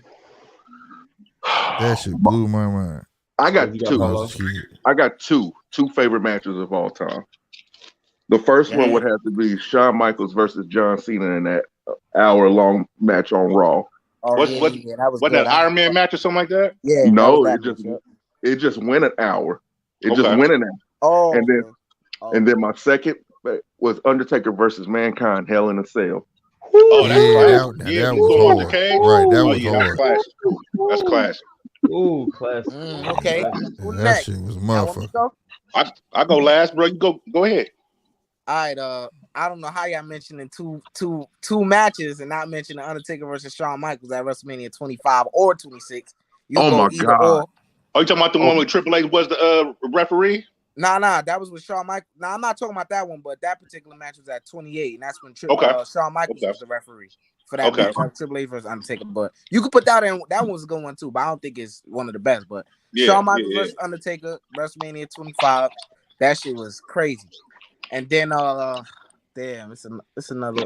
I'm gonna go CM Punk versus John Cena at Money in the Bank. That's a good one. That's a good one. I got one more. Bret Hart versus Shawn Michaels, bro. Oh, the Montreal Screwjob? Yeah. Oh, that was fucked up. That was a good match. Nigga, that shit was real. I was like, he spit on that nigga literally for real, a fight backstage. That shit real. Oh yeah. I was like, and Sean got his ass about that motherfucker. I said, yeah, they fucked this dude up, man. That's fucked up. Sean left that boy so quick. That boy Bret Hart really knocked Vince McMahon out backstage, bro. That nigga was hot. He spit on him first. That's why he went to WCW the following week. Bro, WCW the following week. That's crazy. Damn. If I have to give an honorable mention to one of the greatest matches or greatest moments in wrestling history, was when Chris Benoit finally won the heavyweight title. Okay. I forgot all about Chris Benoit. Him and Eddie Guerrero won in the same night. That was one of the greatest moments I've ever seen. Okay, man, they story's hella sad, man, because they went hard with the wrestling shit, like toward motherfuckers now. Like, I mean, they abuse their bodies and some shit or whatever. But I'm saying, like, wrestling. Hey, when is Dark Side of the Ring coming back? I don't know. It's on right now. It be coming on every now. No, he's saying next season. Now and then. He's talking the next season. Have you ever watched this flick? Chappelle, hold on. Hey, let me back out and come back in. All right. Here you go. All right. But yeah, Polo. What I was about to say, shit, y'all got me all amped up for this wrestling talking shit, man. I could talk all night of this shit, bro. But who y'all think the most athletic dude in wrestling was? Whoever lived most athletic? Yeah. Or let me rephrase it like this. In the past 20 years. Past 20, I mean, from 2000 up to now. Yeah. Hey, I'm gonna say this right here. Yeah. Dolph Ziggler, that dude, he was part of the Chant Squad. I don't know if y'all remember the Chant Squad. I remember that. I remember them. Yeah, that's where he came from. That's where he came from. That's where Dolph came from. Spirit Squad. Yeah. I remember that. Yeah, Spirit Squad. Yeah, that's where he came from, though. And you know, what I'm saying the energy. I would say Ultimate Warrior, bro. No, the last 20 years. That's 20. That's like 30, years. Bro. Oh, that's 30. He said 40. Yeah, y'all got me beat. The most athletic. I would have to give it to Brock. Yeah, I had to put that question in there because it's like it's a lot, boy. I'm trying to think. I had to put the last 20 years too, just to give him that much credit. I would have to give it to Brock Lesnar. Brock Lesnar has to be one of the most genetically gifted people like wrestling has ever seen. I used to hate and it's all natural. It's all natural. Yeah. Have you ever seen him do a moonsault? He was on roids. That was in UFC. That was in UFC. He was on the juice. But you don't think he was on that before then? Not his athletic ability, but if you look at his collegiate days, to when he like first got into wrestling, there was a big difference on his body. Yeah, but here's the thing: I've never seen a man his size do a shooting star press. That's what I always mention to people when they try to tell me Roman Reigns is more athletic than him. I be like, bro, come on. Roman Reigns is not athletic. Roman Reigns just the family name is surviving him. The family name is what I feel is protecting him. He's a talented guy. He definitely athletic too, but he's not as athletic as Brock. Hell no. But if you want to talk most athletic all time most athletic, I would say Eddie Guerrero. Right back, folks. No, you gotta say Ricky Dragon Steamboat, bruh. No, I would say Eddie Guerrero. Yeah, you can say Snooker Fly. If you say Steamboat, you gotta say Snooker Fly. Yep. No, I have to go with Jimmy Eddie Snooker. No, y'all gotta watch. I'm sorry, but this ain't no buy. I don't think them dudes more athletic than Brock. The shit I see this man do is just crazy, bro. No, Eddie Guerrero. No. Dude started off with small. Yeah, you're right, Paulo. I agree. Eddie was a different beast. Between these three, Jericho, Eddie Guerrero, and Chris Benoit, those are some of the most athletically gifted from the past 30 years. Yeah, you gotta put the Dragon up there too, bro. Gotta put the Ricky Steamboat up there. Yeah, that's what bro saying. That's what 50 was saying. So in terms of athleticism, where y'all rank Brock at? I would give him up there. I would give him top 3. He's top 5. He's top 5. Top 3 to me. Top 3 to me. Top 3, okay. Top 5, though. Yeah, those good. Because then you got to put Booker T in there. Yeah, Booker T up there. Yeah. Booker T, he's one of the most athletic. And then you got to put the Undertaker. We can't forget Bobby. We can't forget Bobby Lashley. I think we got to put him in there too. Bobby Lashley. Bobby Lashley. Oh, Lashley a beast, bro. Yeah, he's very athletic. Bobby, he's a difficult person to rank or to judge. Oh my gosh! Now y'all making me think more. We got to put Keith Lee in there too. Oh yeah, let's go. Keith Lee. Right. And then so then you got to put the Undertaker in there. Bam Bam Bigelow. Bam Bigelow. You definitely got to put him in there too. Bam Bigelow. Because of the cartwheel, though. Only because of the cartwheel. No, if that's the case, if you want to go big men as far as being the most athletic of all time, you have to go Vader. Yeah, that's what I'm saying too. Because he jumped from the top rope. He would run up the damn turnbuckles. Yeah, he would. Yeah. Yeah, Vader with that moonsault too, though. Yeah, Vader was different. And then, like, it's just hard. It's hard. Like, here's another hard thing to do: the Mount Rushmore of wrestling. Well, that's easy. Yeah, that's a lot of dudes, man. And you can only. I'm gonna get my top 5 real quick. I think everybody's top 5 should go like this. Okay. I think Stone Cold, in my opinion, Stone Cold. Okay. I would say, I'm not putting Hulk Hogan in this shit because I don't. The dude racist. I ain't even gonna get into all that, but he's overrated. I'm not even gonna be racist. He overrated too. That's another thing, but I'm gonna put him in it just for the sake of what he did for wrestling. You know right. Fuck WWF. It's what he did for WCW though. Stone Cold. If he didn't see WCW. Stone Cold, Hulk Hogan, The Rock. Oh, wait. Stone Cold. Damn, that shit is crazy. Wait, I'm gonna put Ric Flair. That's what I was waiting for. Can't forget the names, man. Stone Cold, Hulk Hogan, Ric Flair. That's 3. I was just thinking of somebody. Could I put John Cena in there? What y'all think? Show list, bro. Show list. Show your list. All right. So Ric Flair, Stone Cold, Hulk Hogan, The Rock, John Cena. That's not a bad list. That's not a bad list at all. That's not a bad list.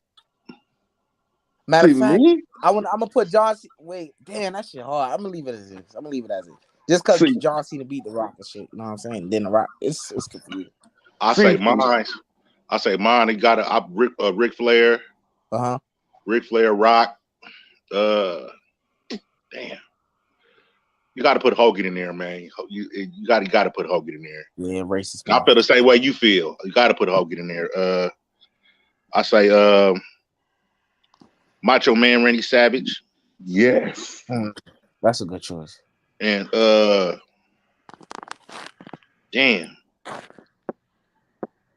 I'm gonna throw y'all a curve. I'm gonna say the Great Muta. Whoa. Fabulous Moolah? No, the Great Muta. Great Muta. WCW, NWA. Yeah, the Yeah. I wasn't in the WCW. Okay. Bro, look up the Great Muta when you get a chance, bro. He was like a Bruce Lee in wrestling. The boy was raw. He was raw, bro. I'm a little upset at y'all because y'all are wrestling fans, but y'all went for premier top tier people. All right, so my top 5 in no particular order, but these are the people that change the dynamics of shit. I gotta go with fucking Scott Hall, not Razor Ramon, but Scott Hall, because what he did with WCW, him and Kevin Nash, what they did, that's ridiculous. Hulk Hogan, so that's the top 3 right there. And then I gotta add Sting to that list because Hulk Hogan, WCW was. Okay, let me ask you a question. Which Sting? No. The WCW Sting when it went black and white. You ain't talking about the Sting with the. You ain't talking about the NWA Sting with the blonde hair. No, you ain't talking about good boys. They didn't change shit. You know what I'm saying? They were characters, but they did. It wasn't talking about Thing gone bad. Nothing majestic behind the shit though. You know what I'm saying? WCW, these people, it was some majestic shit behind it, and they were people just curious of like, oh shit, what's really going on? Right. Exactly. And so I feel like they changed the dynamics of certain things or whatever. And then so I said those 3. Fourth, I'm gonna go ahead and Triple H, the old Triple H, DX Triple H. You know what I'm saying? Before the whole Marion Steph McMahon shit, Okay. See, my top 5. Because I feel like Triple H, he's the one that's fucking up WWF. That shit's so it's not now. Triple H. Triple H. No. He got fired. He did. They said he was coming to AEW though. What? Yeah, I heard about that too. Yeah. What? No, Khan. What's his name? Khan was trying to. They was in talks. Here's the thing about Triple H with WWE. If you notice, NXT has started to be better than Raw or SmackDown. I thought it was just me. Nah, that's facts though. A lot of people feel like that. Okay. And you gotta remember, Triple H and Shawn Michaels were over NXT. Right. So when they started to shine more than Vince's babies, Vince had to do something about it. That's why the new NXT is garbage. NXT 2.0 is bullshit. Yeah. See, okay. Like Vince took it back. Yeah. NXT now. Okay. See, so Shawn ain't even part of that no more. Shawn Michaels. He is. Okay, just Triple H left. Yeah. Okay. See, my top 5 based on ring performance. Can you master? That's a good point. Can you master the square circle? Right, exactly. Okay. Number 1, I have Shawn Michaels. Facts. Better than Ric Flair. Yeah. Better than Ric Flair. I'm sorry. Ric Flair is the originator of that though. Shawn Michaels is Ric Flair idol. Right. But Shawn Michaels took it to another level. He did. He did do that. I gotta admit that. Shawn is a bad boy. And the flamboyancy Shawn Michaels did, it was unheard of. Yeah. Rick had some flamboyancy. If it wasn't for far as when it comes to the late 90s, if it was not for Shawn Michaels and Stone Cold Steve Austin, wrestling would have been in a terrible state. For WWF. Yeah, for WWF. WCW was doing some shit. Yeah, Rock held it down. That's my talking about Rocky Maivia then? The great about Rocky Maivia. When it comes to ringmanship, Shawn Michaels is number 1. I always wanted to see Shawn Michaels and Rock wrestle. That never happened. Hey, that's why I gotta watch that video that I just made, man. Okay. It's not. It's. I don't even know why I said that, but it's coming out tomorrow. It's a premiere. It's coming out tomorrow at 8. So for sure, check that out. Let's tap in for sure. And then number 2, I'm into technicality too. I'm into working the ring. Right. Working the ring. Can you tell a story through your actions? Right. Besides Shawn Michaels, I could say, in all honesty, Chris Jericho can too. Yeah, he's pretty good. I mean, and then I would have the Undertaker. Yep. Because you can't tell the story of wrestling without the Undertaker. Right. You cannot. No matter how hard you try. Facts. The Undertaker has the most 5-star matches in wrestling history. He got more than Kenny Omega? He has more. He said Kenny Omega. Let's see. Hey, Kenny Omega a bad boy. No, he is, but I mean that's a newcomer though. We talking about Undertaker. Have you seen Kenny Omega's matches in New Japan, bro? I gotta check those out. Have you seen Jericho's matches? Have you seen Jericho's matches in New Japan? Oh yeah. I seen. Let me see. I seen that because I really started like getting well with Kenny Omega when he started in New Japan and stuff like that though. But the matches I seen of him made me fall in love with his style though, because he take it back to the old school wrestling, like he kind of like got a style of like what's his name, kind of like Chris Benoit, Ricky the Dragon Steamboat kind of, you know what I'm saying, kind of style. You know what I'm saying? So when I first seen him, I was like, bro, this he tight to me. That's why my number 4. That's why my number 4 is important, and that's Kurt Angle. I forgot about Kurt Angle. Yeah, that's somebody ain't been mentioned yet. I forgot about Kurt Angle, man. Damn. Exactly. That's what I'm saying. Somebody ain't been mentioned yet. Yep. That's a nice mention right there. Because and then last I have to go. Fuck. Damn, that last spot. That's the most difficult spot. That's why it's kind of hard, like picking 5 though. That's hard. You don't think about The Rock? Oh, The Rock for sure. See, but there's he's talking technical wrestling though, where you could just tell the story like you just taking bumps. You ain't doing nothing off the ropes, nothing. Like he's just saying just technical wrestling. Oh, number 5, Owen Hart. Yeah. Most definitely. So what's your favorite? Yeah, so what's your favorite tag team? The Dudley Boys. Man, Dudley Boys, Christian and Edge, and then the Hardys. Hold on, whoa. Christian and Edge. Or are you talking about Brood, Christian and Edge? No. After Brood. I'm talking TLC matches. I forgot about the Brood. Brood was raw. I mean, that stuff was cool. Gang Grill, they had the corporate and then the ministry, then they joined. That shit was hard. Yeah. But I'm talking the TLC. That was some shit that, the shit Edge fucked his back up. That's why he had to stop wrestling for the time that he did. He fucked his back up. See, my favorite tag team of all time is the late iteration of the Four Horsemen with Dean Malenko and Chris Benoit. See, I gotta go back. I gotta go further than that. My favorite tag team, I'm talking about as a faction. I'm gonna just name 2 of them. You got to go with Arn and Telly Blanchard. You got to go with Arn Anderson and Telly Blanchard. Oh my God! Arn Anderson and Telly Blanchard, bro. They were nasty.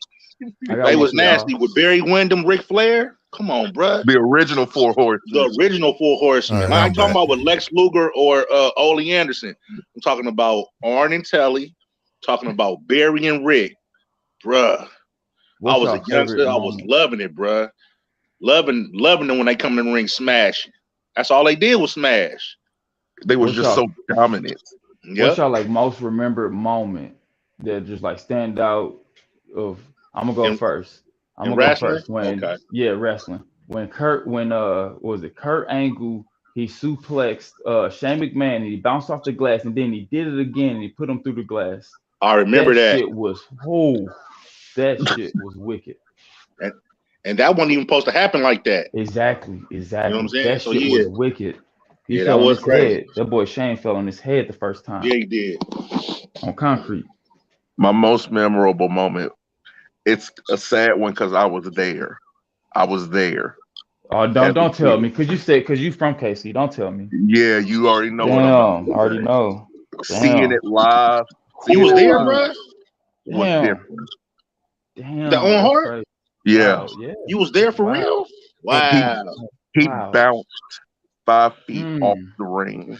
Because you can't find that tape record nowhere. Yeah. It's on YouTube, but it's not even on the WWE network or nothing like that. You can't find it. Was on YouTube because like a fan had recorded it. I don't know how they recorded it because back then I don't even think they had no phones back then though. No, but it was no phones. Right. It was just camcorders. Yeah, because they went to the ring so fast. They got into the ring so fast, though. It's on you. I forget. I seen it though, but they cut out the little part where he hit the mat. Okay. But they showed him propelling down to the ring. Damn, you saw that, Polo? Damn. I seen that. Crazy. I seen that shit live because it was at Kemper Arena. I remember waking up. Didn't your WWE get some slack off that because they still went on with the matches? They still went on with the show, Vince. Yeah.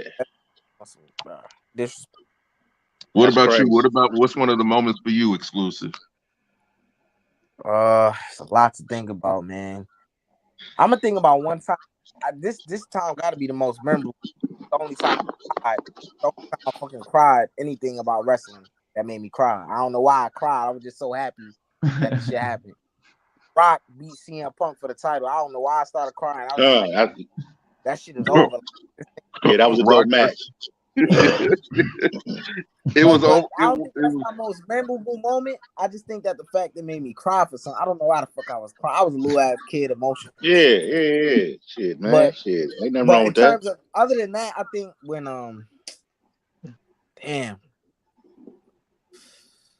damn, bro. I think shit. I think when Brock beat the Streak, bro, that shit hit different, bro. I was sad as fuck. That's a good one. That shit. Everybody was shocked. Bro. Everybody was shocked. I was shocked off that one. That shit hurt my feelings, bro. Nigga, bro, it was about this time in the morning, and I'm in Korea when that shit happened. I was like, what the fuck? Wait, so everybody was shocked when Brock Lesnar beat Undertaker. At WrestleMania. Oh, okay, for his first yeah, I remember that. I was like, what the fuck? Oh, because it was pure silence in that motherfucker. Because it was like, was this supposed to happen? Right. Yeah, it got quiet. Because we was watching it. We were watching it in the day room. I was like, what the fuck? It just happened. Everybody was shocked. Second memorable moment for me. The first Inferno match between Undertaker and Kane. Yeah, no matches be crazy, boy. They fucking lit the whole outside of the ring with fire. Yeah. That shit was crazy.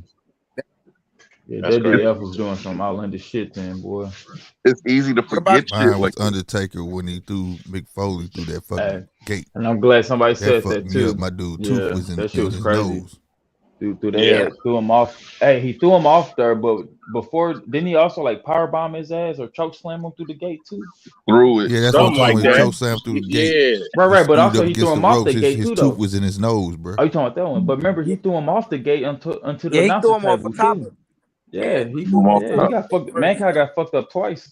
Yeah, you know what's crazy? He got through off the top of the. This nigga was so badass. He got through off the top of the Hell in the Cell. He climbed back up and got choke slammed through the fucking shit down to the ring. Hey, but then when they got in the ring, wasn't there thumbtacks? He tombstoned him on the thumbtacks. Yeah, exactly. I'm saying, like, damn, he did all that after the match. One night. The whole match was before wild. The match was over. One part of the script, he was telling Undertaker to do the shit. Exactly. Undertaker. If you listen to Undertaker talk about it now, he did not want to do none of that. Yeah, he was like, "You sure? What the hell?" Mick Foley was a beast, bruh. Mankind was a monster. He was a beast. Monster. And then after that, his wife said she was gonna divorce his ass. Yep. If he slow it down and stop. Mm-hmm. And then he became the person that like picked the matches for the WWE and shit. Yeah. But then he did have a memorable his Royal Rumble match with Triple H. That was a motherfucking monster. That's when he brought that's when he had the Sacco shit, huh? Yeah. Okay. Or what about the match where he with the Rock when the Rock went too far? Remember that? All those unprotected chairs. I quit. Match. You said he went too far. What happened, Chappelle? Rock was just hitting him. He handcuffed him and just started. And you know what's crazy? Mankind didn't even quit that match. They had audio. That was audio. Right. The Rock was just teeing off on him, bro. It was like the Rock was going way too far in that match. So if y'all get a chance, look at it. It was 17 unprotected headshots. Yeah, it was crazy, bro. It was crazy. 17. And the thing is, Rock, if you listen to Rock talk about it, he was sitting there talking to him the whole time, like, hey, man, stop. Right. Bro, like, what's up, bro? His kids was in the front row, bro. Kids in the front row, wife in the front row. Yeah. And they weren't beefing, it was just all for the show. No, Nick Foley was telling them to do it. Yes, and Rock was saying, I don't want to. Right. That's crazy. And Nick was like, put on a show, put on a show, put on a show. Yeah, Nick. Yeah, that's Nick Foley. And Nick Foley for you sound just like that. One of Mick Foley's greatest matches was against Terry Funk. Old school Terry Funk. Hell yeah, that shit was crazy, right? With the razor, the razor fence, and all that shit. Yeah, they gotta be ECW match then. Yeah, they got one where they was in China, bro. Them niggas went ham, bro. Yeah. Oh, you saying the barbed wire ring? Oh yeah, I think that was New Japan. Was it like New Japan or something like that? Okay. No, I don't know what it was, but I know when I saw it though, that shit was crazy. They had thumbtacks, barbed wire from rope. They had barbed wire on the motherfucking baseball bat. Man, they had everything going on. That shit was crazy. Them niggas was like a hardcore match or something like that, right? Hardcore match. Ooh, you know what that reminded me of? I'm gonna say underrated hardcore wrestler, Frederick Douglass. I think it was Frederick something. It was Frederick I know what something. you're talking about. I know. Yeah, that dude was dangerous. Him and Sandman. Sandman! Oh yeah, Sandman. That motherfucker was dangerous. Hold on, let me ask y'all this.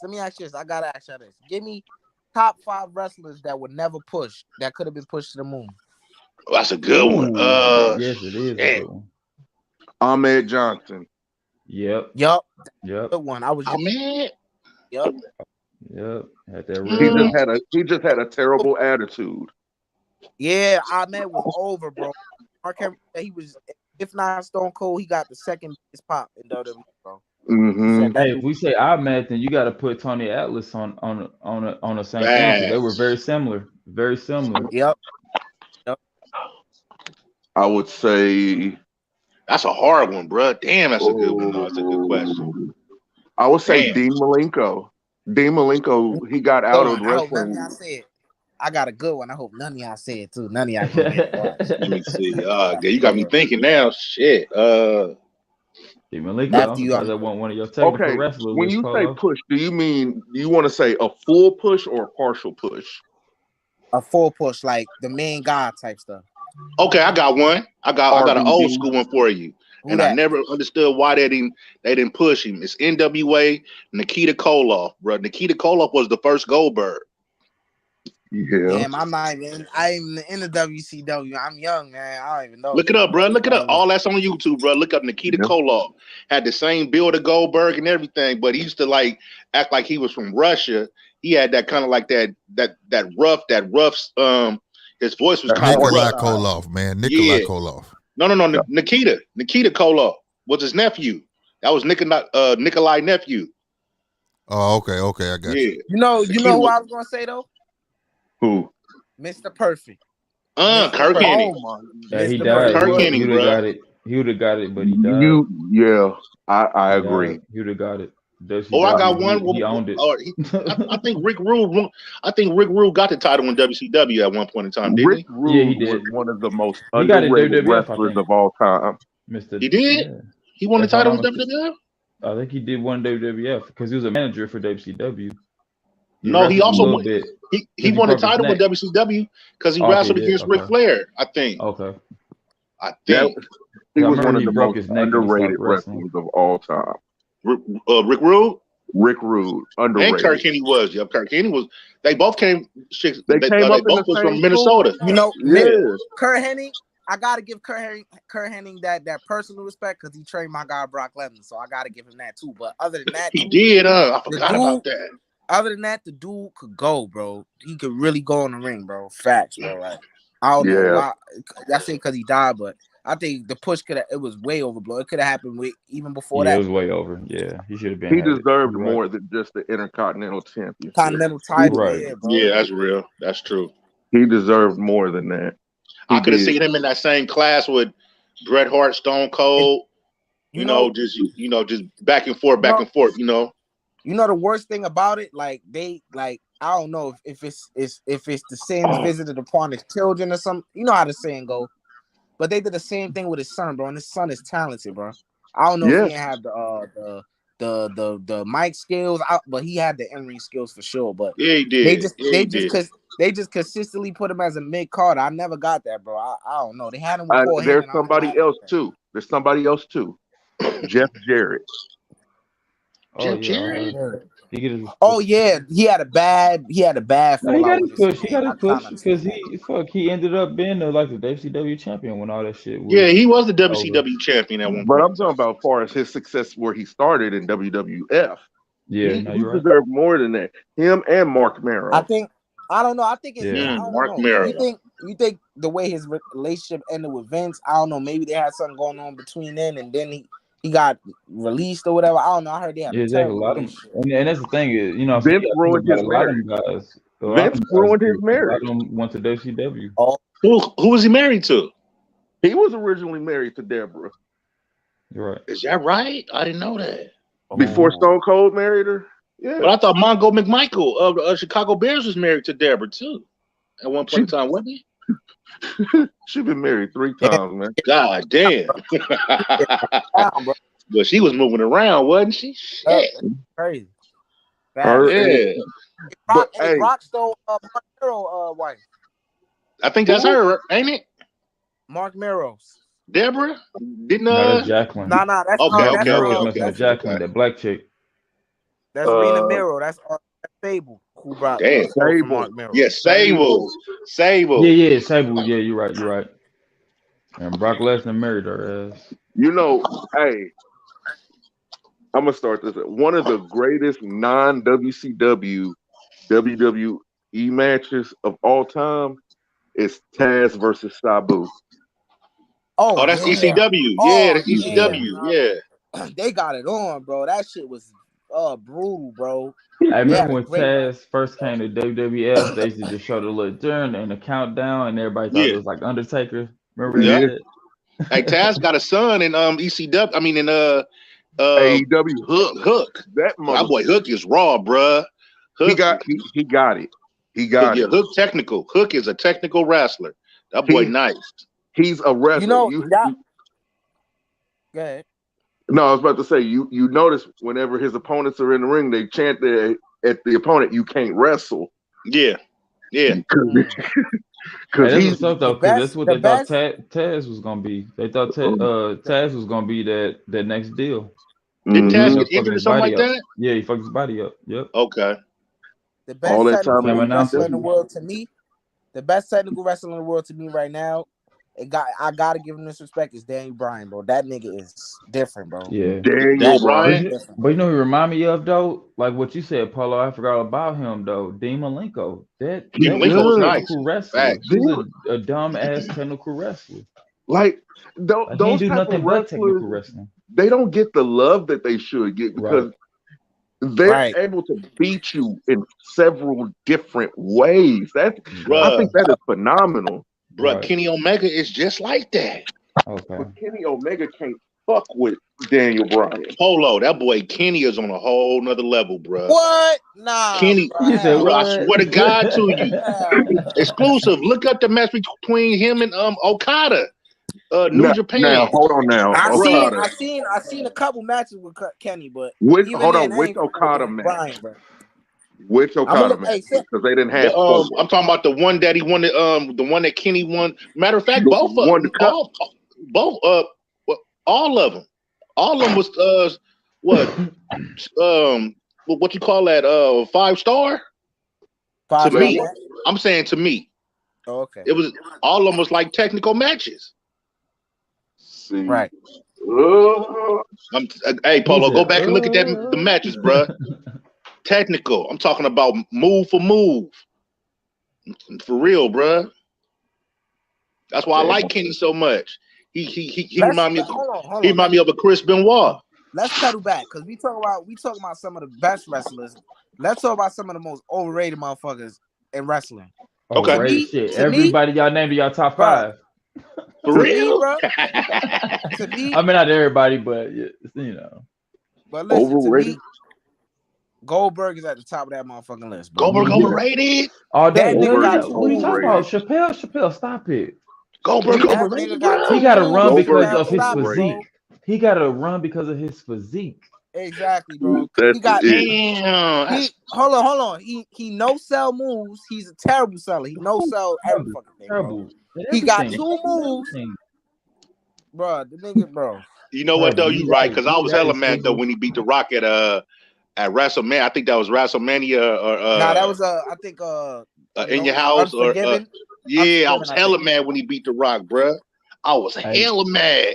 They let Goldberg go 163-0 in WCW, and earlier we was talking about one of our like the top matches too, and I was gonna mention that Scott Hall shit, how he tased his ass or whatever, because they changed the dynamic for WCW. I remember, yep. But I remember that. But dog, like Goldberg would just come in the ring and spur motherfucking match me over. He did that shit like his first 80 matches. You know what's crazy?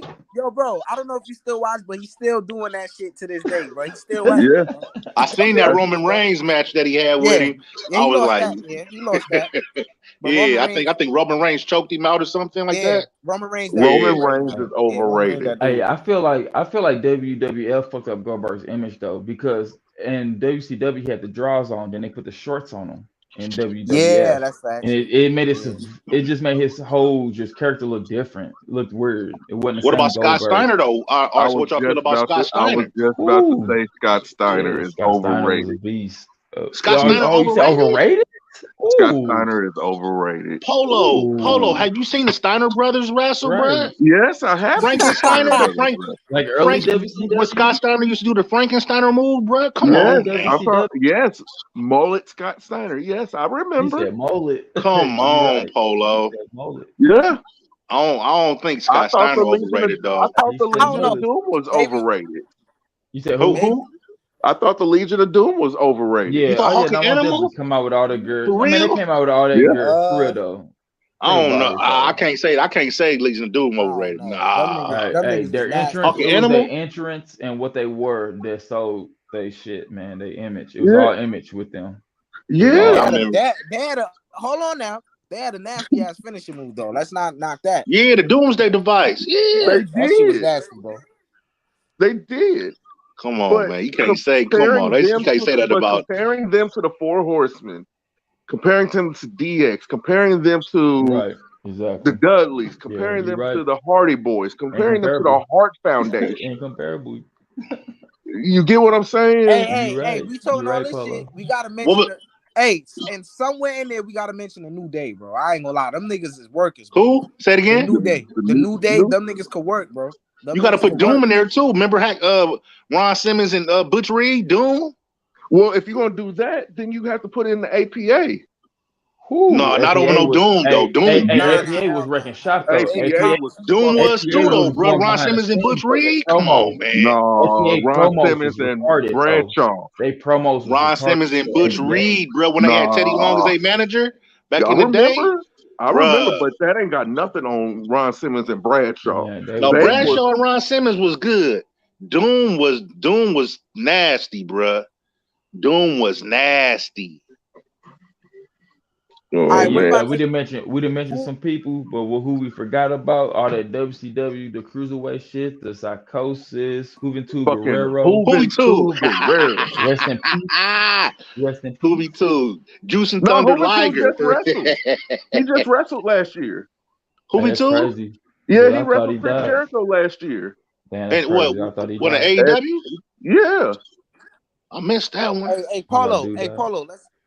Polo, why you say Roman Reigns overrated? Roman Reigns is overrated. He's ending up with the John Cena effect. I can't stand John Cena, bro. Man, I can't stand. Y'all know John Cena's first name when he came into wrestling? He was the Doctor of Thugonomics. The prototype? Oh yeah, his finisher was the proto bomb. The proto bomb too. Him, Batista and Brock Lesnar started at Batista is another one of the most overrated wrestlers of all time. Batista. Damn, I like Batista. Batista? He's not athletic at all. Yeah, he's not athletic at all. But out of that generation, when we tell you who's the greatest out of that generation, and he doesn't get the credit for it? No, Randy Orton. Yeah. You think so? Oh, Randy the Truth. Randy the Truth.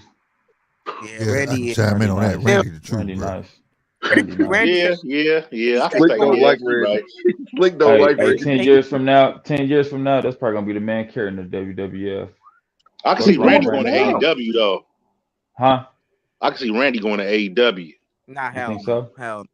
Mm-hmm. That his loyalty remained with that Vince McMahon Exactly. motherfucker, bro. And that's what I was thinking. He said, His dad. Hey, he one Loyalty. thing who had to. he said he's gonna remain wrestling 10 more years from now. He said That's what Randy said. Wrestling. Yep, he said he's gonna hang it up in 10 years. One thing who had the most dominant championship run of all time? Mark Henry. Nah, I wouldn't say that. Yeah, Goldberg did. Goldberg whack ass did. When he had his Hall of Pain, yeah. Who beat him though? Who beat him for the belt though? Big Show, I think. Plot. Big Show. Plot No, armor. I think it was either Randy Orton or Big Show. One of them. Plot armor. Triple H. I wouldn't be surprised if it was Triple H. No. I wouldn't be surprised. Y'all said Mark Henry, right? Yeah. No. I wasn't no Triple H. Hell no. That was around 2011. He was world champion. 2010. Nah, that was. Wasn't he going back and forth with the Undertaker at that time? Yeah. Oh, he was the world champion at that time. I'm tripping, right? Yeah. Yeah, because I think him and the Undertaker had a cage match. Dang, where he destroyed the Undertaker. He pushed him through the cage or something like that, or the cage broke her on one side. I'm trying to think. Something happened like that. I can't really think back what happened, but something like that happened. Man, but what that man did to Kane. That's what I'm talking about. That match. What he did to Kane. Oh, he made Kane look. What was that? What year was that? That was in what year? I think that was 11, I believe. Yeah, I remember. And then Kane came back and he attacked John Cena. But what Mark Henry did, I forgot. Man, he gave Kane the business for a while. Right. Kane had to go away for a while. He had to get off TV. Yeah, he made Kane. That's what Mark he made Kane look bad, bro. He made Kane look mediocre. Yeah, he was on his Hall of Fame. That not smiling Mark Henry, that just evil, big black evil looking nigga, Mark Henry, that had to be one of the most. He made Batista look like a little kid. You know who do got a good story though? Mark Henry. Who that? Mark Henry. Him starting off like doing, what was he doing? Shot put in the track and field and shit. Yeah, set the record and shit. And dude had a hard life. Him and Kurt Angle was on the same Olympic team. For real? Yeah. I know that. Right. That Atlanta Olympics. Oh, that was that one? Oh, I didn't know that. 96. Damn. Mm-hmm. That's crazy. He was a power lifter.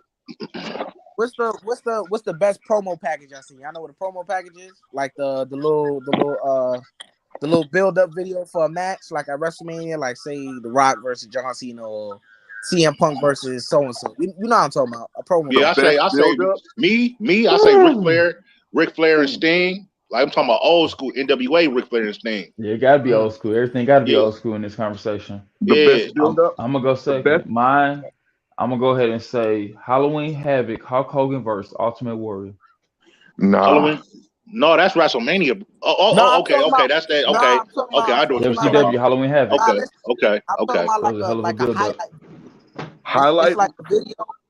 It's the like vignette. it's like and then like they put a little like twist on it, like they everything leading up to the final match.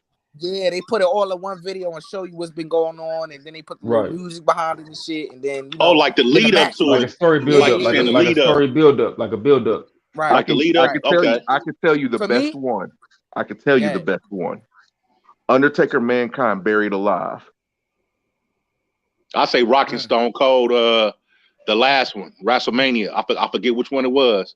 The final match. That was 17. That was 17. Yep. 17. I love 17. All the drama and shit, and that lead up was one of the greatest lead ups of all time. Wasn't that the one where I think The Rock threw Stone Cold over the bridge? Oh no, Polo. I mean, Slick. That's the one when Attitude Era. That was way That's when Stone Cold had the Intercontinental title, and they that was was way back. that was in '97, I think '96. Yep, something like that. I gotta change mine to Sting and Hulk Hogan. Then if we talking build-ups, like that championship, that was a hell of one. For me, the best promo package I seen was when they put this little shit with Daniel Bryan before WrestleMania 30. It was a nice little song they had in the background. They did a build up with Triple H, because you had to face Triple H to then face Randy Orton and Batista to get in that match. Wasn't it like career for belt or something like that? It was like career for belt. Nah. It was just a match to see who gonna be in the main event against Batista and Randy Orton. Okay. Yeah. Nah. That whole shit was good. Bro. No. The best one was Shawn Michaels versus Ric Flair for his final match at WrestleMania. I remember that. I know it's funny. What? For the matches that we said, like I can't remember one on hand or whatever, but nobody mentioned like one of those like hair matches, because those build up stories are just crazy. I think that's a little goofy. Is that goofy? But I'm saying there was some though that was just like the shit, like for real. You know, I just can't remember though.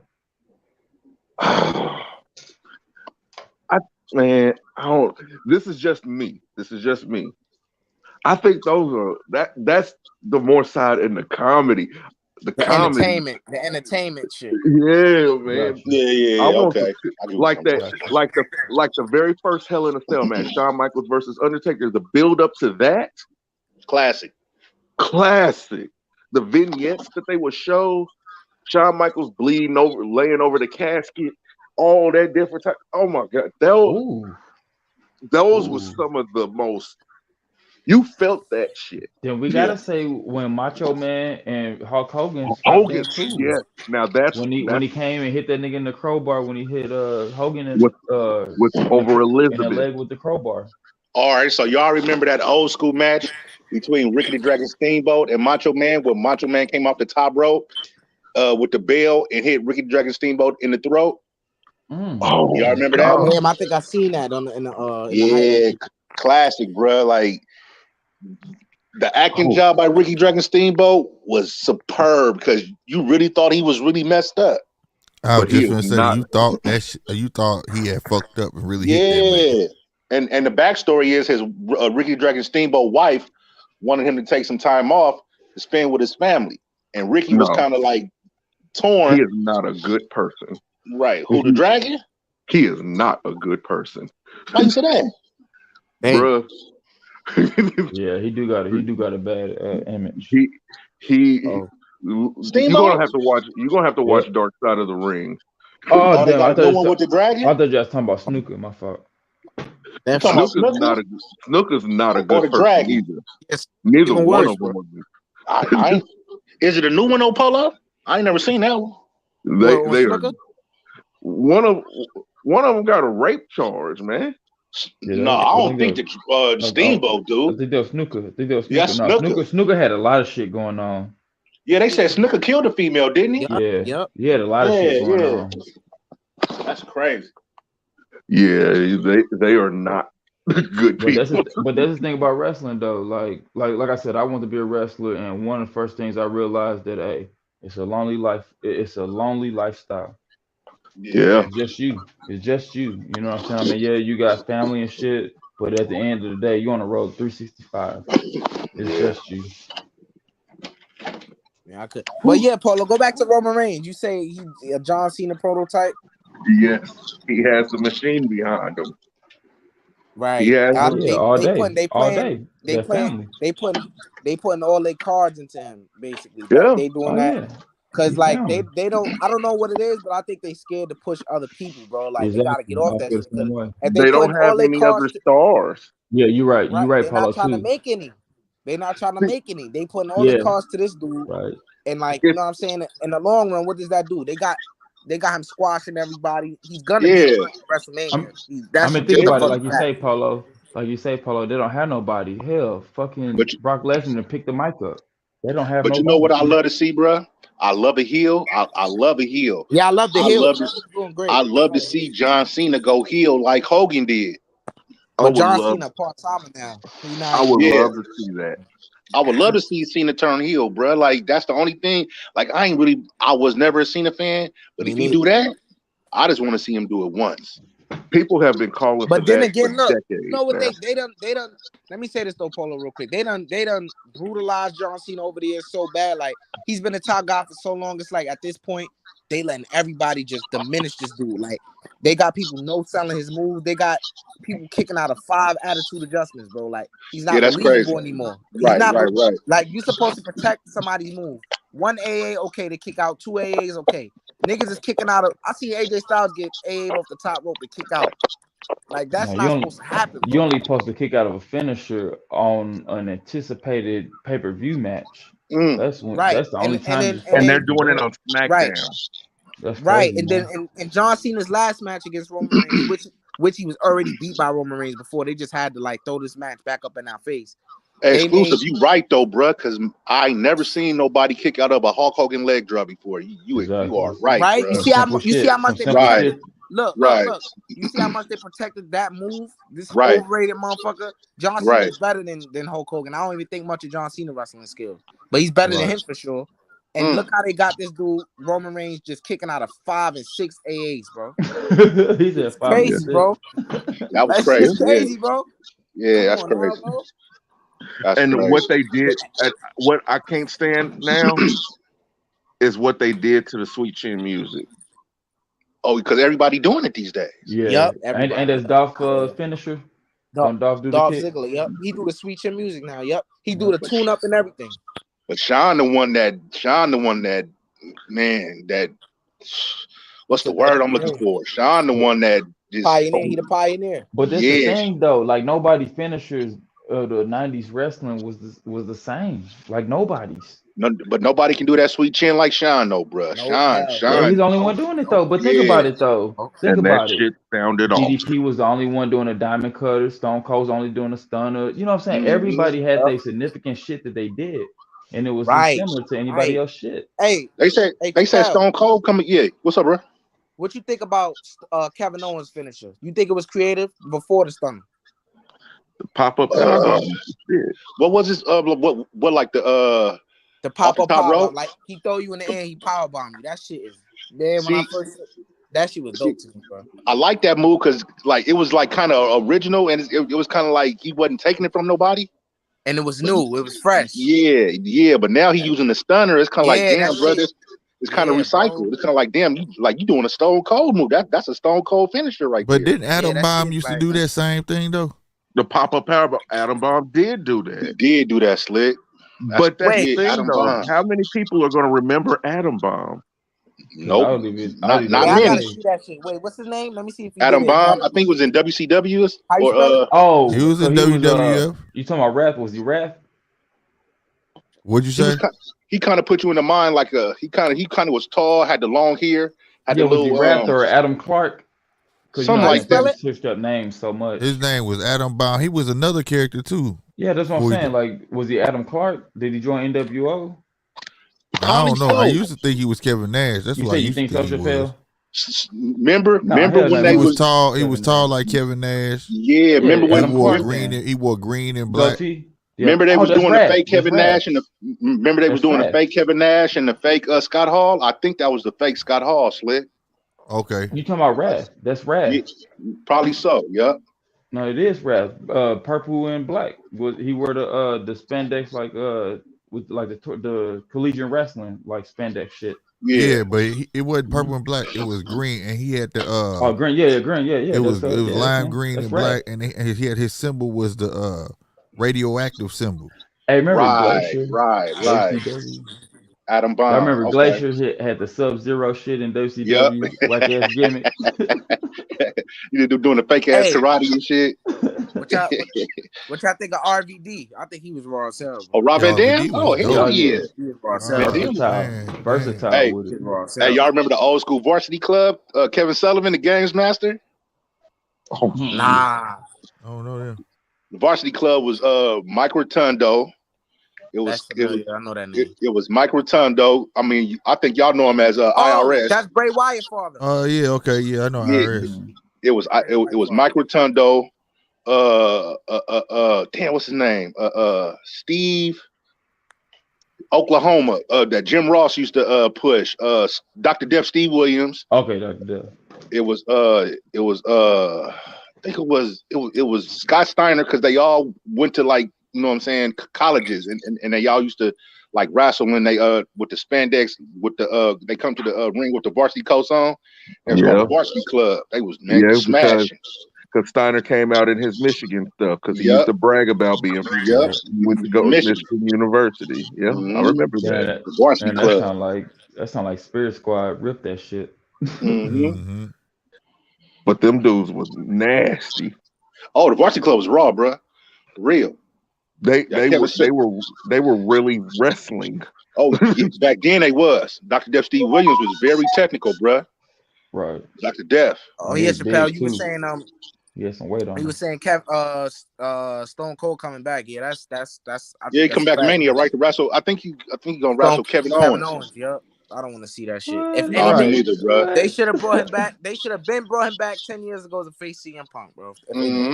Come on now, bro. Nobody want to see that shit. Ain't Edge back? What are you doing? I ain't watched wrestling for months. What they say? I don't know. I want him to face AJ Styles, bro. That's a good ass match right there. He ain't never faced AJ Styles. Yeah, I like AJ. I feel like the WWF ain't pushing AJ like they need to, bro. AJ is raw, bro. And they was for a while. They gotta pull the trigger on him. Yeah, they was, but they stopped. They gotta keep going with him because he not young, bro. You gotta play your cards right. That's true. When he got back with the club, I think that was the wrong move. They could have did better with that, right, bro? AJ should have jumped. See, the reason why they could have did better with that is because Finn Balor was there. They should have gone ahead and added Finn Balor to that.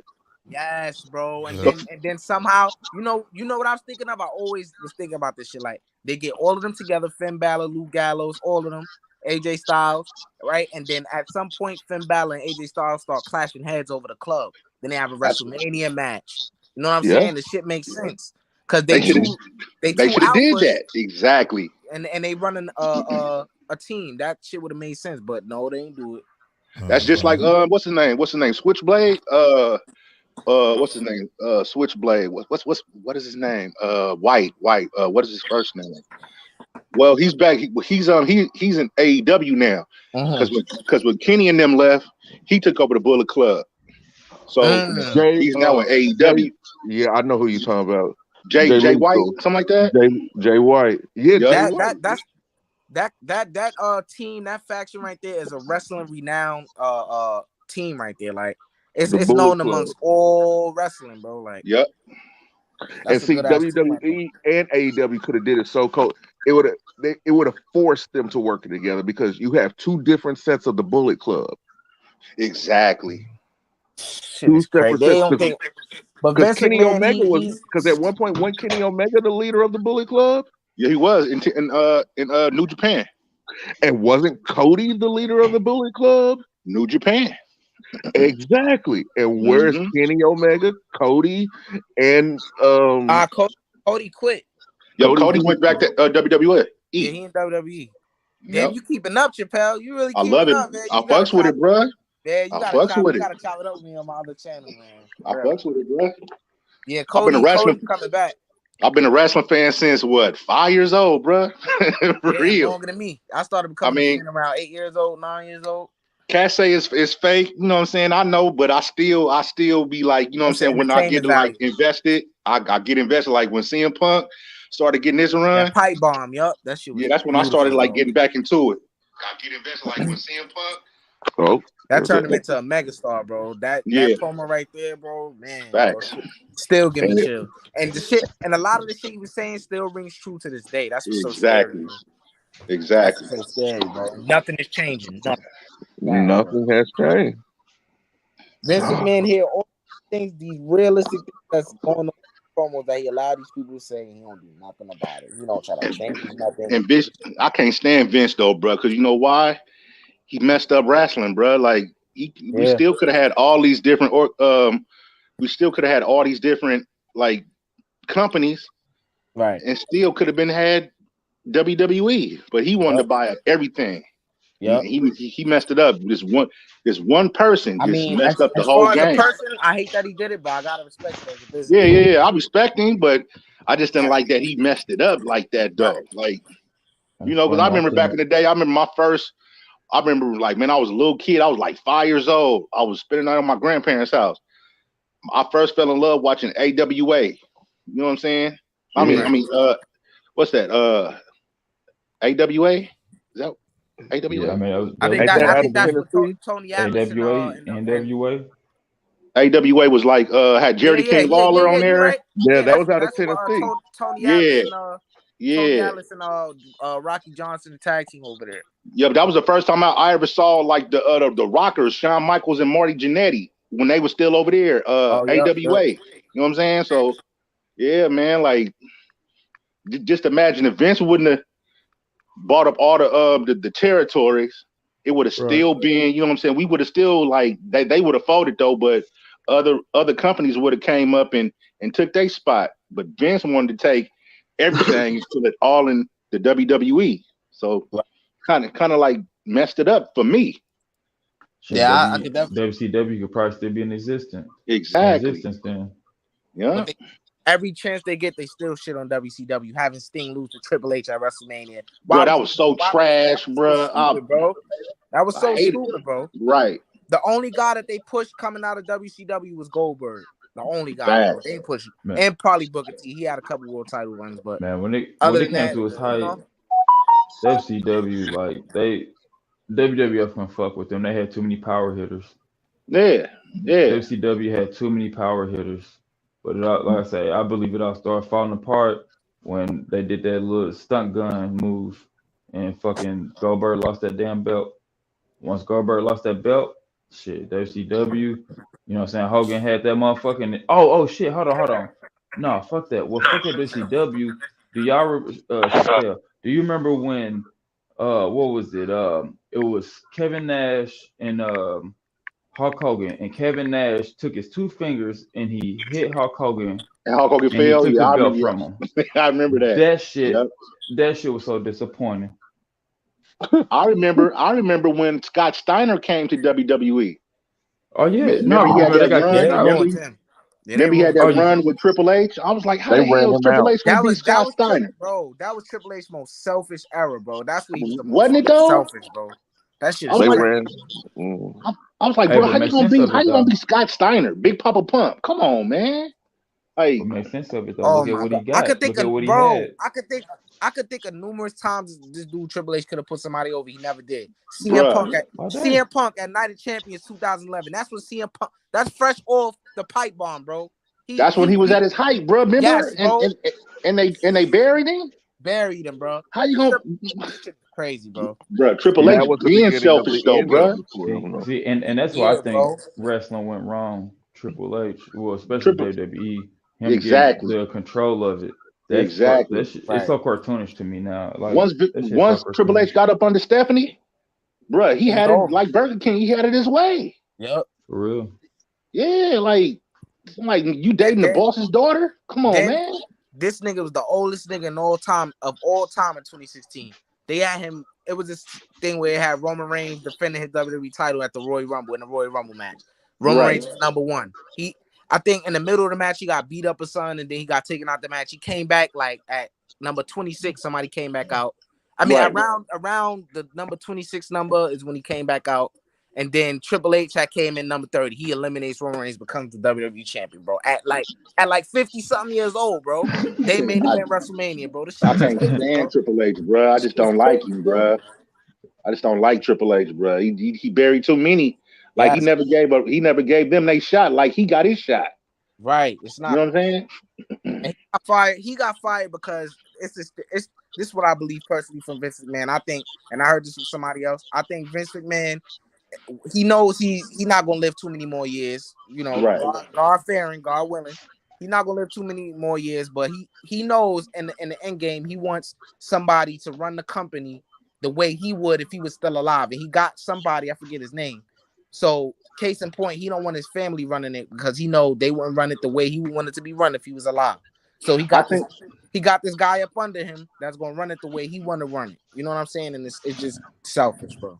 Man, I think the best person man. that'll be best when Vince do go is Shane. To me, Nah, Oh hell no, nah. You Shane know got why though? fired. You know, I know he Shane, fired Shane, yeah, but I'm just Shane saying. got. To me, I think Shane will be the Hey. best one to run that company.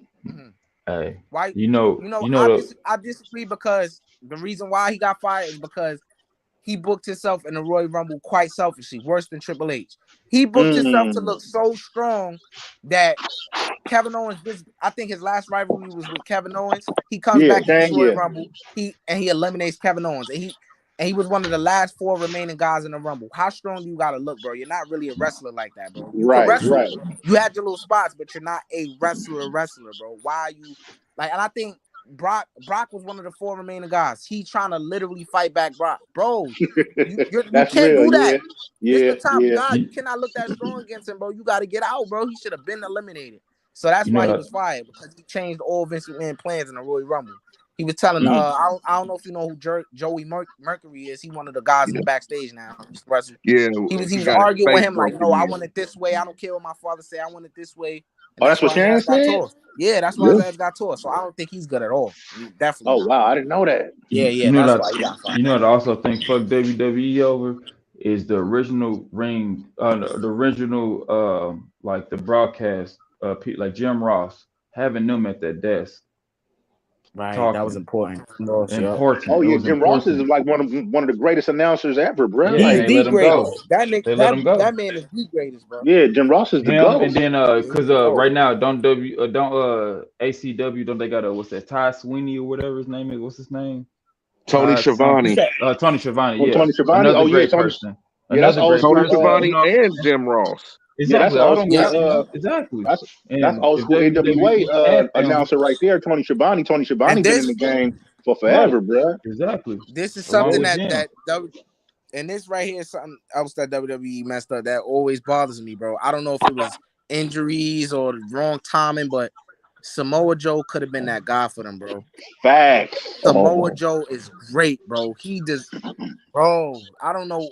He had a lot of injuries given, that kind of hurts your value, but he could go on the mic, he could go in that ring, and he believable. He the only guy that I would have wanted to beat Brock Lesnar. Choke him out, you took the words out of my mouth, bro. The only person, bro. Like, other than that, I don't want no Roman Reigns to beat Brock Lesnar. I was there at SummerSlam when Roman Reigns first beat him. I mean, Brock Lesnar was squashing this dude all over the place. Now I remember. I hope he beat him. I hope Roman beat him, but I still not gonna be behind that shit like that. Because I remember when they was giving Samoa Joe his push when he first came from NXT. Remember when he had his push and he came in the ring, did that classic promo. Yep. And then he wrestled Brock and what's his name? The big dude. Braun Strowman. They let him go. Braun Strowman. Yeah, then after that though, like they didn't push it no more. I guess because of the injuries. I don't know. I would have kept on pushing Joe. Joe is nice though, bro. He had good stuff with AJ Styles too, bro. Exactly, stuff, bro. And TNA, Joe was the man. That shit was good, bro. Yeah. He used to come in the ring and shut shit down. It would be Brock Lesnar, Braun Strowman, Roman Reigns, all of them. He'll come in the ring. Hey, you shut up while I'm talking. He just took the right. Man, that nigga was believing, bro. They messed up with him, bro. They had him on commentary for a while, and then they did, because I think he was injured at the time or something like that. Yeah, and then they just released him, bro. That shit is sad, bro. You should just go to AEW, get healthy. I'm glad that became the narrative. Like, if you leave WWE, you should go to AEW. But as of now, they can't even sign nobody because they've been signing so much people that now they're backtracking on that. They got to chill. That's what I heard too. Yeah, I heard that. I think this was in play. I knew Vince McMahon knew this was gonna happen. He made the most money he ever made in the company last year. He made $1 billion, right? Ooh, and now it's this narrative that he doing budget cuts. Because he let a lot of wrestlers go. He's making an excuse of budget cuts, bro. You made $1 billion last year. I don't think it's because of that. I think he made a play to he gonna let a lot of big superstars go. AEW gonna try to pick them up, and eventually they don't got all the money in the world. They can't keep signing all this top talent and keep them on the payroll. So eventually something gonna happen. He did that on purpose, right? And the thing about AEW is the fact that they have an open door policy. You can work in other. Damn, he fell off. You don't even necessarily have to sign to them in order to wrestle there. Right. Right, like that Forbidden Door. And then look at this. Now Cody Rhodes, they couldn't have come to an agreement. They couldn't. Basically, I think they couldn't afford the man. They couldn't afford him, so now he on his way back to WWE. What they gonna do with him in WWE? I don't know. I hope they do. They're gonna fuck him over because I think they're gonna bury Cody at one part, like they always do, bro. Like I just wouldn't go like start your own company and then go back to Vince because he gonna Vince got a hidden agenda, bro. Yeah, he got an agenda. Yeah, that's Vince. I wouldn't go back. That's maybe it'll work out for Cody this time. I don't know, but I wouldn't go back. And you already started your company, and you got something good. Being as though it's a narrative that,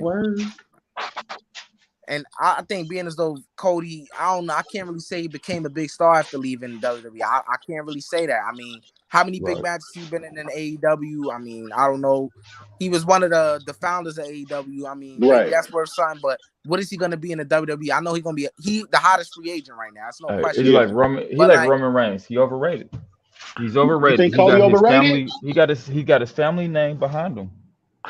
Cody is good. What does he do that's great? I don't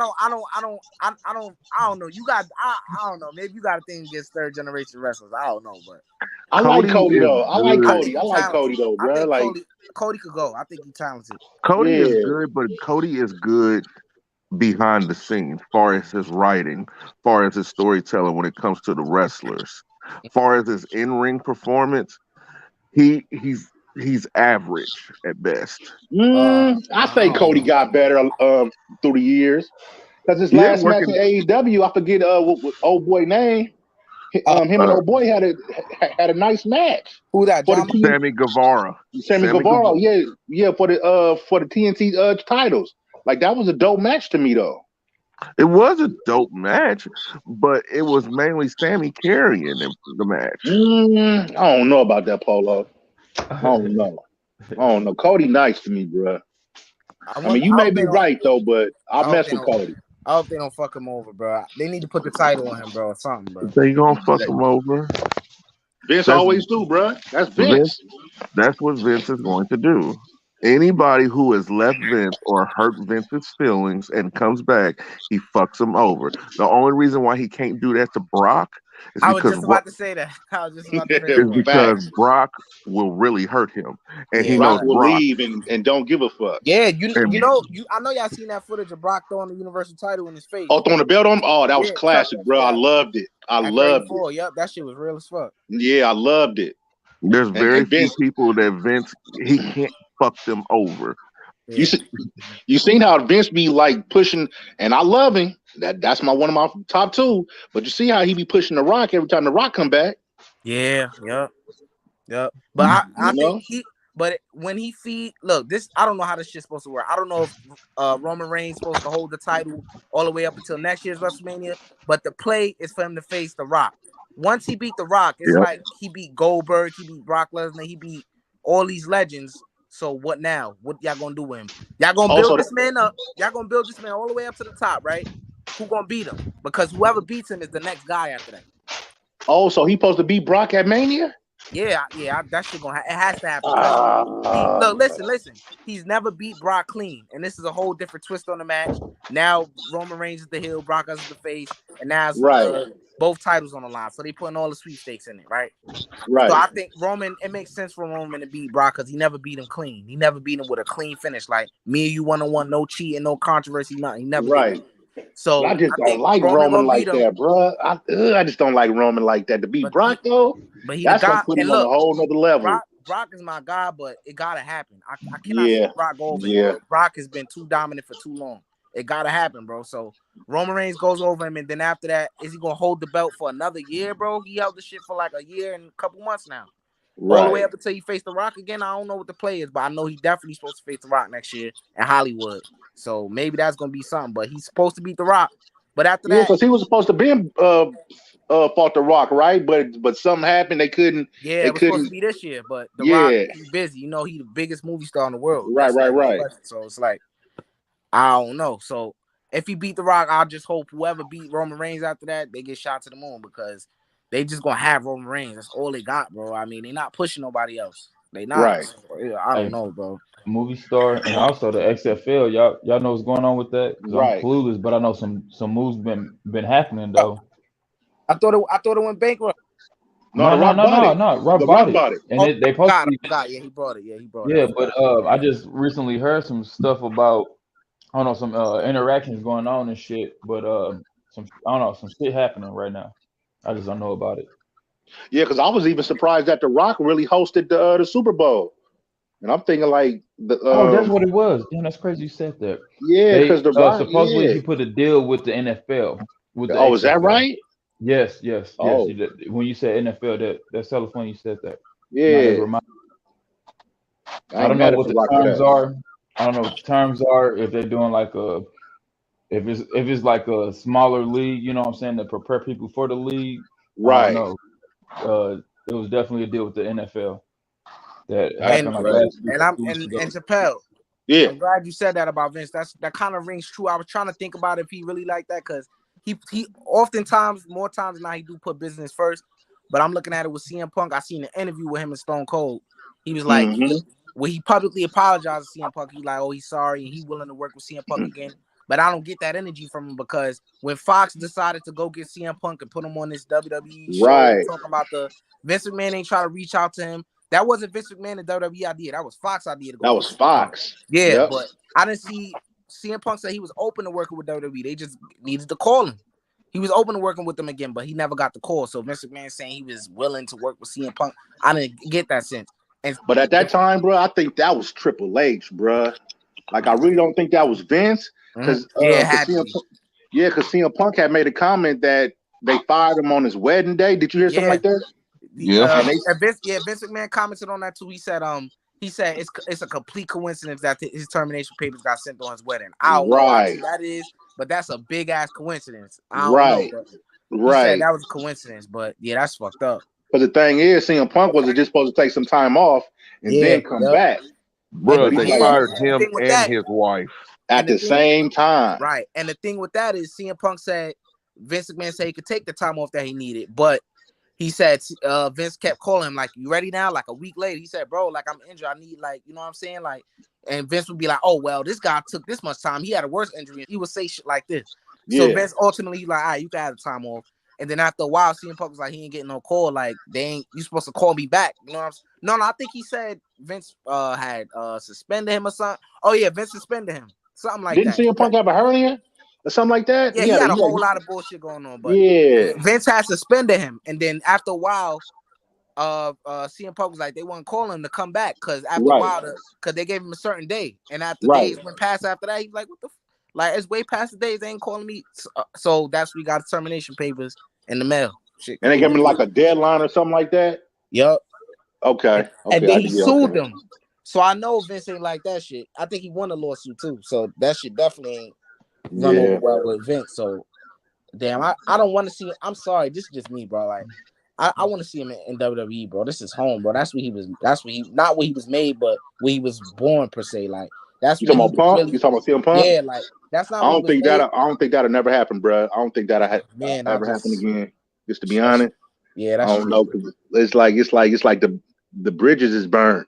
It'll take something drastically for that to happen. Like, you know, it'll take something like you know, like something like the Ultimate Warrior situation for that to happen. Like, you know, just to be honest, I'm just saying. It don't happen because for me, fuck CM Punk because this motherfucker ran out to go want to do MMA, realized that he couldn't do it, and now he want to come back to wrestling. Fuck CM Punk. I'm sorry.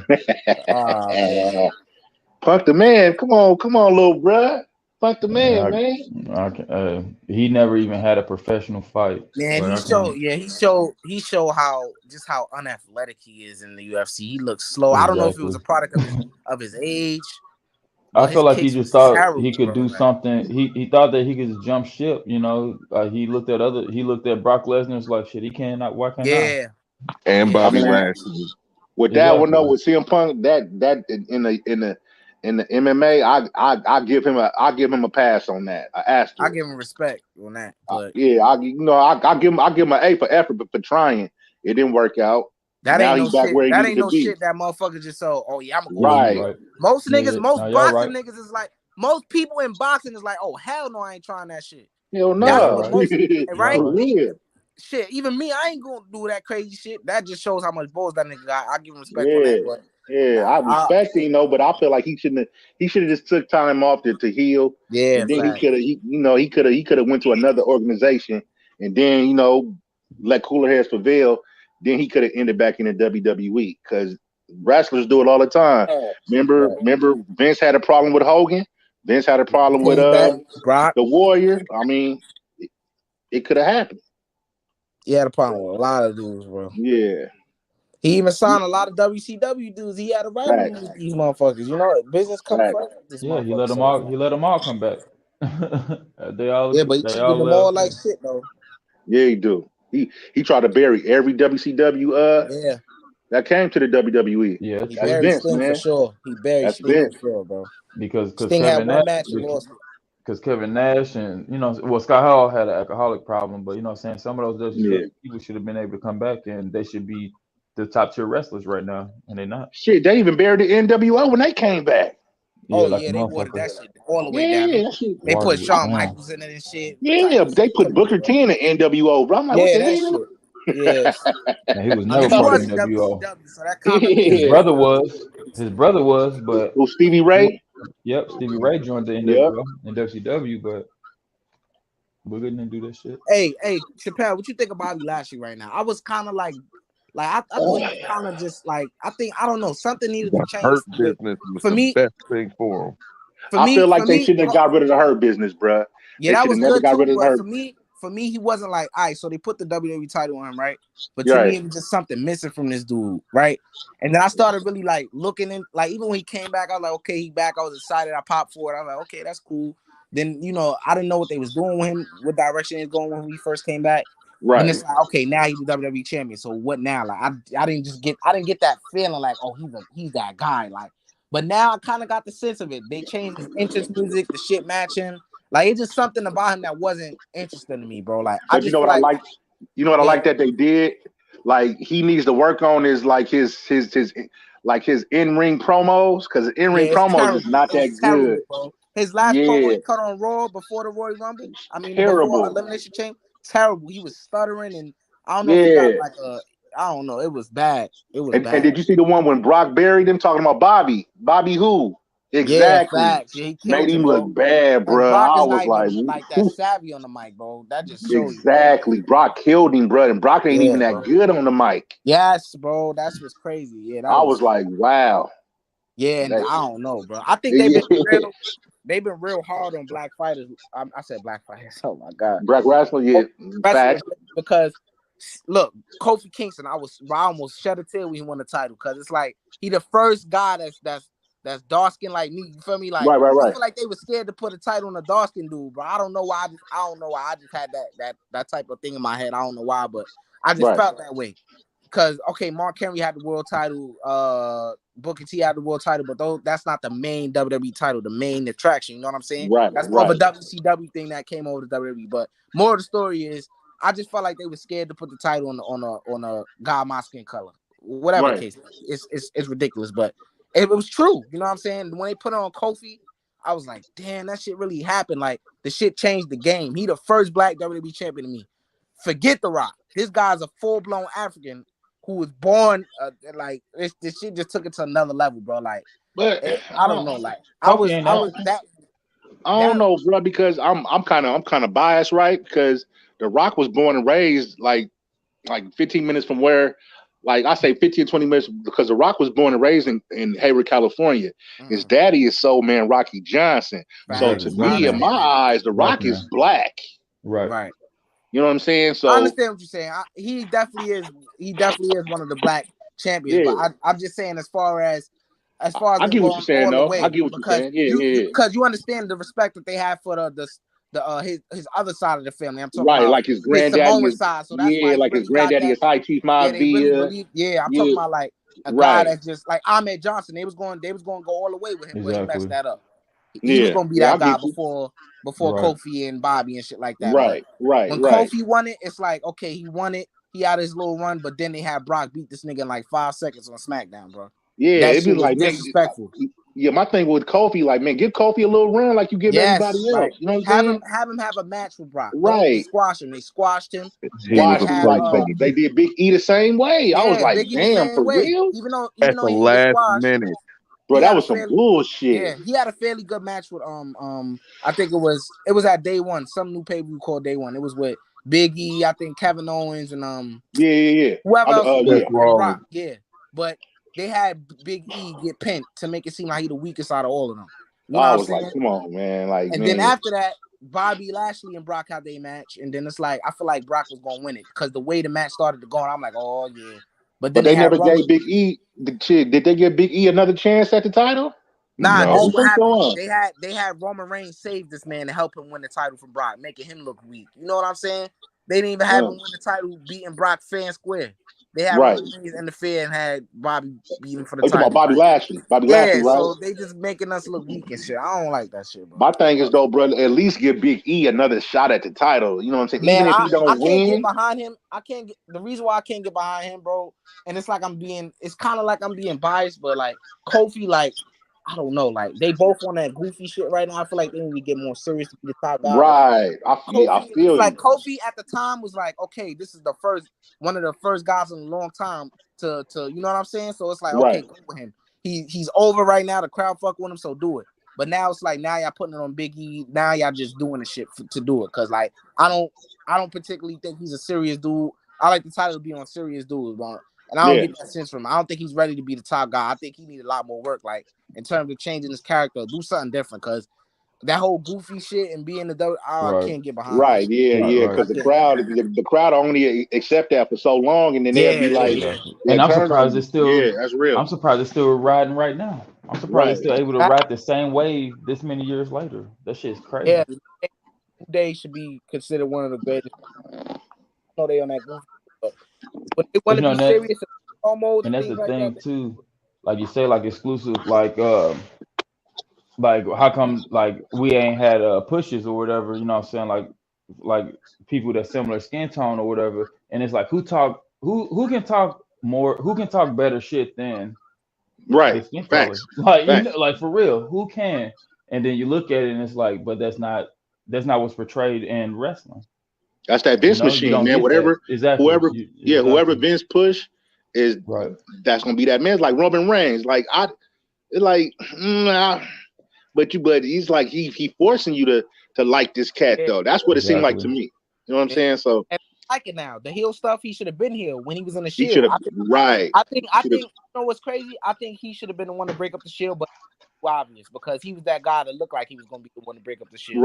Nobody they thought it was gonna be Roman Reigns because he was the one who looked the most robed, like the most like exactly he was serious and the quiet one. They would expect him. And then but it's back to what Vince smart. And it's back to what Vince liked from the 80s and 90s, that size. Exactly. Yeah, he one of the biggest superstars. Yeah, but that's really why CM Punk. That's really why CM Punk and all the like he pushed Sean because Sean Sean just had that it about him. Yeah, that's why he pushed Sean. Yeah, you know, so with a cat like CM Punk, you know, go against everything Sean stand for. Vince didn't want CM Punk to hold no belt. At least not the world title. Like the gold belt, cool, because that was in SmackDown. That was just like a secondary belt. But him being like the world champion, Vince didn't want that. Vince didn't want CM Punk. And what happened when he got it too? You saw took all these other smaller, but you also saw all these other smaller guys get it after him. Right, no Daniel Bryan. Exactly, Daniel Bryan. No disrespect to Kofi Kingston, but if you're talking about 80s, 90s wrestling, what Vince liked and what the champion was and what he looked like, they was all big, man. Right. You know, right. But you know, Kofi cool though. You know what I'm saying? I'm glad that he he ended up reaching the plateau that he has for real. Yeah. Because I thought he was gonna get shitted on and left and forgotten about. Same with Mark Henry too, because dude been busting ass for forever. Nation of Domination, you know. Facts. Like, man. That Kofi push was 10 years overdue. Randy Orton stunted his growth. It really was. Because of one mistake that he made. He went to the backstage politicking like Shawn Michaels be doing. That ruined mad superstars, but y'all gonna see that in my video. I've talked about that, but Yeah, he got into the backstage politic, and then it Who Kofi did? That's what happened. Randy Orton. Randy Orton, for real? I didn't know that. Yep. And that's why it's pushed. Yeah, he was supposed to get pushed to the moon in 2009. Yep. He suspended. Vince suspended his ass, and he supposedly was on a drug, a banned substance that Orton had. Is that right? That's like it was deeper than that. I didn't know that. Wow, I didn't know that. Wait. You said Vince suspended Kofi? No, not Kofi. Orton. Orton had got suspended for substance violation some years ago. Oh, you talking about that's when Randy was all swole up and cutting shit like around that time? Was that time?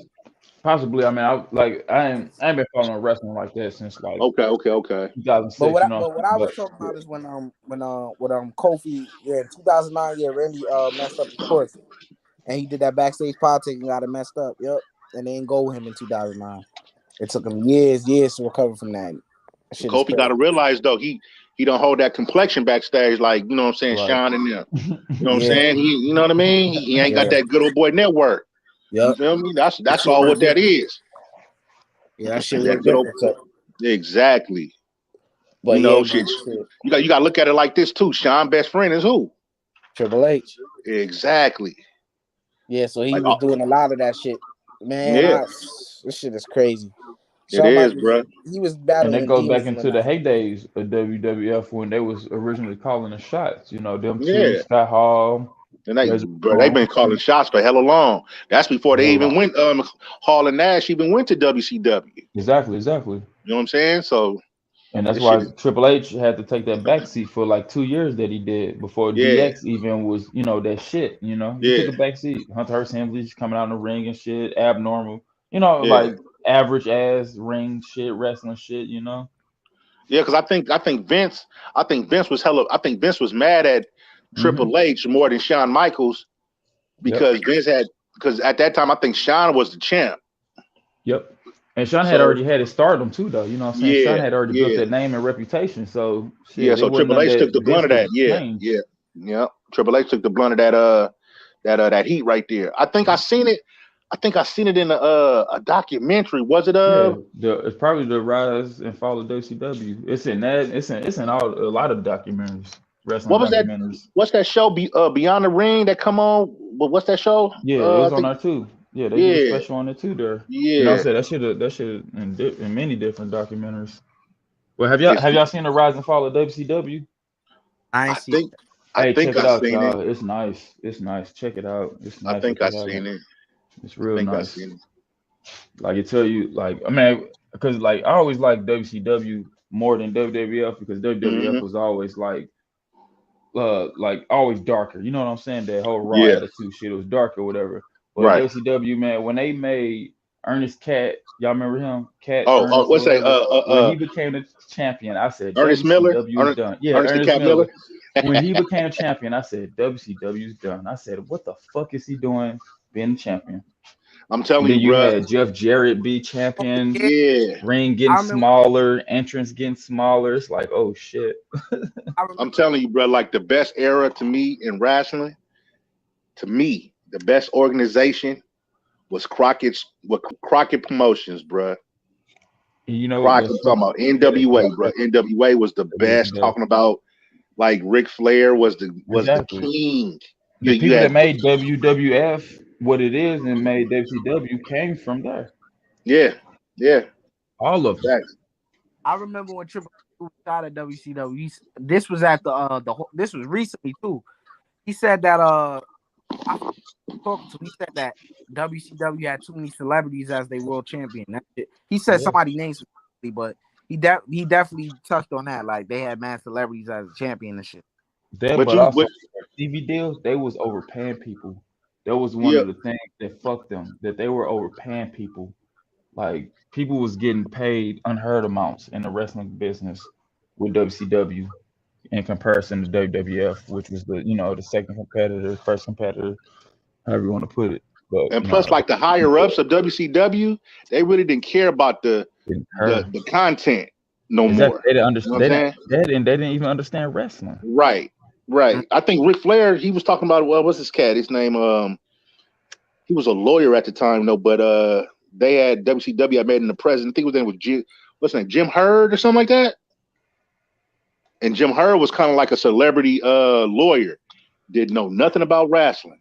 They got complacent at the wrong time because WWE's complacent because they ain't got nobody with their back against the wall. Some niggas play hard when they back against the wall, bro. Exactly. And they really ain't got no fresh talent really that's gonna run with the ball except for the person that they pushing down our throat is like Roman. Yeah, Ben. As I'm seeing, it's nobody that's really be like the next Stone Cold or the next Rock or even the next Triple H. That's why I feel like AEW is the future with this wrestling shit. Like WWE is done. Like that shit it's cartoonish, man. I hate the direct. I stopped watching WWE purposely. Yeah, me too. It's cartoonish to me. I don't see it because the way I think they got a lot of experienced people in the field of running a wrestling company. They got like Jim Ross. They got a lot of good. I think Arn Anderson. Arnett. Got a lot of good minds behind the business, but in terms of like the financial situation and running stuff like that, that's where they may take a fall because Tony Khan is going crazy signing all these people. He's stopping now, but I hope it doesn't be the weakness of them because that's where WWE is their most strongest. You know what I'm saying? Yeah, and that's where WCW went wrong, signing everybody. Saving money. You got a point. Saving money, keeping money, and distributing money. WWE is the best right now. So. You know, that's what they got to get together first. And that's why I think that Cody, that's why I think what went wrong between Tony Khan and Cody with the money aspect, because Tony was signing all this new talent. Yeah. And when Cody came back to the table to negotiate his deal or his new deal, Tony Khan was like, "Hold up, I got this going on over here, and I can't invest in you like I first did though when we first started up the company like that." And that's disrespectful because this man in the ring wrestling, he was recruiting talent, which is important. He was training them at the same time. And Cody was multitasking. Exactly. Yeah. That's disrespectful. Slapping the face. CM Punk the highest pick over there, I heard. CM Punk? I wouldn't doubt it. Yeah. That's garbage, man. That's garbage. Damn, where the fuck did wrestling go wrong if that guy is the number one? What the fuck? I think they look at the revenue that CM Punk would bring in. And I think at the time, Tony was like, yeah, we're going to sign him because CM Punk can bring our brand to a whole nother level. That's what I'm thinking that Tony was thinking at the time. You know what I'm saying? For me too, like wrestling, when it comes to gimmicks, where's the originality? These motherfuckers now are using first and a last name now. They're using a first and a last name now. Like it ain't no costumes. Like I don't know. I haven't given up on wrestling, but it's in a dark place right now. It's different. It's different than what it was when we was growing up. Exactly. You know what I'm saying? Like when we was kids, it's different now. It's like it's not like, you know what I'm saying, we was little kids, we'd be like, damn, we talk to our friends about wrestling, like, you know what I'm saying, like I used to. Like now I could just I don't even watch the shit. I watch the shit on my phone just to see what's going on. And I was like, oh man, this shit is trash. You know what I'm saying? You hear a background story of a wrestler and you believe it. Undertaker, you believe that this nigga came from the unknown. I believe that. You believe this nigga didn't have no mama, no daddy. You believe that, you know what I'm saying? Right. Like Kane, like, you know what I'm saying? That shit when I was little. That's fact. Fact, you know what I'm saying? You know what? You believed it. You know why we believed it? Because the Undertaker was so respectful to that character, and even in public, he remained in character for so many years. Like all those guys were though. Like, man, I don't know. Wrestling is just it's really different now. It's different now, bro. It's hella different. And the shit is sad, bro. I don't know, bro. It's like almost with every sport. Like shit just is not, you know. Not the same, bro. You know what I'm saying? Yeah, but at least the NFL and NBA is still exciting though. Yeah, to a certain extent, bro. It's like I remember like I used to be juiced like to watch football. You know what I'm saying? Like now it's like you know what I mean? Like I don't know, man. Maybe it's basketball too. No, I get what you mean. No, I get you know what I'm saying? Like ever since Jordan left, I'll be like, I'll watch it though, but it's like, you know what I'm saying? You didn't have like your superstars like LeBron and Kobe, and you know what I'm saying. You may get like somebody that you know what I'm saying, shoot off like D Wade or Tracy McGrady, or you don't even got superstars like that now. Right, you turned to all small ball. It's all small ball now. Yeah, small ball. Yeah, shoot outside the arc. Hey, you get you a deal. And I hate it, bruh. Like, I hate it. Like what's it? 8 Nas for Phoenix. He should be the number 1 center beast and shit. Yeah. Big man should be dominating, bro. When they lost in the finals, I was like, "What the fuck? How?" And my thing, like Anthony Davis, men are bigger than Milwaukee. How y'all lose? Yeah, my thing, like, look at Giannis, bro. Giannis is dominating, bro. Anthony Davis should be doing the same shit. Man, that's Giannis, bro. I don't know what happened with Anthony Davis. He plays contender. I've never been impressed by Anthony Davis. I always say this shit. But he always hurt. He always hurt, bro. And I think before his injuries, he wasn't playing particularly well. So I was never really sold on him. I'll give him credit for the bubble he went off, but right. Here's the thing, though. Before then, and even after that, I wasn't sold on, bro. Like he don't play big. He don't play like he should, though. He don't play big, bro. Like Dwight Howard. Somehow he still gets his fucking stats. Look it up. Somehow he still gets his fucking stats, just like Dwight Howard. It's weird. And Giannis impressive to me. The nigga don't got, because he's so impressive to me. He don't really have much moves. It's like he learning on the job. You know what I'm saying? Right, exactly. And he's still able. He's still able to conquer his biggest fears in the finals. They put him at the free throw line. He went down and knocked down how many free throws, and that's his biggest weakness in his game. Stuff like that is what impressed me. He goes and scores 50 against a team that was favored to win in the finals. He goes and scores 50 against them. Shit like that is what impresses me. You know what I'm saying? You feel me? For real. Even though he's not skilled like that, you know, and people discredit him and shit like that, he's not afraid to go at you. You know what I'm saying? Miami, the year prior, they bounced him out in the second, third round. He came back and 4-1 them, like shit like that. You know what I'm saying? Facts. For real. Like Giannis is like the last of the big men, though, if you really look at it. Right, you're right. You know what I'm saying? Nah. And B, he kind of mixed with the new school big man and the old school big man. But I'm talking about as in like a big like the I'm talking about the quintessential big man, like, go to the hole before you go to like even thinking about shooting a three. Because the big man back a couple years ago, they wasn't even thinking about shooting no 3-pointer. They were seeing that paint. But in terms of the traditional, like, in terms of the traditional way a big has a bag, like, I think Joel Embiid has the best bag as a big man. Like, he could go you're right. He could get physical just like Giannis, but he has the skill on top of that. But that boy got that three though, bro. He got that three too. Yeah. He be tripping me out every time he shoot that three, bro. He be tripping me out though, because that's like, you know what I'm saying? I wouldn't compare him to Hakeem, but he trained a lot with Hakeem, so he got a lot of his. He got that footwork like a right. So it's like that, but then it's like, I don't want to say he's Hakeem with the jump shot, but it's like you could say he a poor man's Hakeem, which is not bad at all. With a not at all. With a 3-point shot. That's why I see. Who y'all got coming off the East? I don't know right now, bro. I don't want to say Philly. I don't fuck with them niggas, but I don't want to say Philly. I don't fuck with them, bro. After James Harden, what he did to BK, bro. So who's y'all favorite though? So who y'all favorite team that y'all want to come out? I mean, I'm from the Bay, man. I got that Golden State, man. Man. Golden State, they them dudes. I predicted they was gonna be like this. Because I seen last year what Steph did, and I'm like, Clay come back, shit looking scary. Then that boy Jordan Poole started to pick it up. And that boy Wiggins too, bro. And we got Gary Payton's son too. I didn't even know Gary Payton's son was on the squad. That boy nice. Yeah, he raw. He was in dunk contest, wasn't it? No, that was Juan Toscano. Miami. I think Miami gonna shock motherfuckers in the East. You think so? Because they got Lowry, a secret weapon. They got a secret weapon, Lowry ass. And Lowry be quiet until it matters. What about Chicago? They struggle. They big man incomparable to fucking Bam with Miami.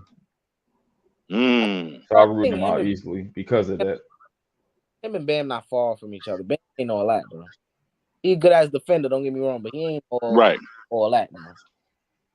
I feel like they'd be able to get the job done. I mean, man, they got 20 games left in the season, man. You know what I'm talking about? Yeah, man. Hey, they don't call Jimmy Buckets for nothing. Hey, Jimmy, you better step up then. You feel me?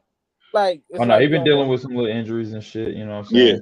Yeah. But also, you know what I'm saying. Besides Lowry, that boy Tyler Hero, he nice. Oh, Tyler, no, that boy, something serious. He like the John Stockton. Man, you know I feel like he just got more to improve. I feel. Yeah, when he hasn't hit that plateau yet. You know. Yeah, that's what I was about to say. When he get on, or when he get, you know what I'm saying, it going, like he get it going. I ain't like what I seen from him last year in the playoffs, though. Hope he ain't doing that. Man, that shit was disappointing. But yeah, it's like this year, like, you know, we don't know. I really don't know who's gonna win the finals. That shit is like a coin flip at this. I really don't know. Like, and that's a lovely thing too, though, because you know, especially growing up, it wasn't like that for us. It hasn't. This is what I told my brother. I said I feel like right now, sports is the most competitive. Like the mainstream sports is the most competitive it's been in a very long time. Like everything, it's not predictable. Yeah, exactly. It's not predictable. Like when the Warriors, you know what I'm saying?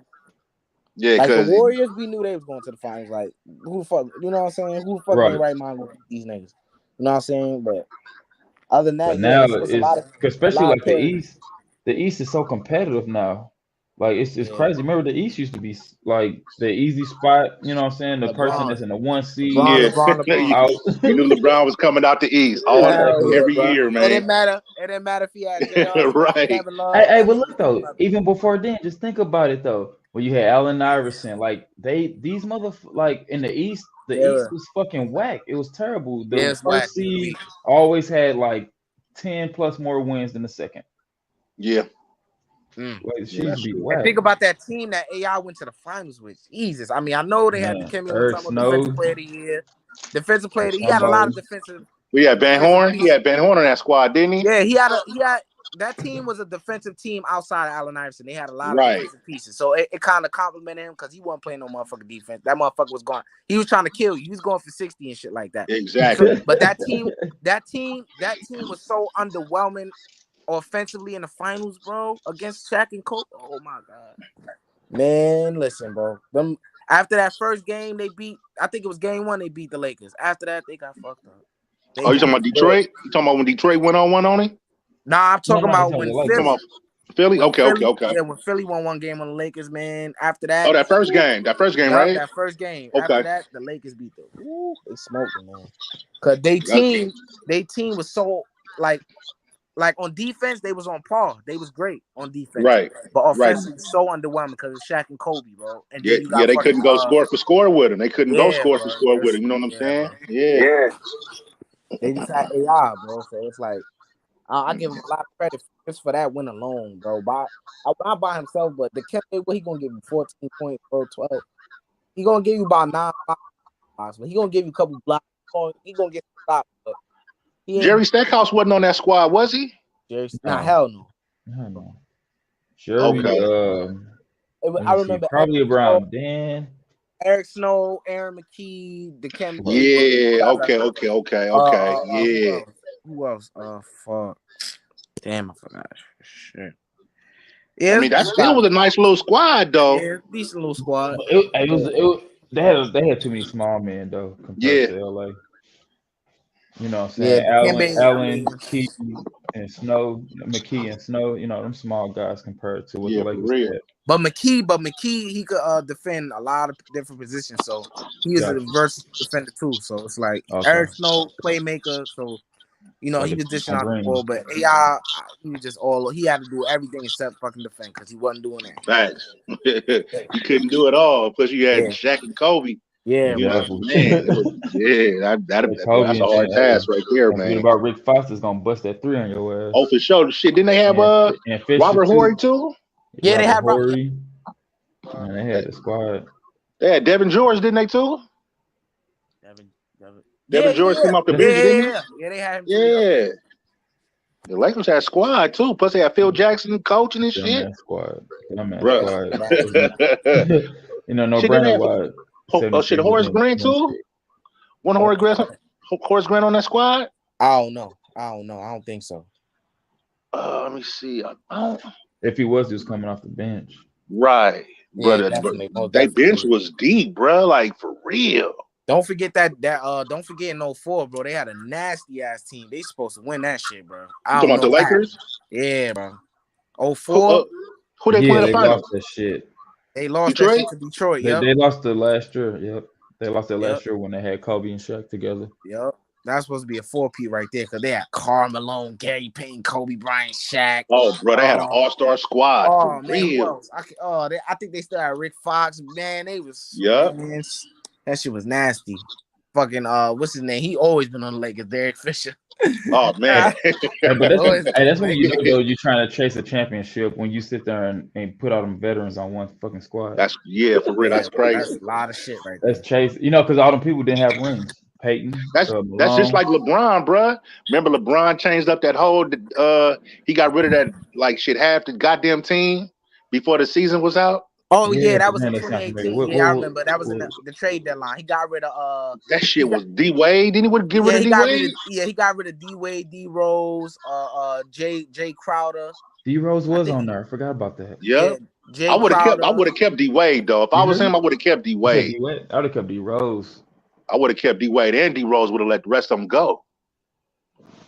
I mean, but at the time, D Rose, he wasn't like coming back into the zone yet. You know what I'm saying? He was still hurt. He was still hurt, right? Yeah, he was still recovering from injury and shit like that. Yeah, so he wasn't. He didn't become the 6-man caliber type player yet. But I'm saying though, like let's build onto it for the next year. Like fuck this year. You know what I'm saying? Like let's build for next year. That nigga LeBron just unsteady put ass.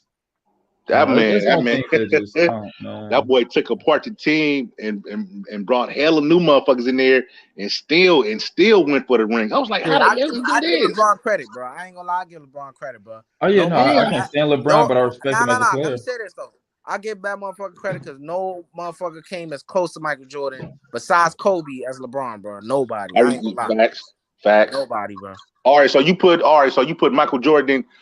It's kind of biased. All right, Michael Jordan won, right? Yeah. See, me when it come to Kobe and LeBron, I be like torn, bro. I be like, because it'd be like some of the shit LeBron still doing. Okay, I'll put the nigga at 2. Then I'll be thinking about what Kobe did. I'll be like, nah, Kobe 2, LeBron 3. So for me, I be like, for me, like it's hard. Like it's hard, but like it's hard at the same time because it's a lot of shit with Kobe that I'm ignoring sometimes. I gotta hit myself for that because it's a lot of shit that he did that I'm not like looking into and giving him credit, right?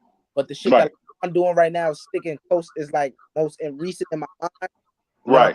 After he came back from 3-1, it's like okay, now he's over Kobe because like that he already had 2 rings and then that 3rd ring is like okay. Then he went and won a championship for LA, but even before the LA shit, after that 3-1 shit, I'm like I gotta play something above Kobe, and that's the year that Jordan signed off on the Last Dance document. He's like, I gotta let my because now niggas and came back 3-1, right? So I'm like, like that, and then the nigga still accomplished at this age, man. Exactly. I had to put him above Cole, bro. I'm RIP, but I had to put him above Cole. And even that in the top 10, motherfuckers is putting Kobe at like 9 and 10. So that's another thing you gotta put into perspective, like because the bro, that's blasphemy though. Kobe 9 or 10. But look at this though. It's the shit. It's the shit that like. All right, so niggas looking at All right, so this is what this is the list that's most popular to me. This is the list I hear amongst a lot of people. They got Jordan, then they got LeBron, then they got Kareem, then they got Magic, then they got fuck who they are. James Worthy or something like that. Nah, hell no. Fucking, they would put Bill Russell or some shit. You know what I'm saying? Over Kobe? That's crazy, bro. Who else? Fuck. Probably not Bill. Probably Oscar Robertson, some shit like that. Then Bill Russell, and I mean, besides Bill Russell, these are no names to scoff at. And Bill Russell was a great defensive player, but it's a lot of shit. It's a lot of shit he was underwhelming, and you get what I'm saying? Right. Kobe showed us that he could ultimately lead a team. You know, those last 2 championships that he won. Right. Could Magic have done it without Kareem, and could Kareem have done it without Magic? That's a good ass. That's a good ass question. Kobe won them championships. You can still argue that Boston was a stupid. He was damn near without. Paul Gasol was average at best. He wasn't that good. Exactly. Because he went to Chicago and was shit. Yeah, but he did have Ron though. He had Ron out there grabbing them rebounds against Boston. Yeah, but hey, Ryan too, he muscle for his ass though. You know what I'm saying? That's what they was missing too. When they signed Ryan Artest, I said, oh, they got this. I said they got this. That's what I said too, bro. That was his fucking Charles Oakley. Right. Yeah, he need that muscle. Right. Ryan came in there was roughhousing. I was like, when he came, I'm telling you, when they got signed, like you said, Chappelle, I was excited. I said, oh, they got this. Got Ryan Artest. That's all they needed was that muscle. That's all they needed was that muscle. Right. But ultimately I got it that way. I got it LeBron. I mean Michael Jordan, LeBron. I got it that way. Yeah. I mean, I say Jordan, you can't take the top spot from MJ though. Right. Yeah, he already solidified, but it's like LeBron, Kobe though. It's like you can't shit. I'll be switching them all the time though. But fourth one to me, you got to put my boy D Wade up there, man. D Wade did his thing, though, bro. I don't know about that. I mean, he said he don't know about that. D what? Yeah, I'm just saying. I mean, I understand it, but like, I gotta put, even though, what can I say? I gotta put respect on Kareem, bro. Oh, for sure. That's why that number 4 on is kind of difficult. You know what I'm saying? Even if you want to put, even if you want to put, okay, LeBron, LeBron. No, I mean Michael Jordan, LeBron, Kobe. Okay, cool. After that has to come Kareem. I don't give a fuck what list. Yeah, it gotta come Kareem. Like that four on, you can put anybody in there, and you can be like, you know what I'm saying? You can be like, see and give your opinion or your points and shit. Right. But them top 3, especially that number 1, you know that number 1 can't nobody touch that number 1. Right. But that 2 and that 3, it's gonna be like But what about the guys that broke his ankles? All right, got you. Who that? No, go ahead. All right, he says the reason why I feel like Kareem is not considered the GOAT over Michael Jordan is not just because of the skill factor. We know that goes to Mike. And we know Kareem had the sky hooking or whatever, but I'm not getting at that. What I'm getting at is he had 6 championships, but he didn't have the 6 finals MVPs to go along with it. That's why Kareem got 6? He got 6 chips? Yep, he got 6 chips. But he don't got about that. Okay. He have the 6 finals MVPs to go along with it. That's crucial. That's why I mean Steph shit, because he got 3 championships and no finals. Right. That's true. Say that though, but what about the doctor where MJ, the whole floating just came from? I mean, if he didn't see that guy do it, if he didn't see the doctor do it, he would have never known that it's possible. So that's true. He got a lot of from the CBA to the NBA. Right. And he got a lot of his shit from Dr. J, the free throw line dunk, the cradle dunk. Nobody does none of these. I never seen none of these dudes do a cradle dunk. That's what been killing me. None of these dudes in the NBA today. LeBron, I ain't never seen nobody do a cradle dunk. It's like these dudes are not as athletic as the dudes of the past. Right. That's true. It's not. But I be hearing Steven, they say, oh, these dudes are way more athletic than the guys back in the day. Are you crazy? You see the dunk contest? Have you seen the dunk contest, bro? Dunk contest was trash this year, bro. The only 2 dudes that can hold Vince Carter, Julius Erving, and Michael Jordan jockstrap in the dunk contest and Dominique Wilkins. It's probably Zach LaVine and Aaron Gordon. And Aaron Gordon got robbed twice in those dunk contests, if you want to talk about that. 3 times. He got robbed 3 times. The 2 was Zach LaVine and the one he did with them other dudes. That was recent. Facts. It's crazy. It's blasphemy. You know what player gonna go down to argue as a great? This man has broke his ankles to where he can out-juke your ass. Curry, man. I mean, this man broke his ankles so many fucking times to where his shit is indestructible. Yeah. Pay attention to the beginning of his career. That man broke his ankles. He used to be out all the time for Golden State. I remember that. Man. That's when Golden State still had Monte. Look at what he can do now with his ankles. Look at what he can do now with his ankles. I love Curry. I'm glad that you gave him that credit. I love Curry. He's one of the 20 greatest players of all time. Yeah. Matter of fact, fuck that. 20. The 15 greatest players of all time. Okay. Right. In a way though, bro, I kind of felt like Curry kind of fucked up the game. But you know what I'm saying? But I ain't even mad at him. Nasty though, because he's nasty. He brought that small ball to it. Like without Golden State, you know what I'm saying, where you got your center and then everybody else is 6, 8 at the But max, I ain't even I ain't even mad at him though, bro. It sped the game up too. Made the game faster. It did. And that boy it's the Andrew Bogut offense, got him a lot more a offense. ring, and he shouldn't have. Mm-hmm. But Steph, I don't know. I don't want to say he underperformed in the finals, but he definitely like this. This is my theory. You're supposed to perform better in the postseason, Right? Yeah, than in the regular season, and I don't think I don't think he does that. Well, bro, I you're not can't the say that. first one I ever heard say that though. I don't think he does You that. said Seth. Wait. You said Seth. Let me rephrase that. I don't think he what can I say? He didn't do that when he needed to. You know what I'm saying? Like Right. the even when he had his good playoff series, it wasn't great. Like how LeBron, see him in the regular season, that nigga turned into like a neck. He turned it up a level in the Right. postseason. I haven't seen Steph do that particularly yet. Like when he had his 2 good final series, I think like I didn't really look at his stats from the playoffs overall. He had Right. a good final series with when KD first came, and then the year after that. And then the year after that, when KD had got injured or whatever, Yeah. he was going to win Finals Thompson. MVP that year. And Thompson got hurt the next game. Right. And Golden State could have still won that if Clay wouldn't have got hurt, in my opinion. That's No. For Those real. because that's when they fell 1 or 3, right? Was that Toronto? That was wait, huh? Was that Toronto or that was Toronto? No, that was Toronto when Clay got the Cavaliers. No. Clay got injured. They last run though. Their last run was against Toronto, right? Yeah, Toronto. Was? Yep. Oh damn. Yeah. That was one when the West Finals. That was when KD blew his Achilles. Steph was hurt, and then Clay was driving to the basket. He came down and he messed up he blew his Achilles. Yeah, a lot of shit was going on. Curry's fingers was Curry. I think that was a curse. And they left him in the Nobody game can tell too, me though. shit. Before they had to have had a curse, bro. They had to have made a deal with the devil for them 3 championships. Because what the fuck, Curry get KD, bro. Curry finger. I think it's his ring finger and his fucking middle finger was fucked up. Didn't he separate his shoulder or something like that? Some bullshit. He had a bunch of injuries going on. Yeah, something like that. And Clay was dealing with injuries before he fucked up his Yep.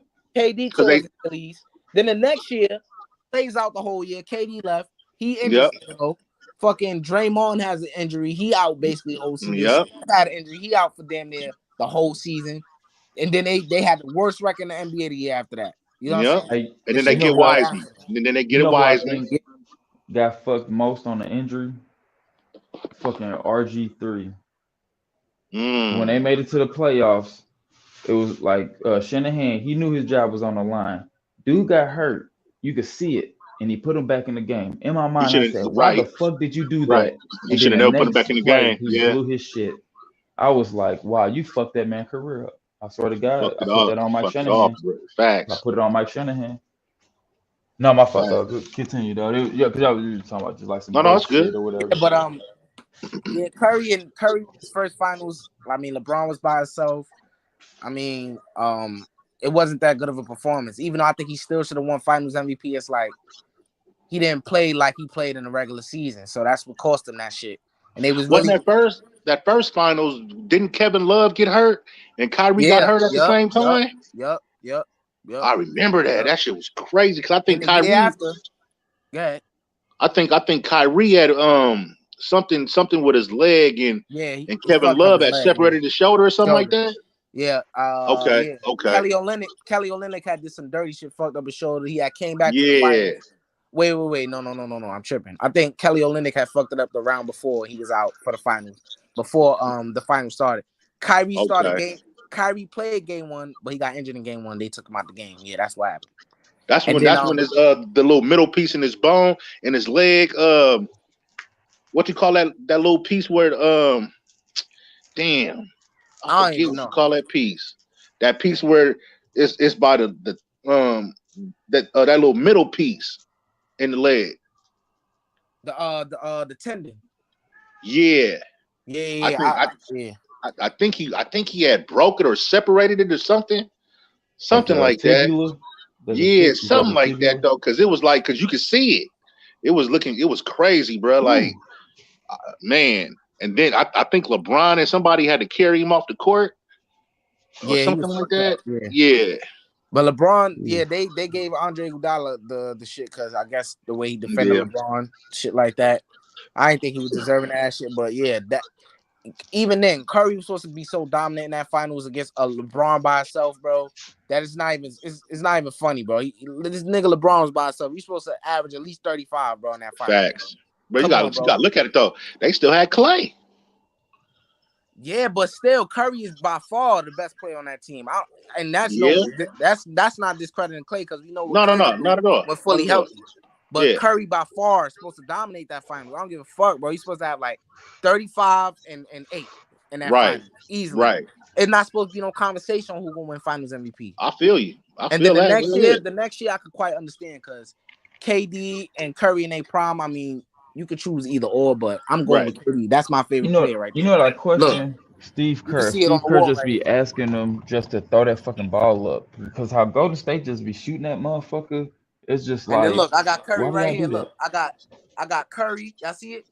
Yeah. Curry right there. Hard. I got McGrady right there. You know what I'm saying? MJ and Kobe right there. You know what I'm saying? I ain't playing, man. Those my guys right there. Yeah. So it's like, I respect for all these players. You know what I'm saying? I like that role. And I'm gonna be real with my players. I ain't gonna post shit and be like, right. Nah, nigga, you play bad. And KD we did going to Golden State. That was some bitch ass shit, bro. But at the end of the day, I'm not gonna play like most of you. Oh, you went to go down for him. Not still support, bro, but I ain't fuck with that shit. You know what I'm saying? I fuck with going to Golden State after that was some whole shit to me. But at the end of the day, me too, bro. Yeah, he left though. I mean, not that he just joined, but he left. That what fucked me up even more. It's like, oh, you think you can do this by yourself, nigga? You went to the team that beat you, bro. That's not alpha shit, bro. That's why. Right. But then he left though, thinking he could do it by himself. Right. So that shit, I couldn't fuck with that. But he won his 2 chips. I mean, however people want to look at it, what y'all think about those 2 chips? You think they matter? Which y'all rate them, man? What you talking about with KD and his history?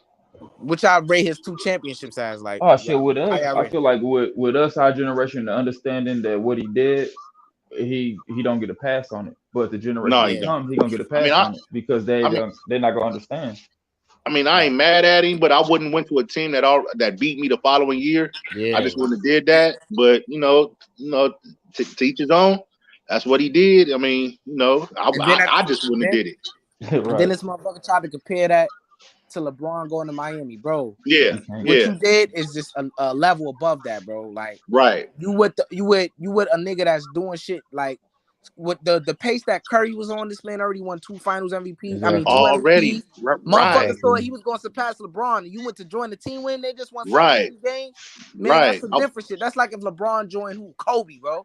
That's that type of level. You know what I'm saying? So it's like, that's a different type of. And then you got Clay. He could go get you 60 on any night. Facts. He could go blind and just start. Draymond. Draymond, one of the most versatile little defenders, and you know what I'm saying? He a little man as a little big man, bro. Exactly, but he played bigger. Defenders. Right, exactly. He played bigger than what he is, though. That be tripping me out about Draymond. Check this out. That same year, KD went to Golden State. Draymond won Defensive Player of the Year. That didn't make shit better. Facts. Hey, what so it's trades like you got y'all, that whole stack shit. You know what I'm saying? That shit crazy. What trades did y'all want to see before the deadline? One of my biggest trades I wanted to see Miles Turner go to Golden State. That's what I wanted to see. Miles Turner need to get the fuck out of Indiana. Yeah. Golden State already got a nice little setup. Nah, but I think they missing something. I feel like they missing something. I don't think it's enough. They missing. They need another big man. They said Wiseman about to come back though.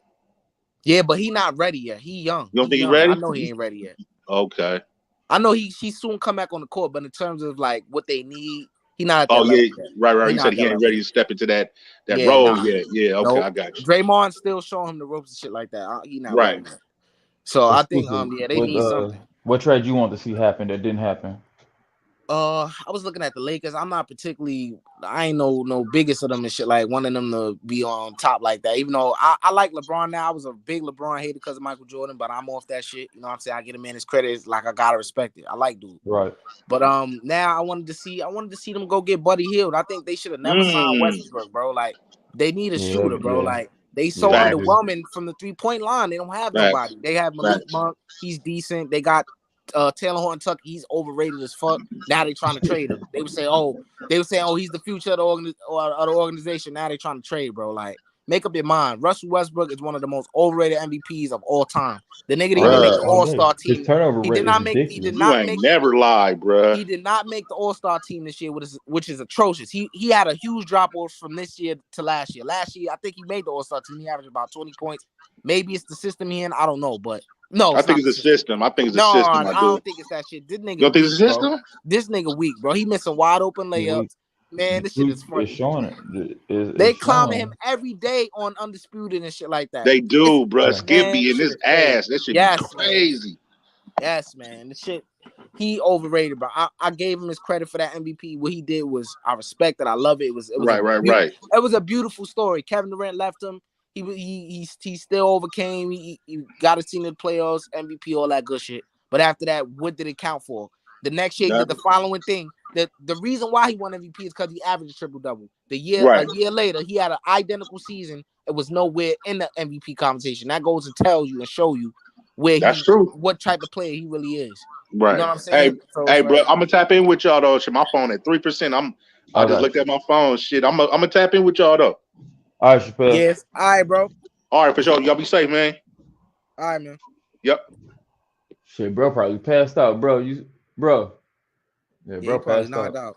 I already know it. Yeah. Shit, I was on this motherfucker. Wait, y'all related? That's your my brother. Yeah, that's my brother. Okay, yeah. I was wondering because I kind of look like, oh shit, I look like him. I ain't know that. Yeah, no, that's my brother. That's dope. Yeah, I hope you get into boxing, though, man. It's a good ass sport to get into. Yeah, no, I just been I like as a kid or whatever, the Tyson, Holyfields, David Tua, shit like that. You know, I got a small understanding of boxing. You know, that's why I just listening to y'all to get a better understanding. You know what I'm saying? I like it because you like sports. You're a fan of one sport, you're a fan of them all. Right. I'm trying to get into football, but I'm lying. I ain't trying to get into it. I think I should. I really want to see what's to that. I ain't, you know what I'm saying? People who watch NFL, I'm like, I don't watch that shit. But I want to see what's interesting about it. You know what I'm saying? Why people, that's just how I got into basketball. I wasn't into that shit like that. I'm like, what's so good about this shit? One day I'm like, I sat down and watched this. I'm like, okay. But then I didn't get onto it immediately after that. You know, I got onto it like, you know what I'm saying? It took me a while. I watched another game. I'm okay. This shit cool. I think I watched the finals. That was Golden State first run in the finals. That's why I started watching that shit. Okay. Yeah, it's like with football. Like I watched football as a kid or whatever, but like now, when I see them gruesome hits, man, my stomach can't take that shit no more, man. Somebody get hit and they just lay out on the field unconsciously. My stomach can't deal with that shit. So football weird to me now. Yeah, I don't know how they do that because that hard helmet, like, I know it's protecting your skull, but that's still impact within the fucking helmet. So that shit, that's a hard ass helmet. I mean, I don't get the logic of protecting they players, but that's just how the sport is. I think that sport rougher than boxing, bro. I don't know. I think they go hand in hand. Oh yeah, no, all day shit. That and shit. A lot of sport that people forget about is hockey. Those collisions, man. You on skates. Them collisions, that compact, that impact. You know what I'm saying? It's just like football, if not worse, if not harder, because you're going faster on them skates. You gliding. Right. That shit is gruesome as fuck. I ain't gonna lie.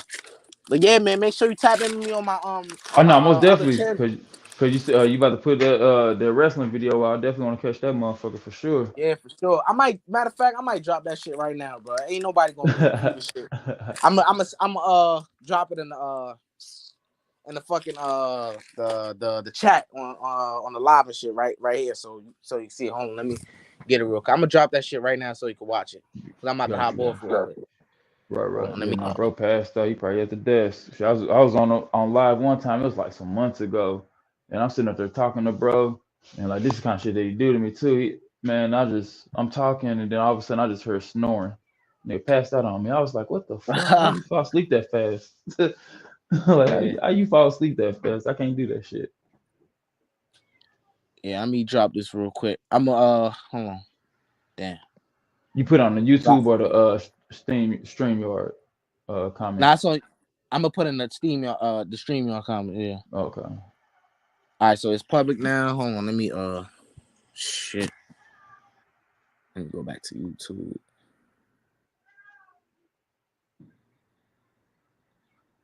It's my first video too, so this shit should be good. Gotcha. Not you, I'm talking about the damn cat. This motherfucker just meowing. I don't know if you can hear him. No, it's good. It's good. Can you hear it on the background? Yeah, that motherfucker going crazy right now. Yeah, I got a cat too. That motherfucker bad as hell. Oh, my damn roommate cat. This nigga. Oh, you. Hey, bro, wake your ass up.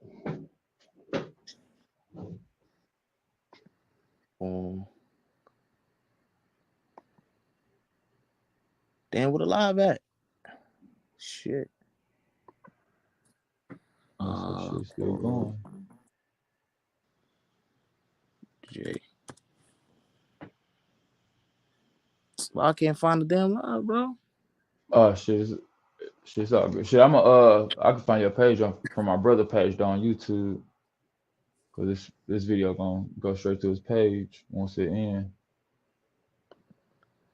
Hold on, let me see something. Hold on. Get your ass down. Get down. Shit, that shit. Which Slick 50. I found it. I'm gonna drop it at yeah, you should see it.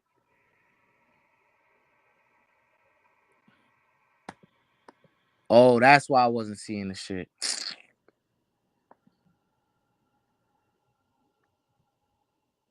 All right, boom, right here.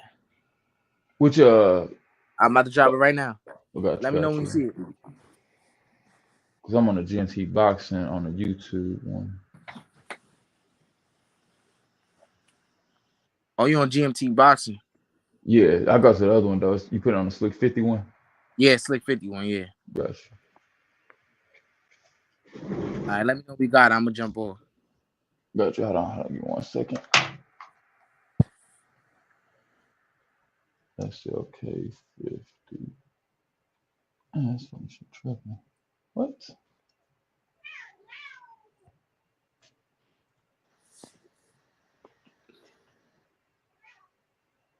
Live chat. Damn, what is damn? No, I only said let's see you on the SLK 50 TV. He probably got his he probably got his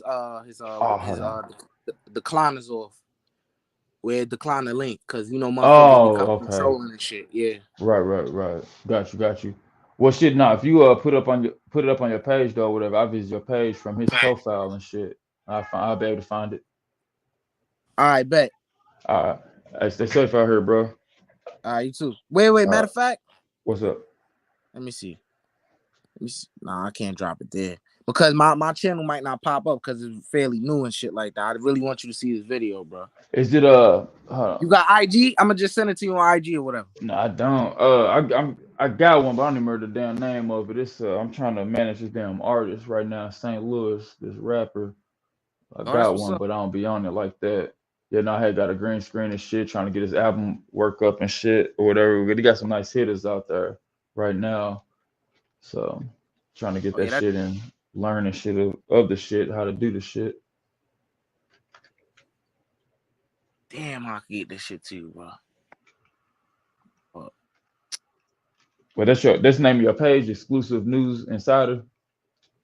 YouTube.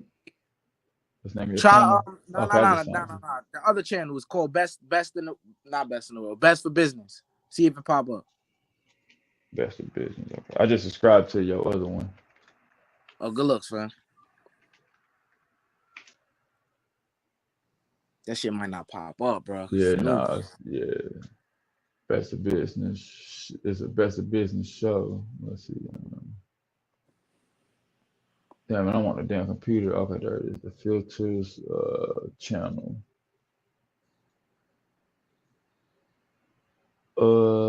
What's the picture of? It's say BFB. You said BFB?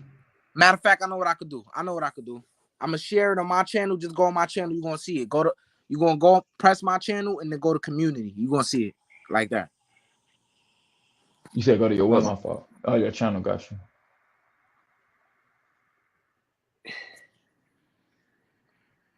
I'm gonna fall back off. I'm gonna fall off and I'm gonna fall back on. I'm gonna come back on. You can add me back. I'm gonna let you know what's up. All right, bet.